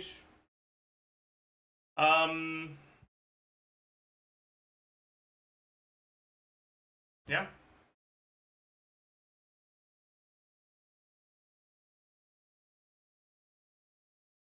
So, over how long was this rotation?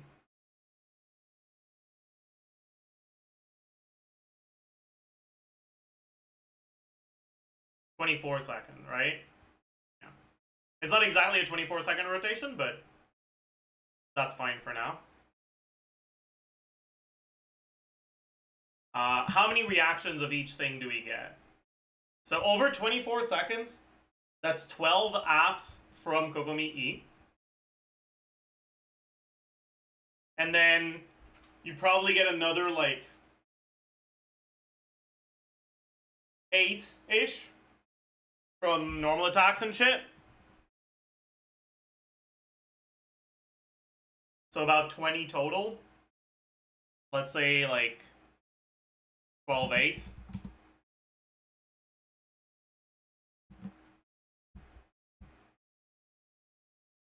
This is a 1-0 cry unit team? Yeah, it is. Nilo stays the same. And yeah.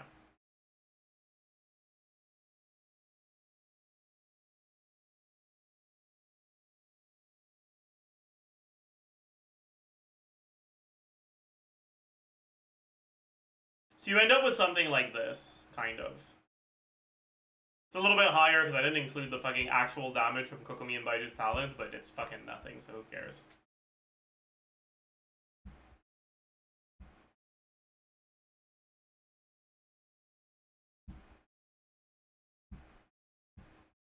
$140k. This is an AoE, right? This is the actual one.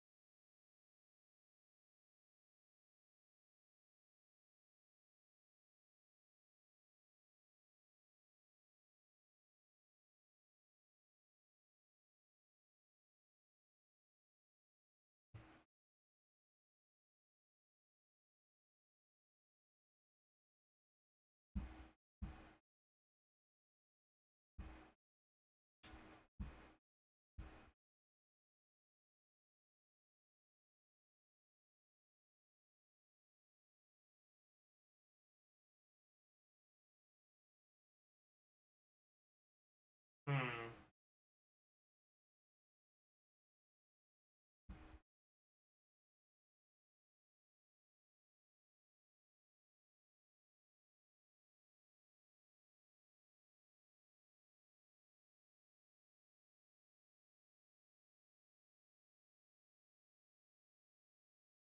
But yeah, we can look at a few other things now.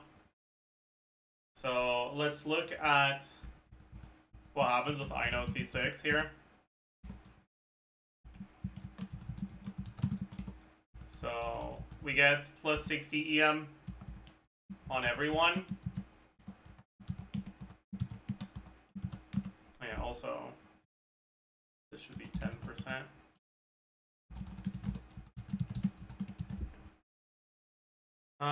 Yeah. We also get plus 48%. And then on these two, not that it matters.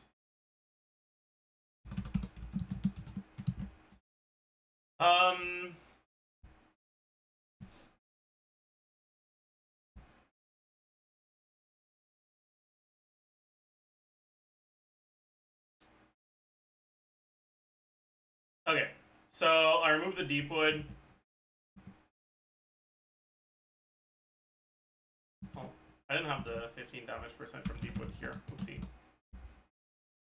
Remove the deep wood there. Add the deep wood there. Oh, I'm cornge. I forgot to add the flop bonus. Oopsie. Plus 80 on flop. And plus 1 point. 1.8. There you go. 85k. That makes a little bit more sense. Anyways, this one doesn't have flop.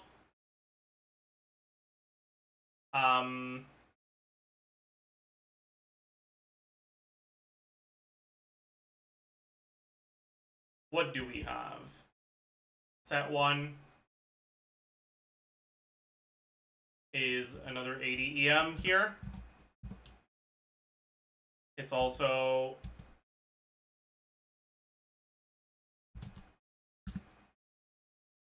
$60 CV and then another 40 CV from the passive. We also get 35 Lunar Bloom damage from Ino's C6.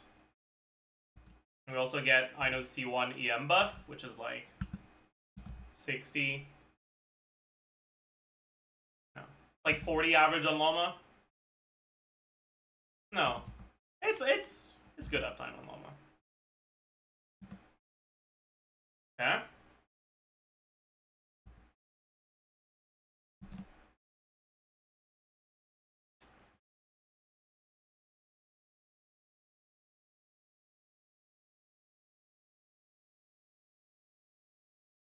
Now, we have a total of 5 applications from the C2 and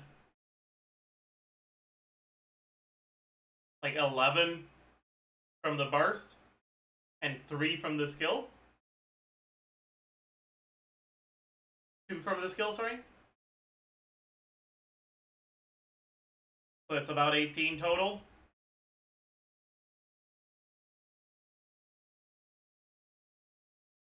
Maybe more like 16 total.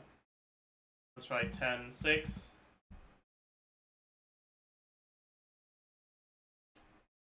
We also need to remove the times 1.15.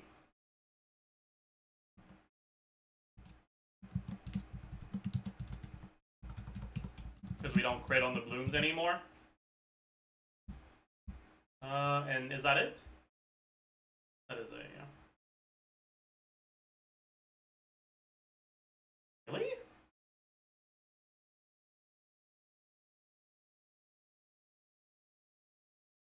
Is that really higher?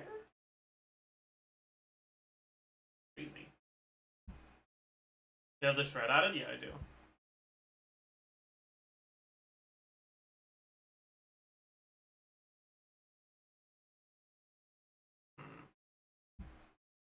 You lose some healing? You do, but you also have less self-damage. So it's not really worse survivability. Because a lot more of your damage is now coming from the Holy on LAUMA.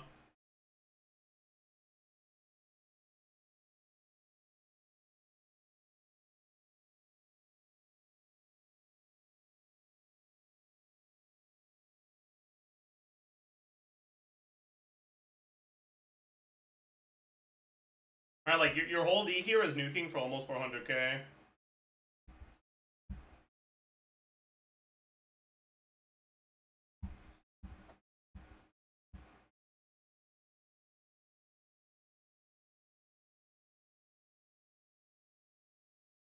So it's probably more like 6-4 in reality.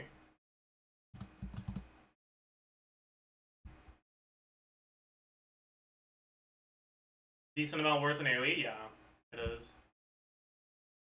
But like, this is still Mawika level DPS in AoE, so it's not bad, you know? Yeah, the big problem is not this one, though. It's I know C0. Right. I know C0. We lose 80 EM. We lose 35 lunar charge damage. And more importantly, we lose 5 fucking blooms.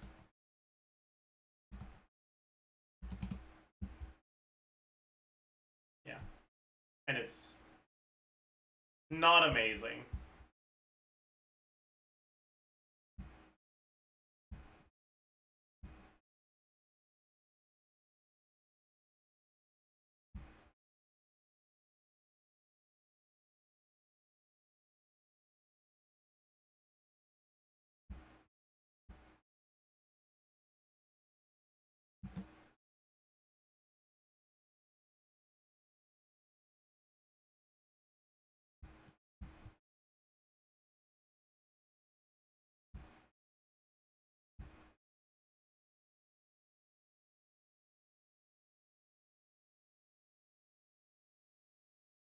How come it went so far down from your last CALCS?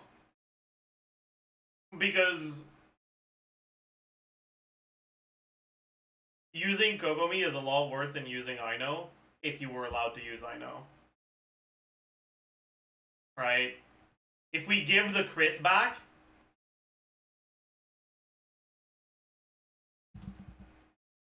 oopsie. This should be looking at H, not B.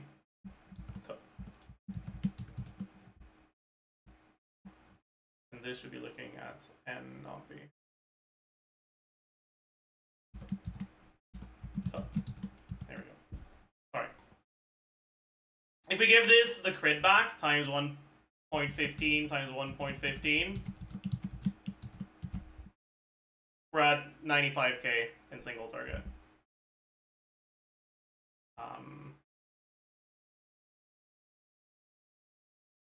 Which is close to this, but I changed a couple of assumptions for this.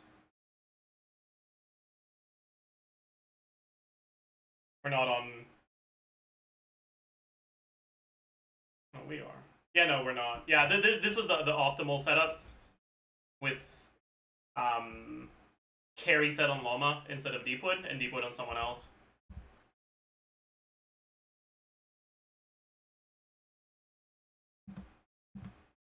Alright, if I go back to the V1 stuff, can I change this? Remove the 80 EM from flop.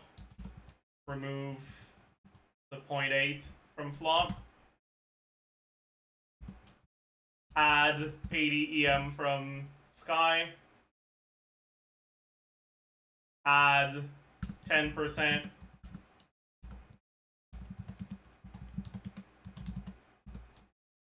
from the set one.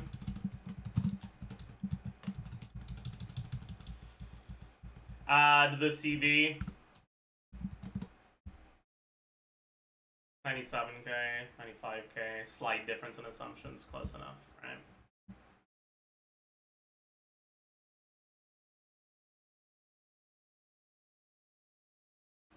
But the problem is that this is fake, right? That this isn't actually real, so yeah. Wait, what?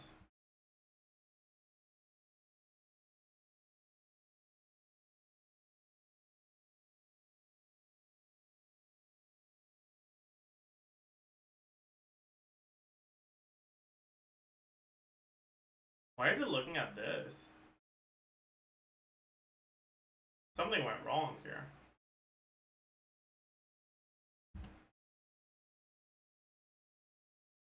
How did this even happen? What?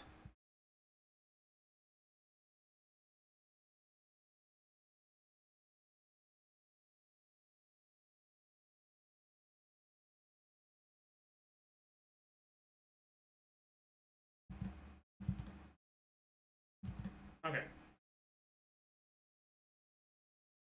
Okay, but it's not times 1.15. Yeah, okay.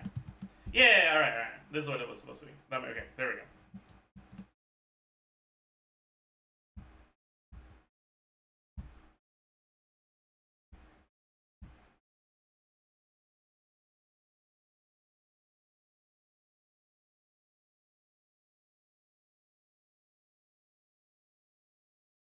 So it seems like I know C6 is still slightly better. Because enabling the carry set on LAUMA is such a big deal. It doubles her DPS. Right? It goes from 20k to 40k.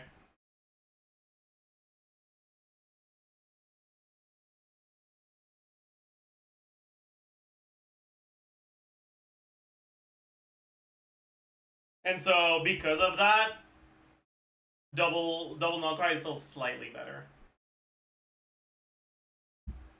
But it's worse in AoE, yeah.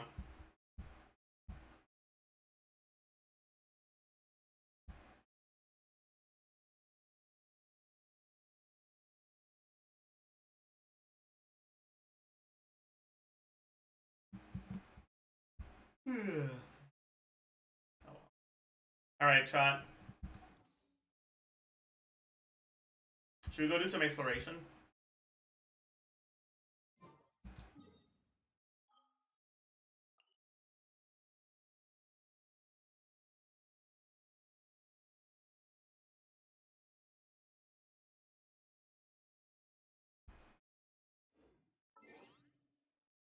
Maybe we do it on the other account.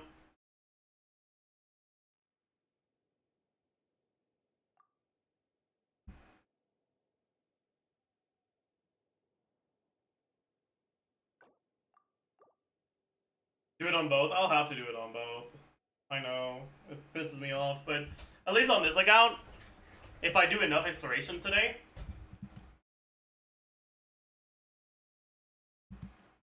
I might get to my I might actually get to standard 5-star pity if I do enough exploration from the Ta of Ta.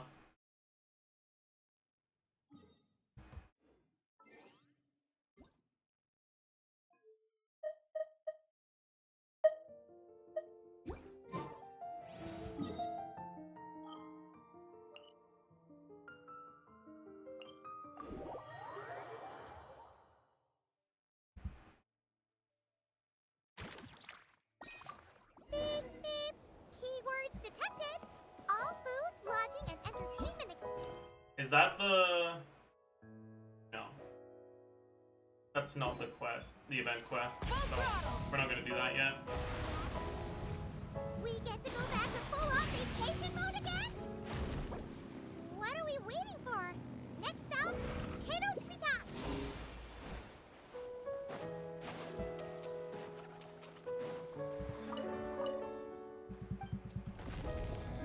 How does it feel to get the Bennett skin before Bennett? Please shut the fuck up.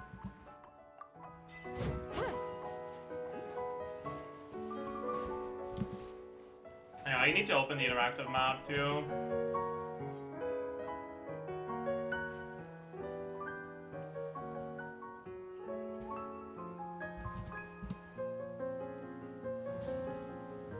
Since I'm gonna be getting some Pyroculi.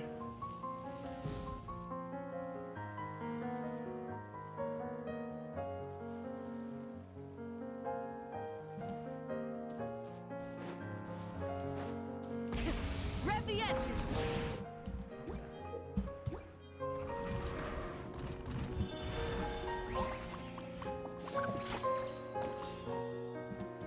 Yeah. Was there a specific color I needed to do? I don't remember. I don't think so.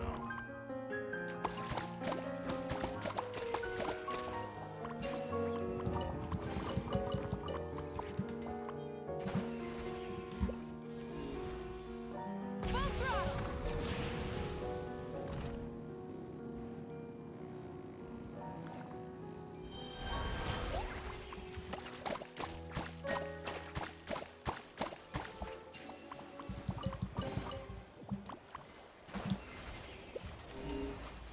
Try and stop! Wait, actually, I should just bring a notch up for this, shouldn't I?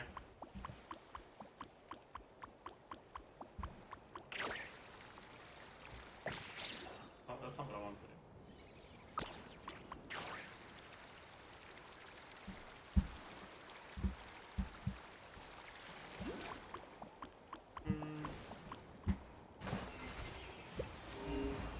No chests here.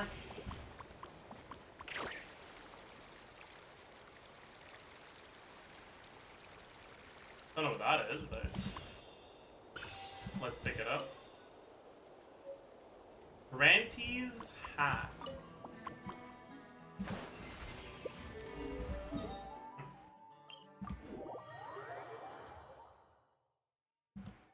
There's a quest? Is there?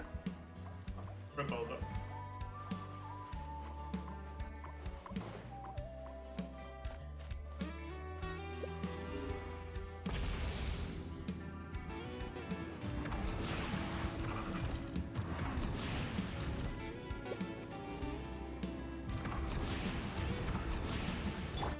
We'll take it from here.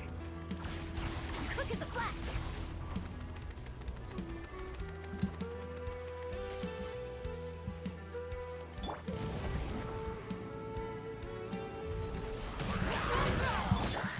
Let's move. I'm an idiot. Controlled breathing. Rain outlines your fate. Oh, this is a- Rev from the sky! Rev the engines!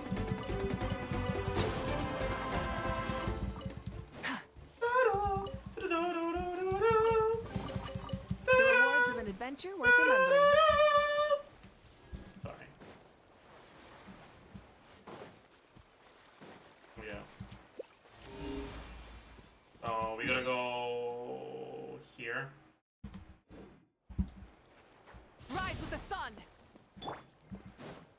Let's ride! Hip.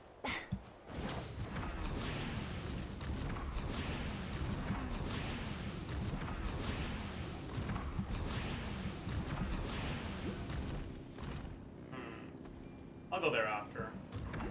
Full throttle! Smash! Come on!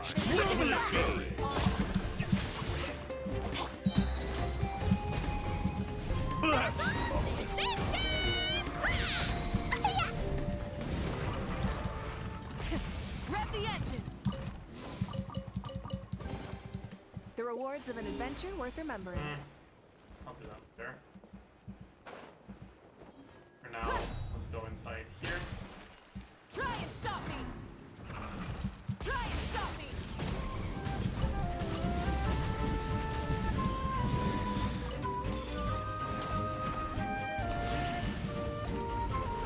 Pyroclastic surge! Rev the engines!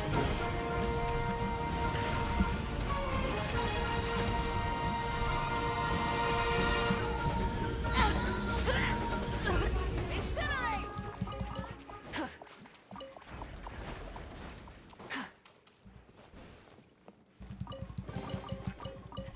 Hey, not a bad haul.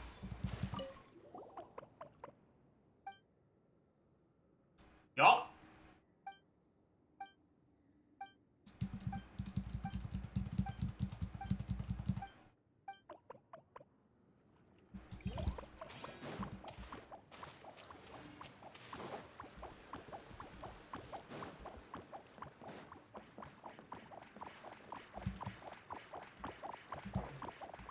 What are these ushers doing, man? Rev from the sky! Full throttle!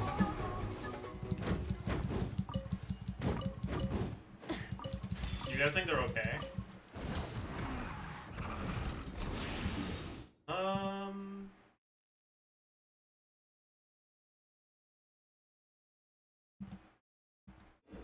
Oh, that's a fucking shrine, isn't it?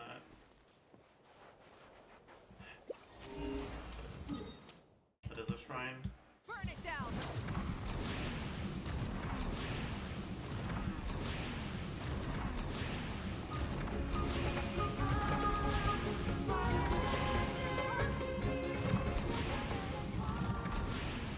Try and stop me! What's up? Wanna play? Show me your move. Oh, my sword. Full throttle! Something to add to my collection. Let's climb this. Ushers are kind of goated for climbing. Infinite stamina. Pretty quick climb.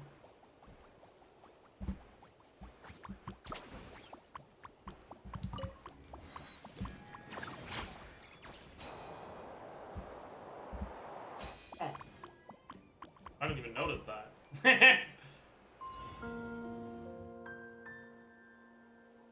Use the chroma kites to collect. What the fuck does that even mean?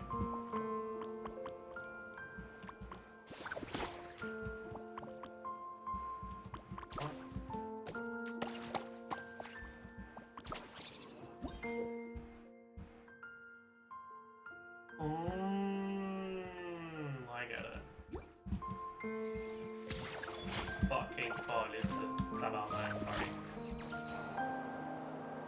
Wait, so do I have to color them from under, or can I do it? Okay, I see.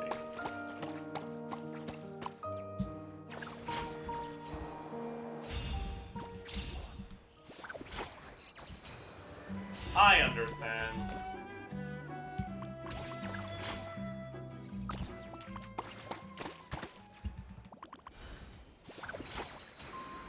I understand what I'm supposed to do now. Noted.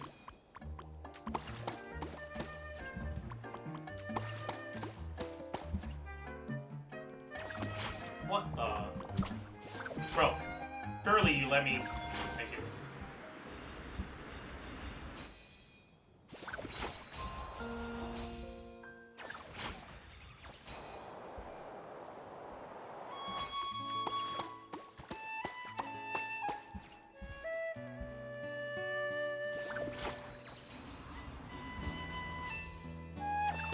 Okay. Oh no. No. Okay.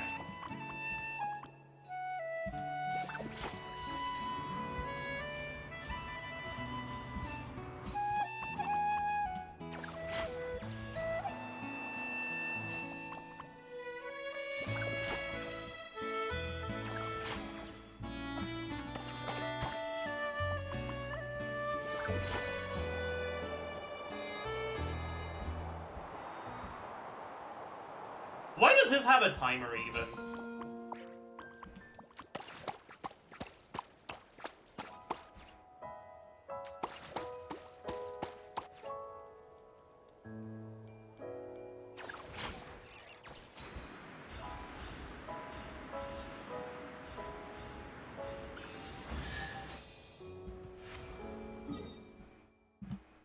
Like, why what's the point of this timer?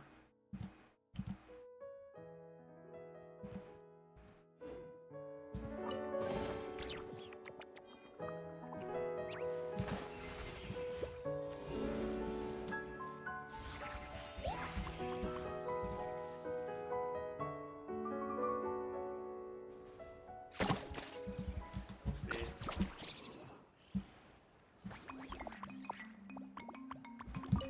Okay.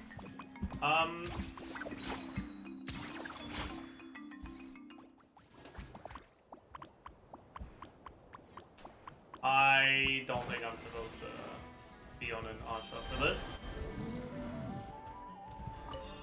Yeah.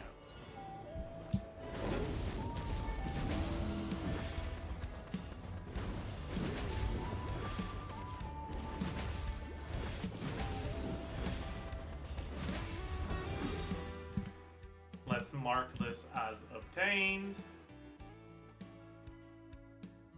Yeah.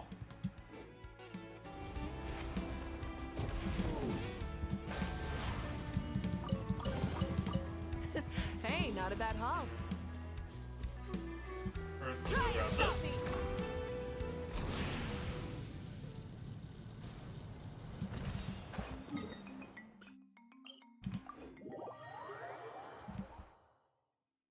Thoughts on the music so far? I like it.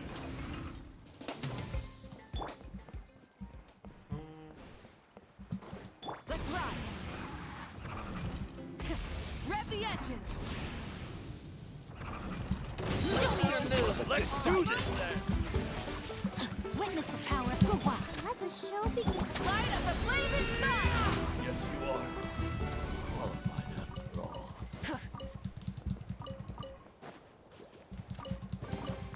The rewards of an adventure worth it. Rise with the sun. Let's go get the waypoint before we go for the chest. Oh. Got an Oculus over here.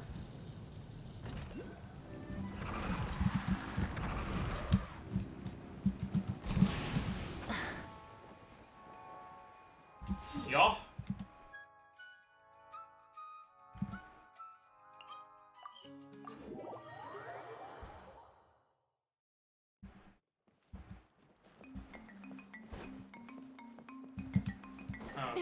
What do I need to do here? Oh, I need to take a picture.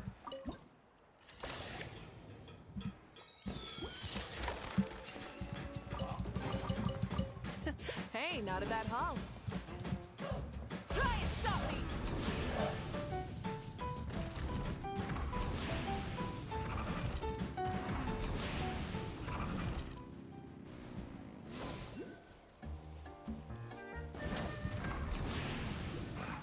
Full throttle! Okay. What is this? Color balloons. Oh, I'm a balloon colorer, alright.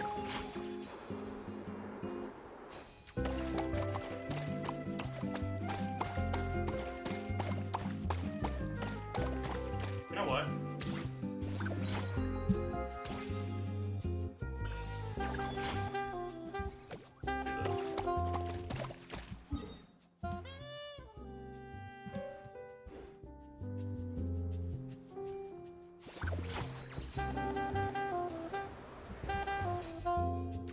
Anyone have any idea why Yansan isn't on GT Sim yet? Probably because no one wanted to bother with coding the fucking Night's Soul mechanic.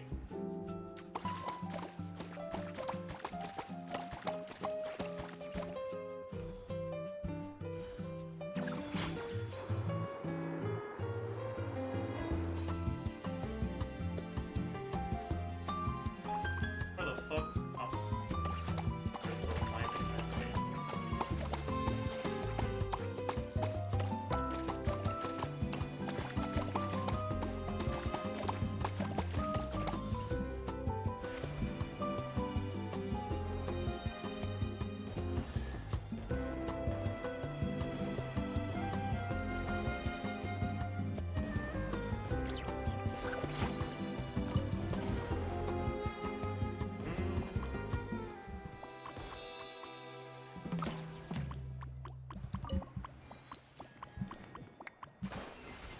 So, yeah, this is I need the colors for it, right? I need to unlock all the colors.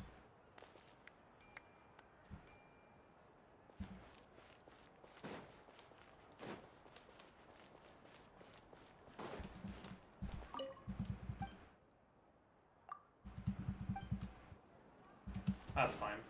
We'll get around to that. What is this? Asha's treasure trove. Let me see your catch. Oh.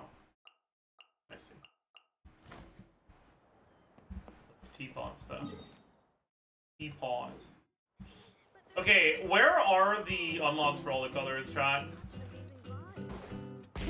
Rev the I'll engine! fucking do them. I'll knock them all out, chat. So, we need... I can't... Oh, shit. I can't see what the name of the quests are. Is the event quest? This one? There's no way. That's a timed quest.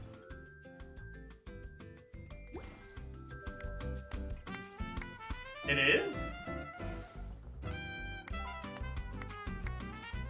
It's not timed, the rewards are timed. Oh, I see. I'm a Huey too. I guess we'll just do that quest then.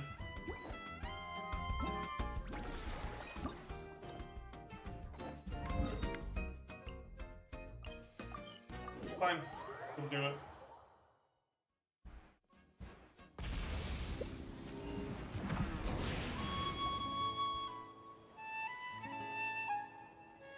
Hold up!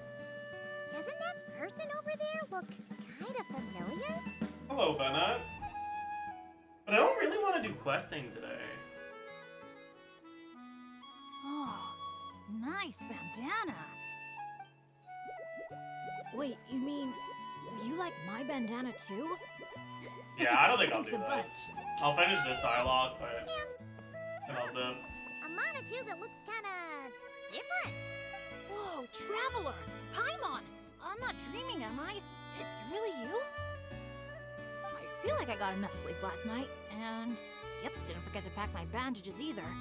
And I can remember things, like the Traveler becoming a hero and saving all of Natlan. So, nope, definitely not dreaming. Yeah, it was 100% real life.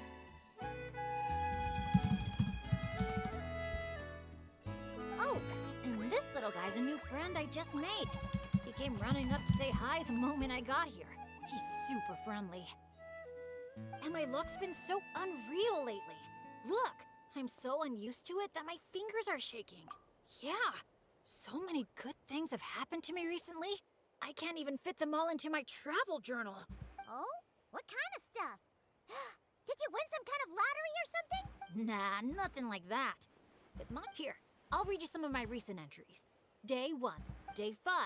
At lunch, the violet gold angler gulls didn't swoop in and steal my food. I even... Oh, and here's a good one. Day 11. Got my hands on a sweet... Day 12. Finally caught myself a real live fish. Wow. For Bennett, It does, right? Once this trip... lucky color. Nope. I passed by a water sports shop that day.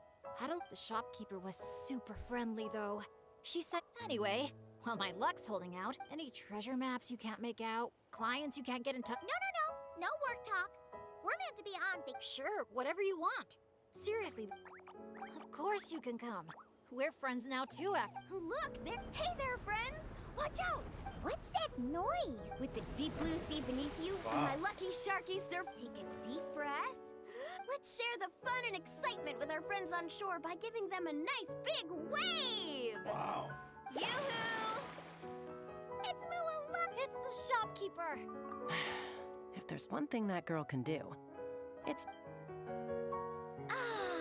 Nothing like the feeling of the sea breeze in your face. Woohoo! Did you see that, everyone? Good thing the Traveler managed to pull those two back in time.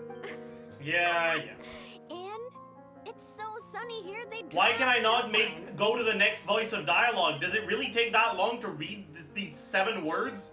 And who might this be? Hello, my name's Bennett. Yeah, but as adventurer, the people here are so skilled. As for me...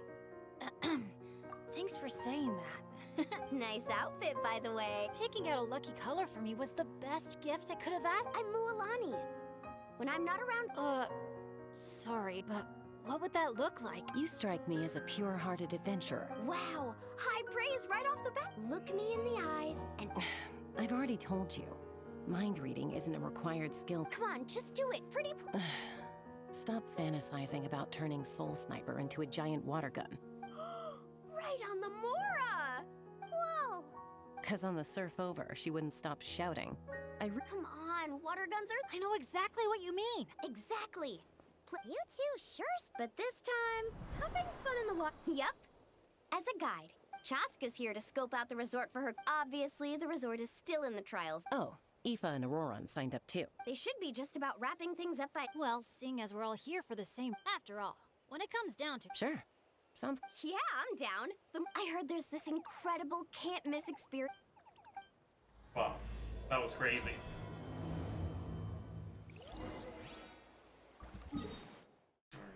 I think we'll just do normal exploration stuff. We'll skip that.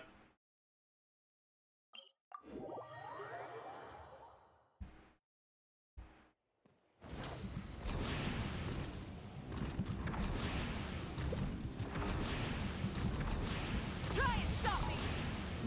What is this? Try juice.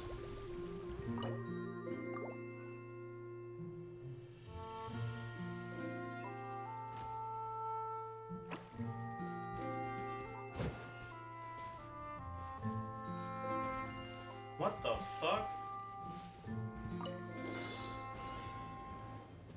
Pop things? Fya! Fya! Fya! Fya! Ra! Fa! Fya! Ka! Fya! Ra!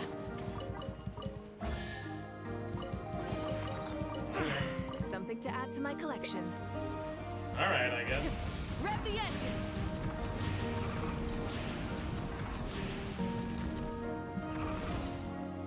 So, what exactly are we supposed to do here?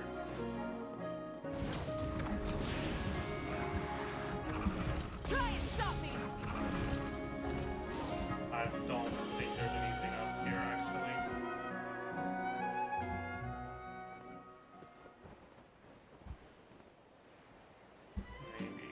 Maybe there's some coloring we need to get done.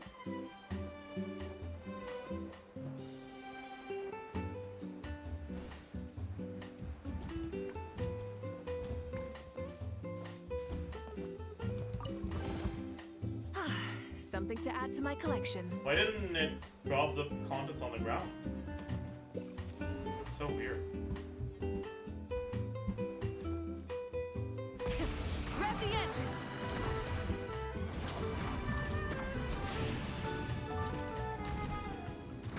Oh, whatever. Okay, that's clearly something we've got to color in. But is there an Asha anywhere?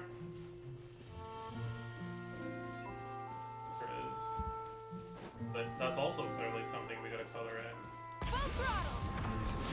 Okay, and there's an Oculus.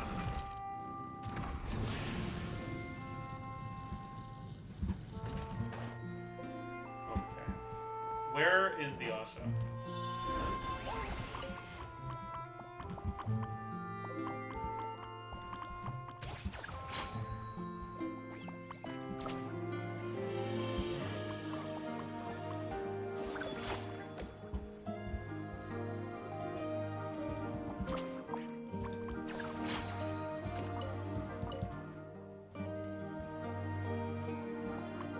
Is there supposed to be another one? I feel like there is.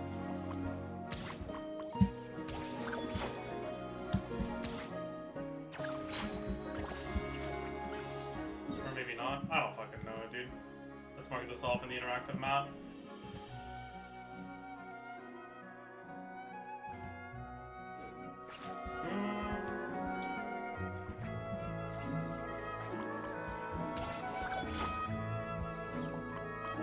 Am I just supposed to color all of these in any color, or is there a specific color we need? I don't think I was supposed to do that. These balloons look special. Okay, I was supposed to do that, but I'm not supposed. Like, canonically I wasn't supposed to, but gameplay-wise I was.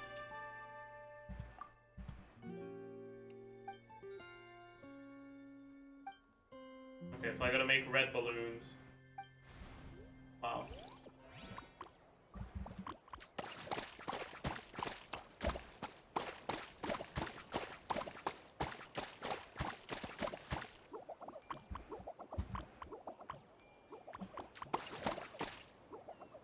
Am I not done? Do I just need to talk up? They're clearly colored red. What do you mean, man?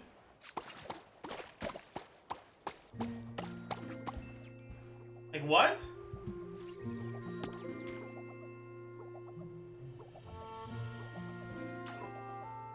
Oh, can I not talk to him while I'm in... Nice. Because he started yapping to me while I was in the Asha. Like... That's on him.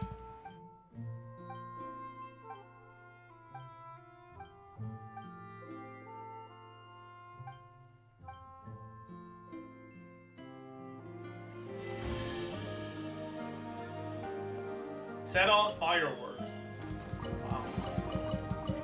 Hey, not a bad haul.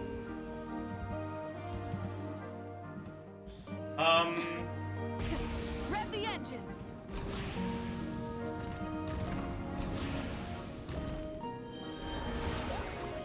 Not really sure what we're supposed to do here, but...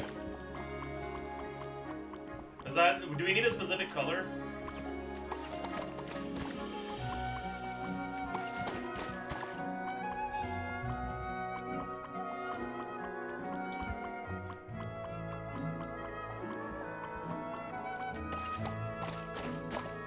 Oh. Oh. That was crazy.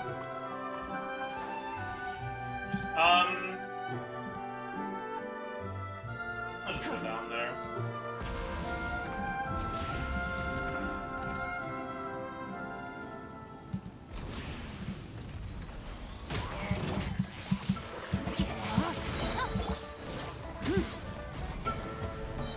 Wrath from the sky.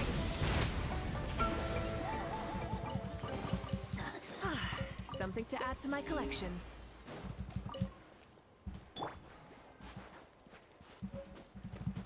Let's ride. Hip. Hip. I'll be fine here, right? Burn it down.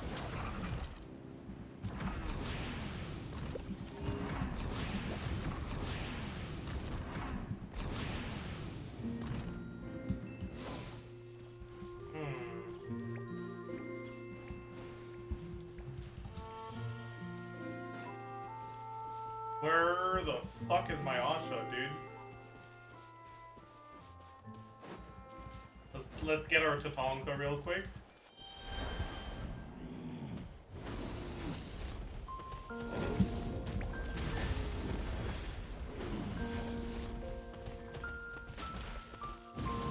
Oh, we don't have an Asha. Okay, bro.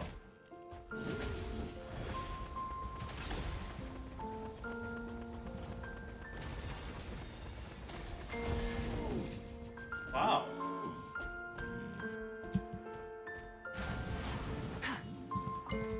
That's a common chest, really? Something to add to my collection. Yeah, whatever, I guess.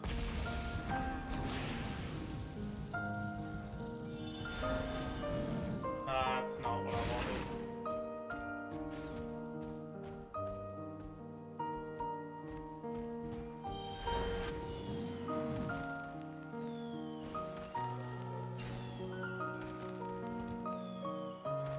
Huh.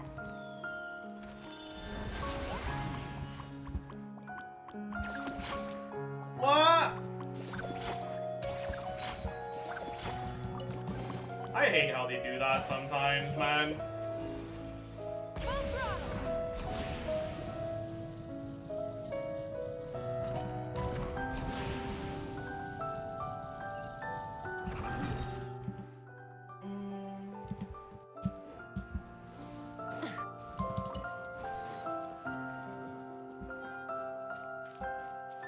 Time to work. Light it up! These guys look ugly.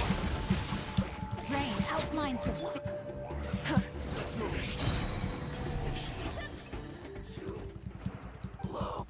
Aloha. Don't hurt them? Why not? The rewards of an adventure worth remembering. They cause me great offense.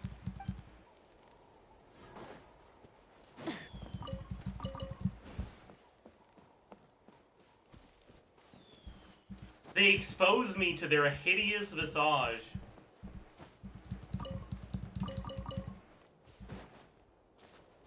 Oh, how horrendous.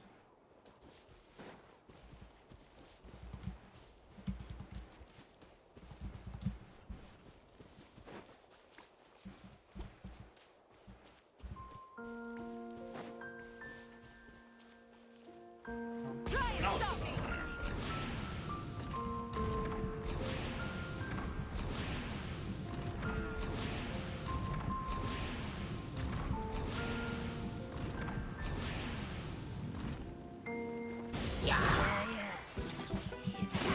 Stronger!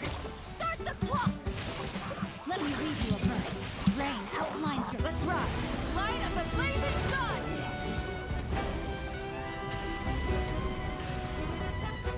Let me. Oh my god. The rewards of an adventure worth remembering.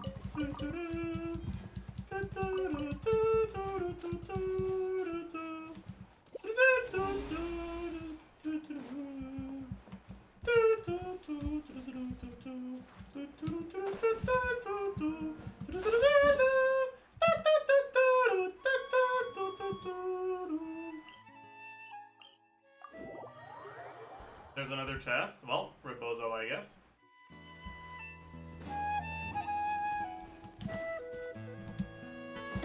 Full throttle!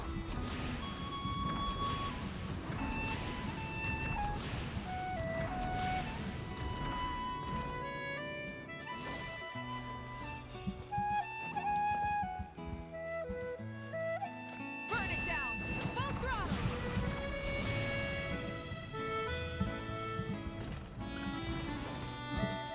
Alright.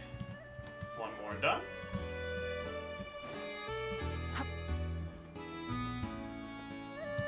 What do I need to tell you? I'm gonna color this in.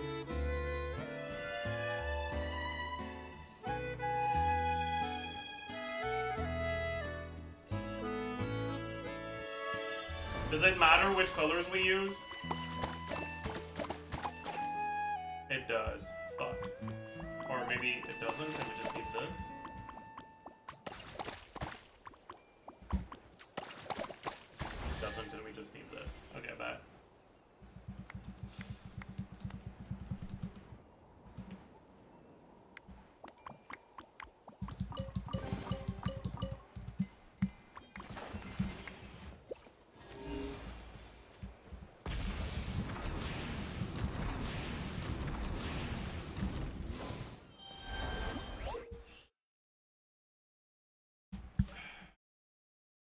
We have to erase things.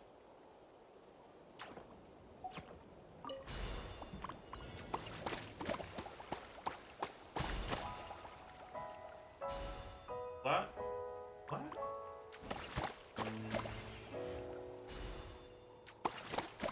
Oh, I get it.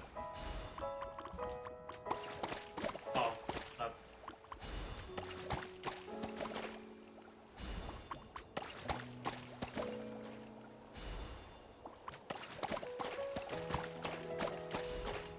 That was way too early.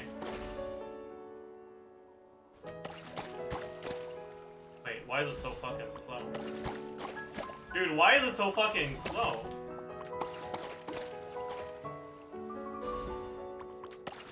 That's way too...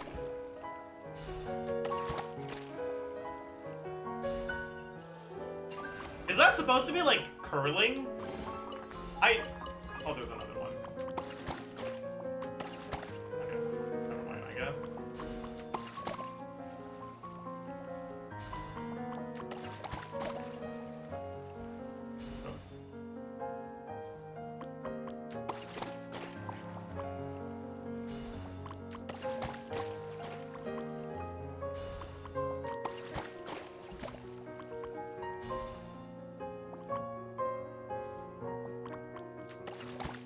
I think I did it too early. Dude, why is the timing for all of them so different?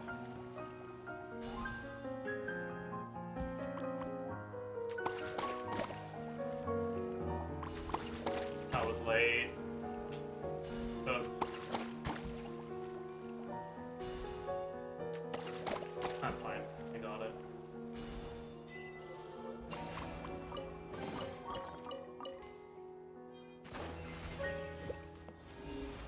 Try and stop me!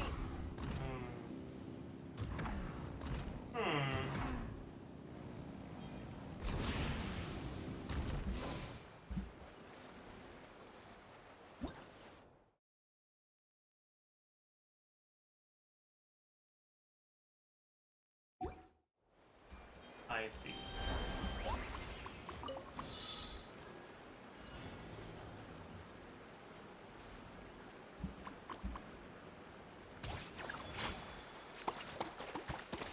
Oh.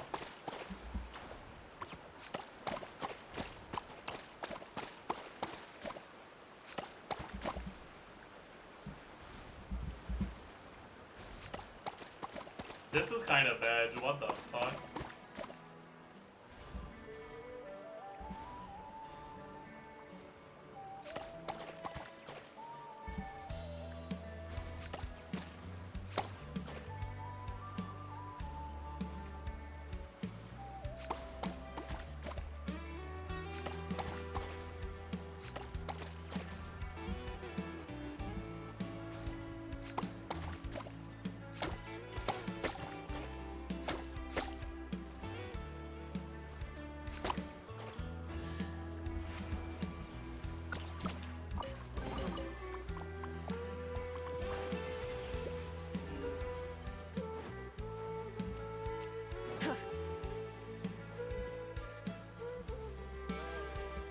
Full throttle!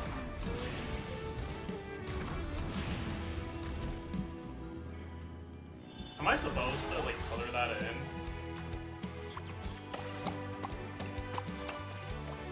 And take it? I don't think so. Doesn't do anything. Try and stop me! Oh, that's a whale. Is that a new one? No, right? Quick as a flash. On my mark.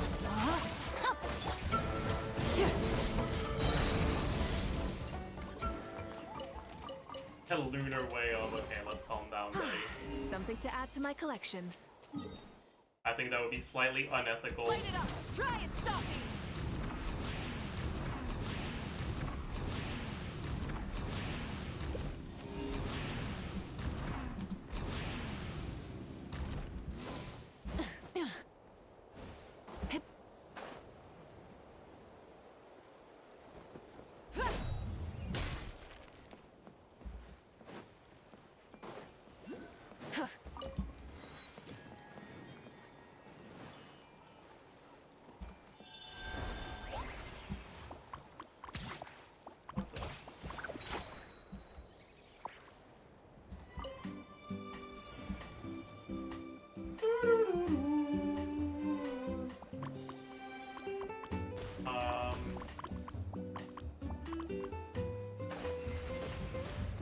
I need a fucking Yunkasaur.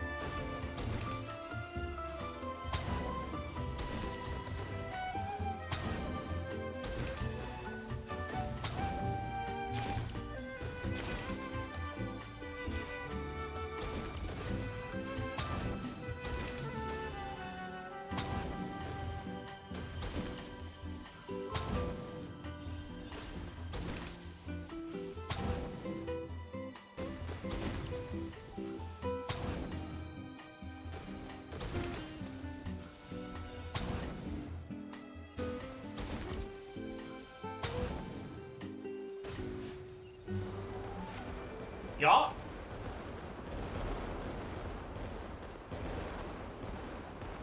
Picasso, thanks.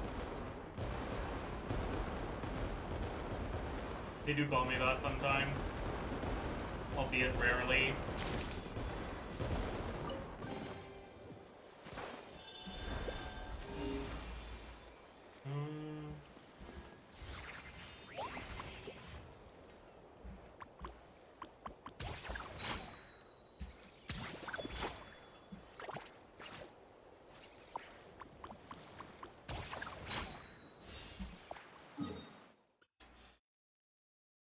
Okay, that's done. Maybe we should go here too, but not yet.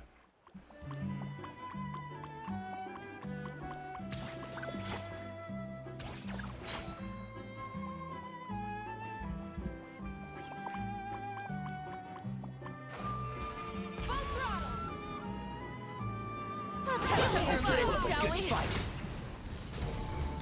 Well played.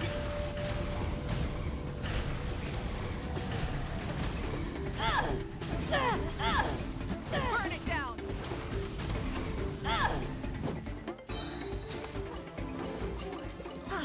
Something to add to my collection.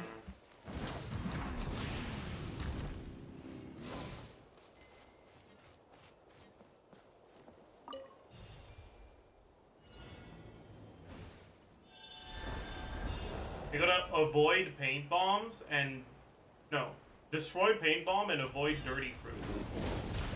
Whatever that means. Oh, I see.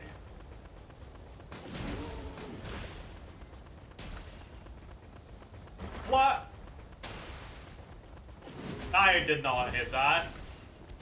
They're fucking yapping.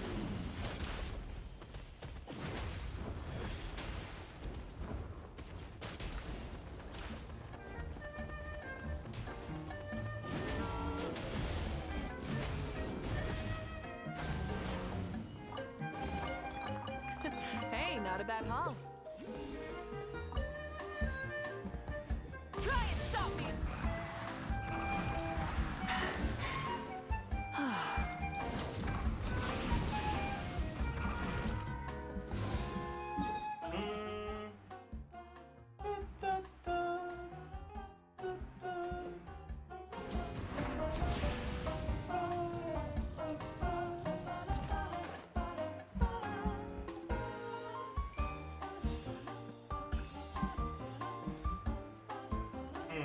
Rise with the sun. Does that hit from here?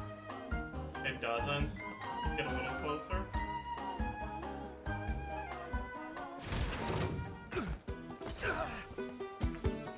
Yeah.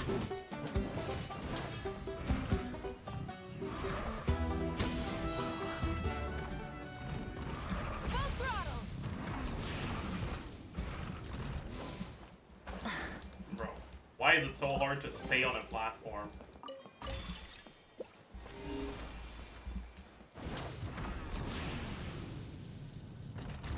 Try and stop me.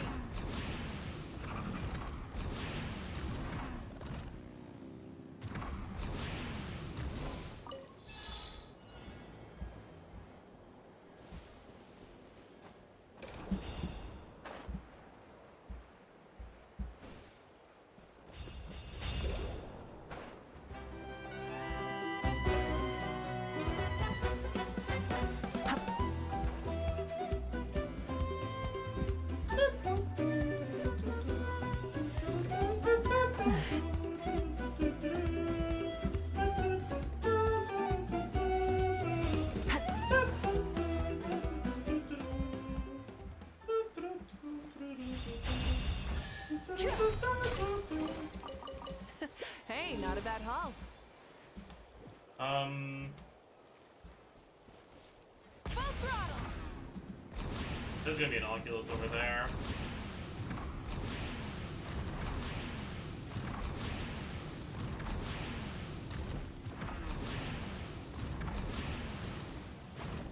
Try and stop me.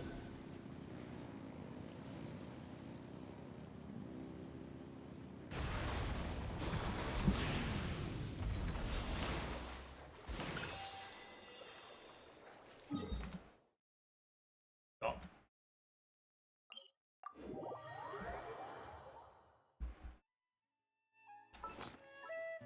How many of the thingies are we at now? 73. It's not that many, huh?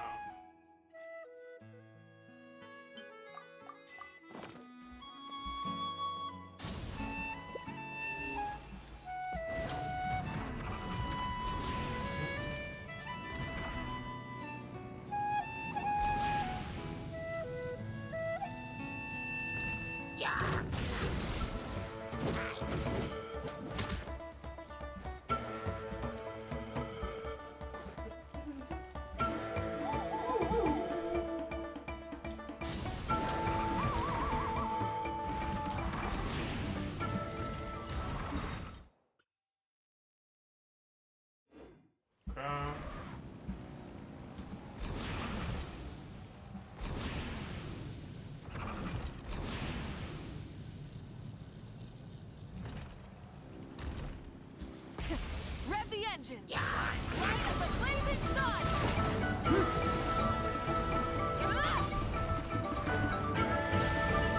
Incinerate.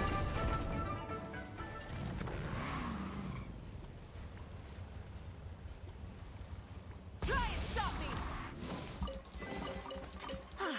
Something to add to my collection.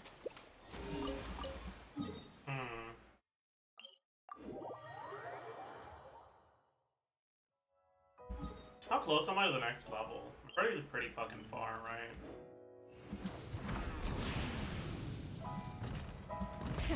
Rev the engine.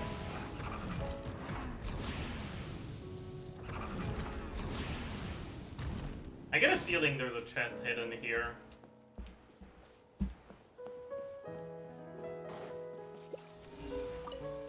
And there's no chest, but there's probably something that spawns a chest. Maybe on top?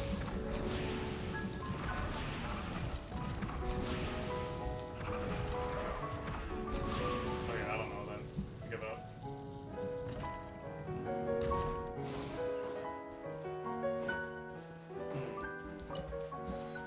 Light it up. Oh.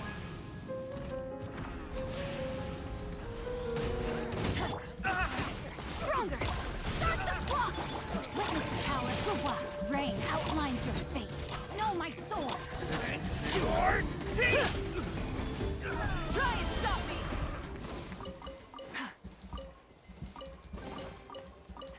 Hey, not a bad haul.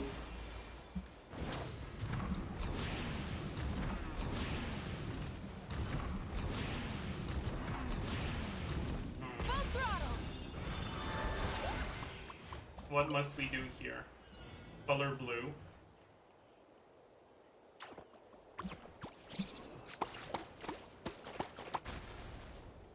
Color this blue. Color this red. Color this yellow. Color this blue.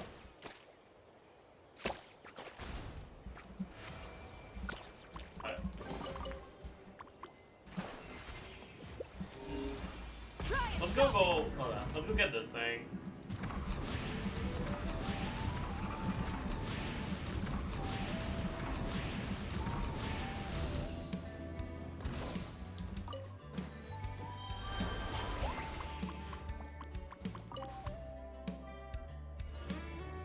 Particles collected, balloons painted.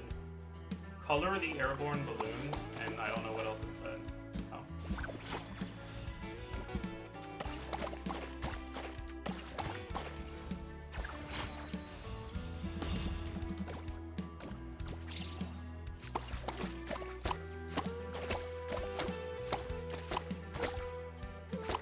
Dude.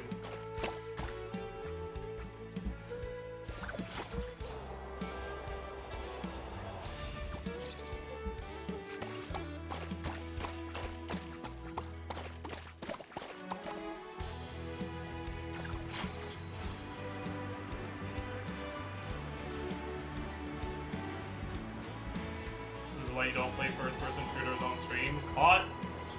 You got me.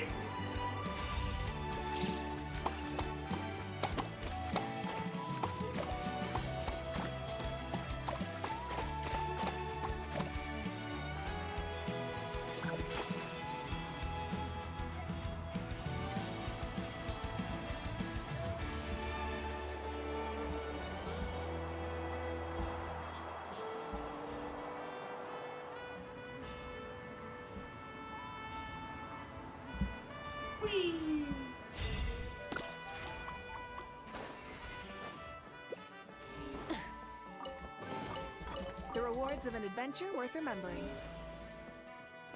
We saw an Oculus that way. So let's go get that. Rev the engines!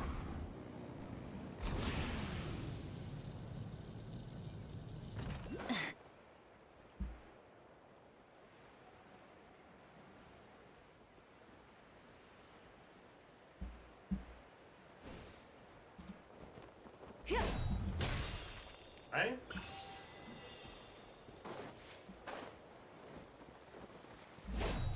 Rise with the sun! Pyroclastic surge! Hey, not a bad What's haul. this? What did I just pick up?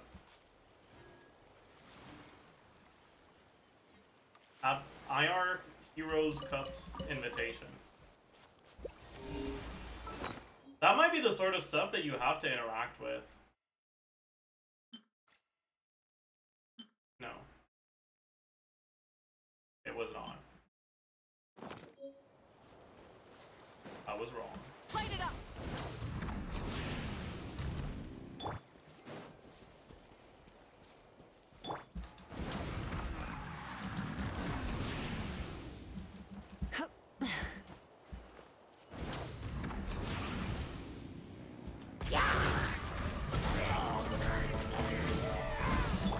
Quick as a flash! On my mark! Let me read you a verse. Rain.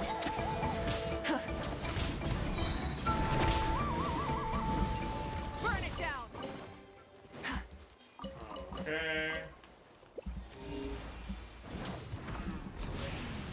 Okay, I can't go inside there yet, right? I have to do something, I think. Talk to this guy. Try and stop me!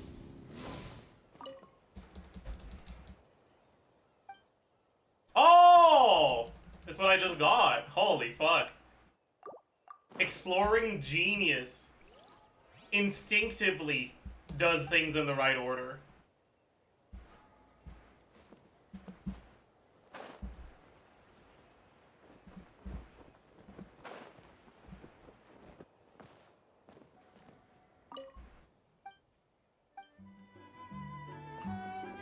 Or maybe not. Maybe I still have things I need to do. Heroes come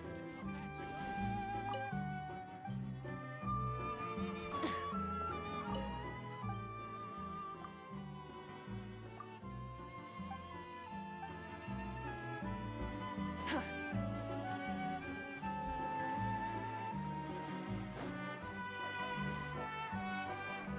What? The fuck am I supposed to do?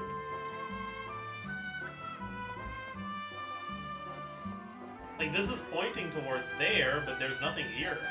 Interact with them again? Oh, I see. Come on! Show me your courage! Move!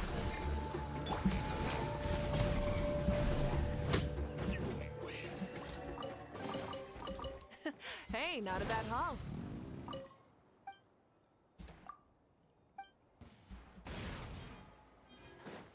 I knew Watch you out, couldn't or you'll resist! get finished. Witness the power for one. Rain out. Burn it down! I got it. Wind blow! Push down a notch. Another riddle! The rewards of an adventure worth remembering.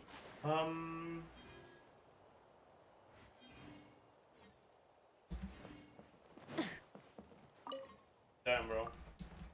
Time to beat up this fucking kid, dude. Oh, never mind. Light it up!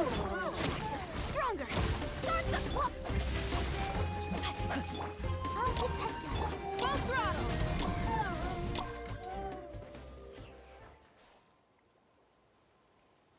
Oh, there's more? Rise with the sun! Let me lead you a verse. Light up the blazing sun!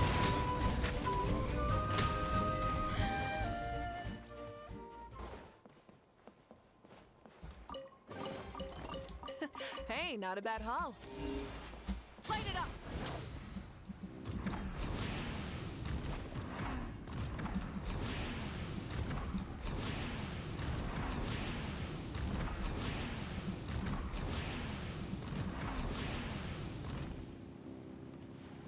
Rev the engine!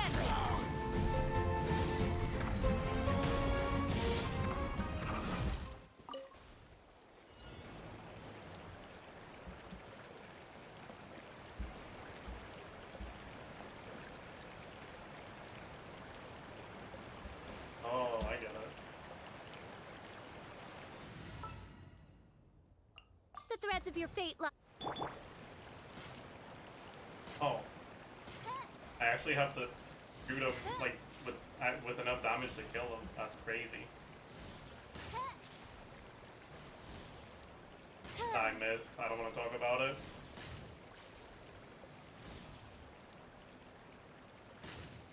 Ah.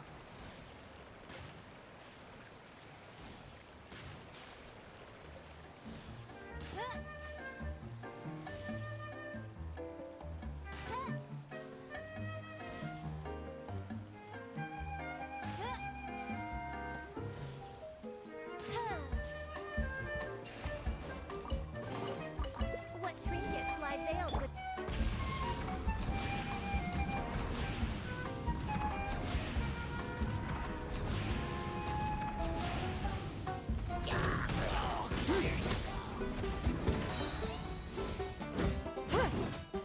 Burn it down! Quick as a flash. Let the show begin.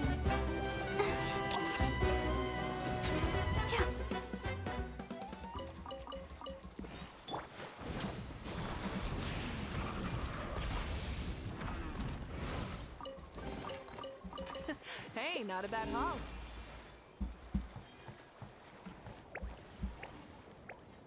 Oh, we're missing one of them. Right. I remember doing this. I already did this one on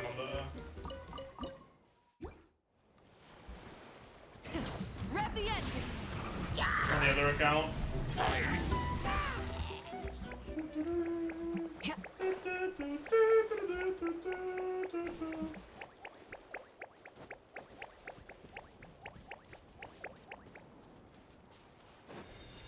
Try and stop me!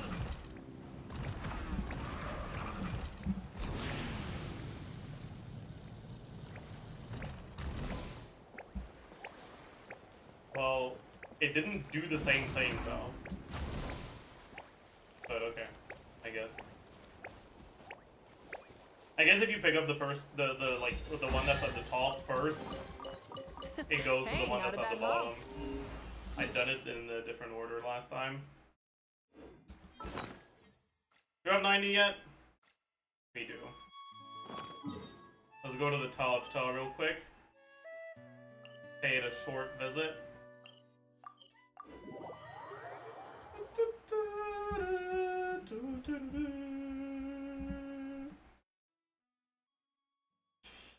Are we on a 2 or 7? We are. That's a 2. So that means 2 Acquaint Fates.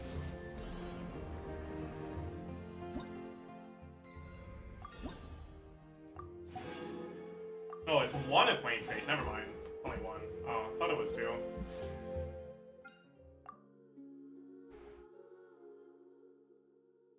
This is soft spitty 4-star. Bana.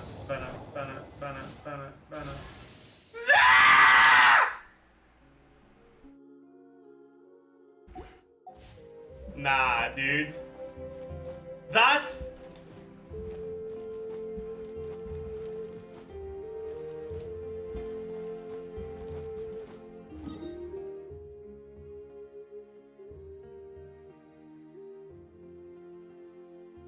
gotten Yao Yao from the standard banner 3 times, man.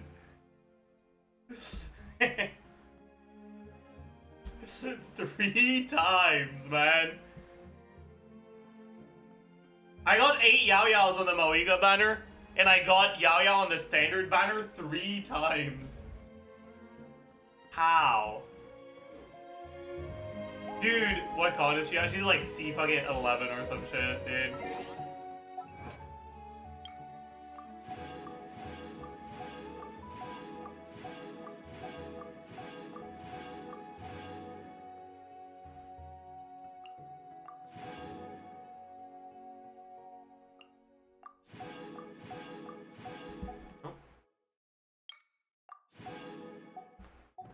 Many insects have a compulsion to follow the. You have enough for the statue? No, I'm pretty far from enough for the statue.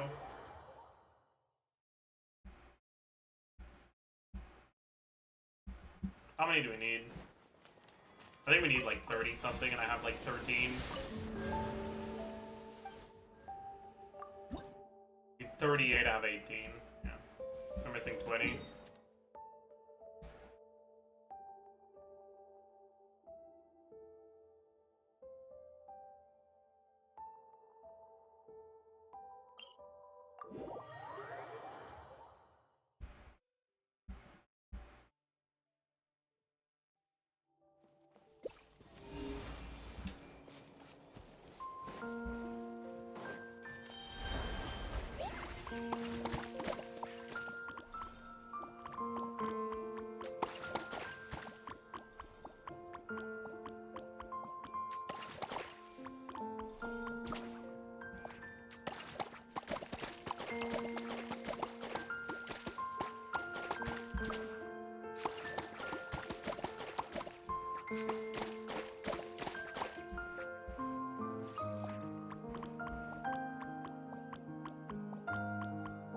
Is there more shit?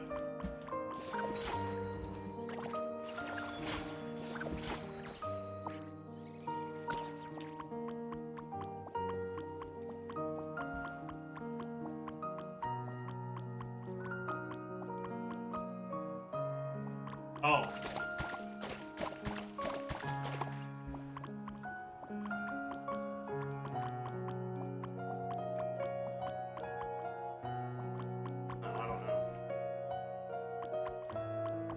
I want the doll the same color as my Fluffy. Oh, okay. I see. I want a yellow one.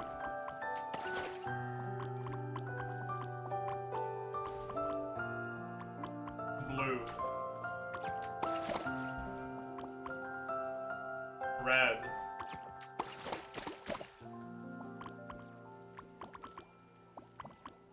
You're not getting anything today.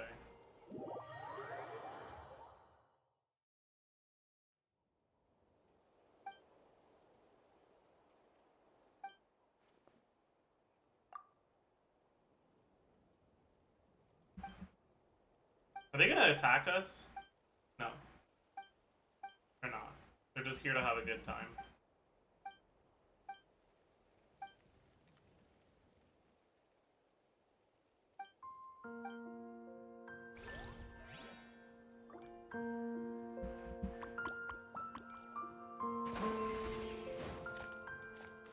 Wait, so what do I do now? Do I give them an alpaca too?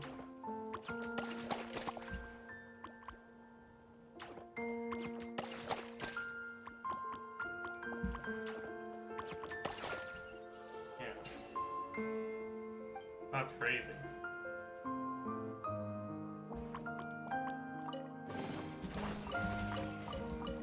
Ah! Full throttle!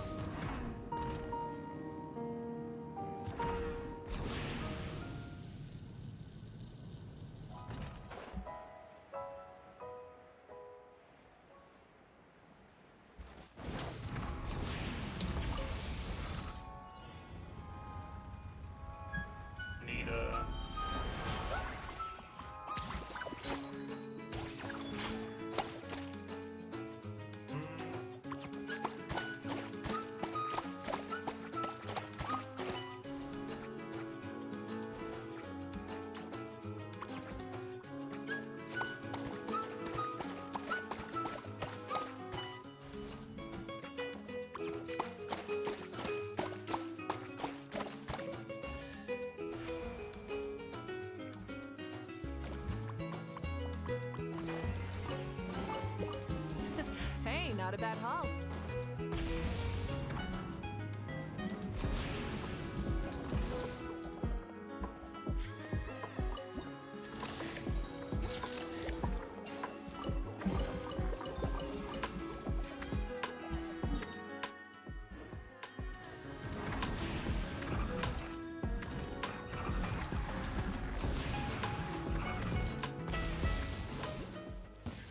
Let's hope you put up a good fight. Pyroclastic surge!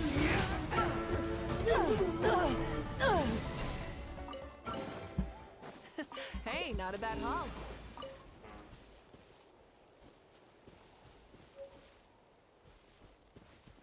Do I go get this Oculus before the chest? No, I'll go get the chest first. No, I'll go get the Oculus. Well, I'll get the waypoint first, actually. Waypoint, Let's ride. then Oculus, then chest. That's the right Rev the order. engines.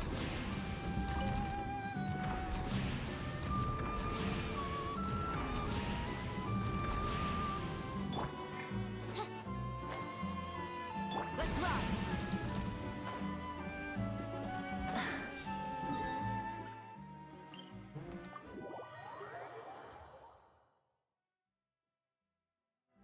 Light it up.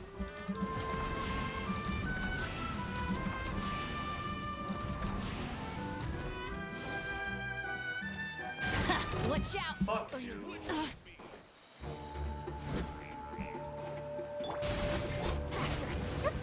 On my mark!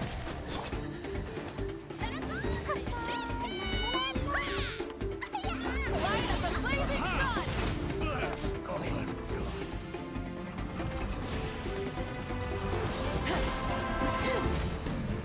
got. Try and stop me!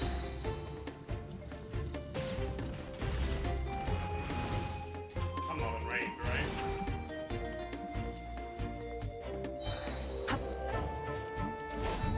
Crash from the sky! Rev the engines! Okay.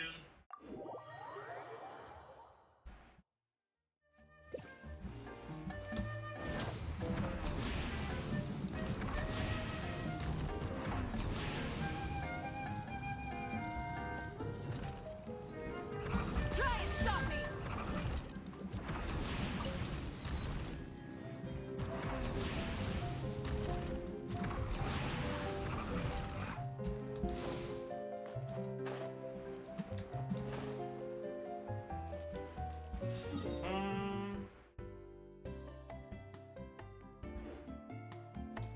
Rise with the sun!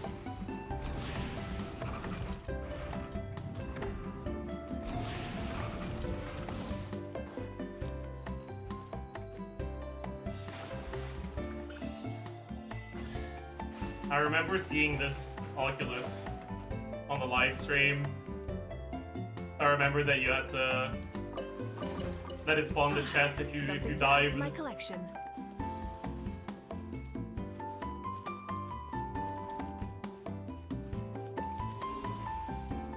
Full throttle!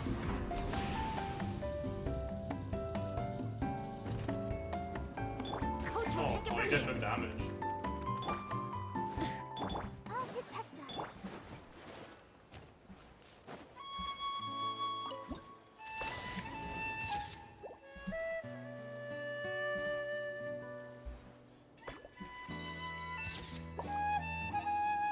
Oh.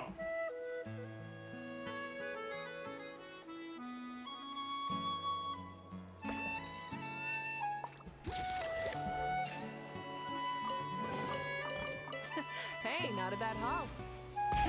Grab the engine!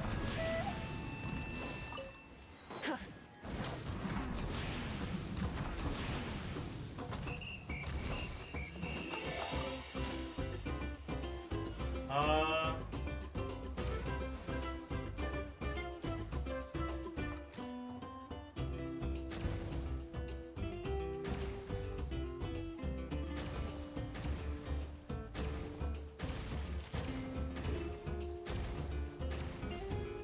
I didn't realize there was like no travel time.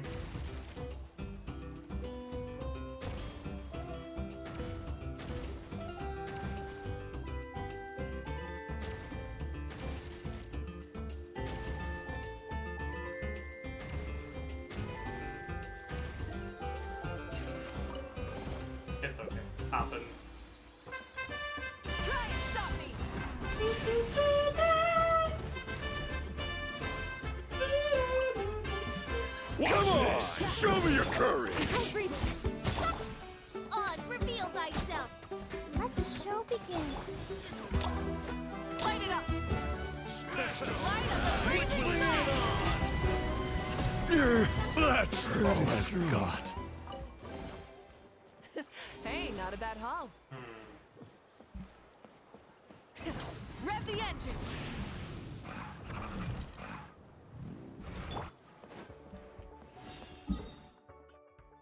Yeah.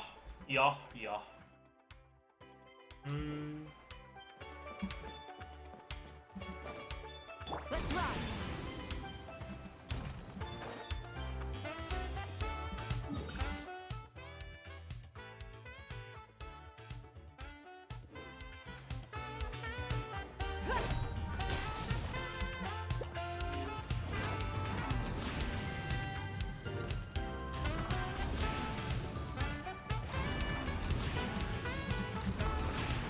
What is going on here? But, I mean, I'll take it, I guess.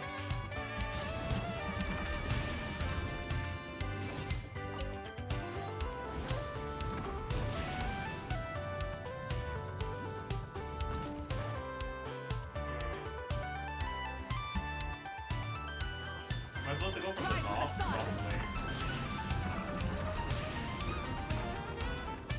No, I'm probably supposed to go for this off. I don't know, man.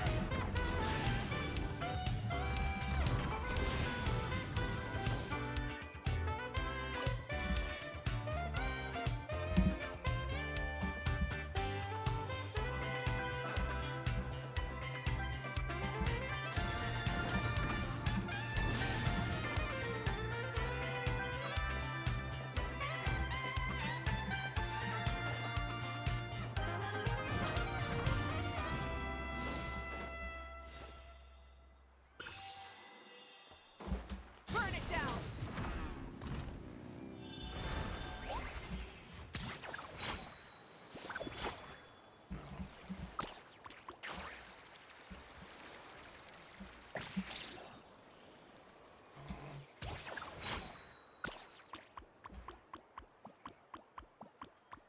Fairly sure this chest is quest locked. I see. I'll be back later then.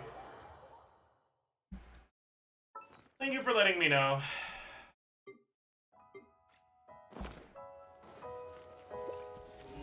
Rise with the sun.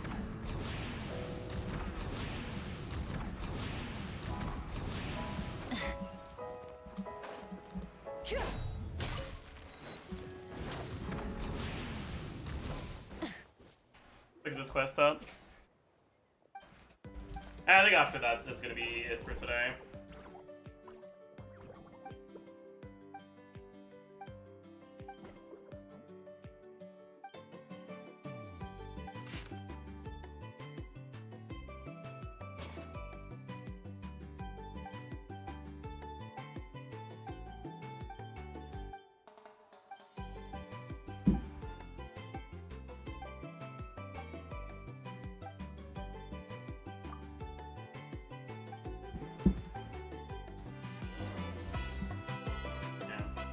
I think that's gonna be it for today, chat. I hope you all had a good time. Hope you enjoyed your stay. We'll do some more exploration tomorrow. But more importantly, tomorrow's Sit-in Onslaught Day. So I hope you guys are ready for that.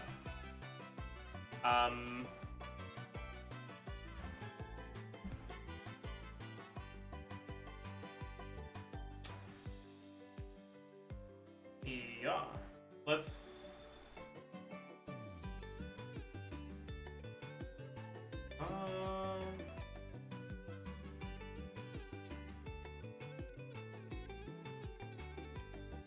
Let's raid Eeks.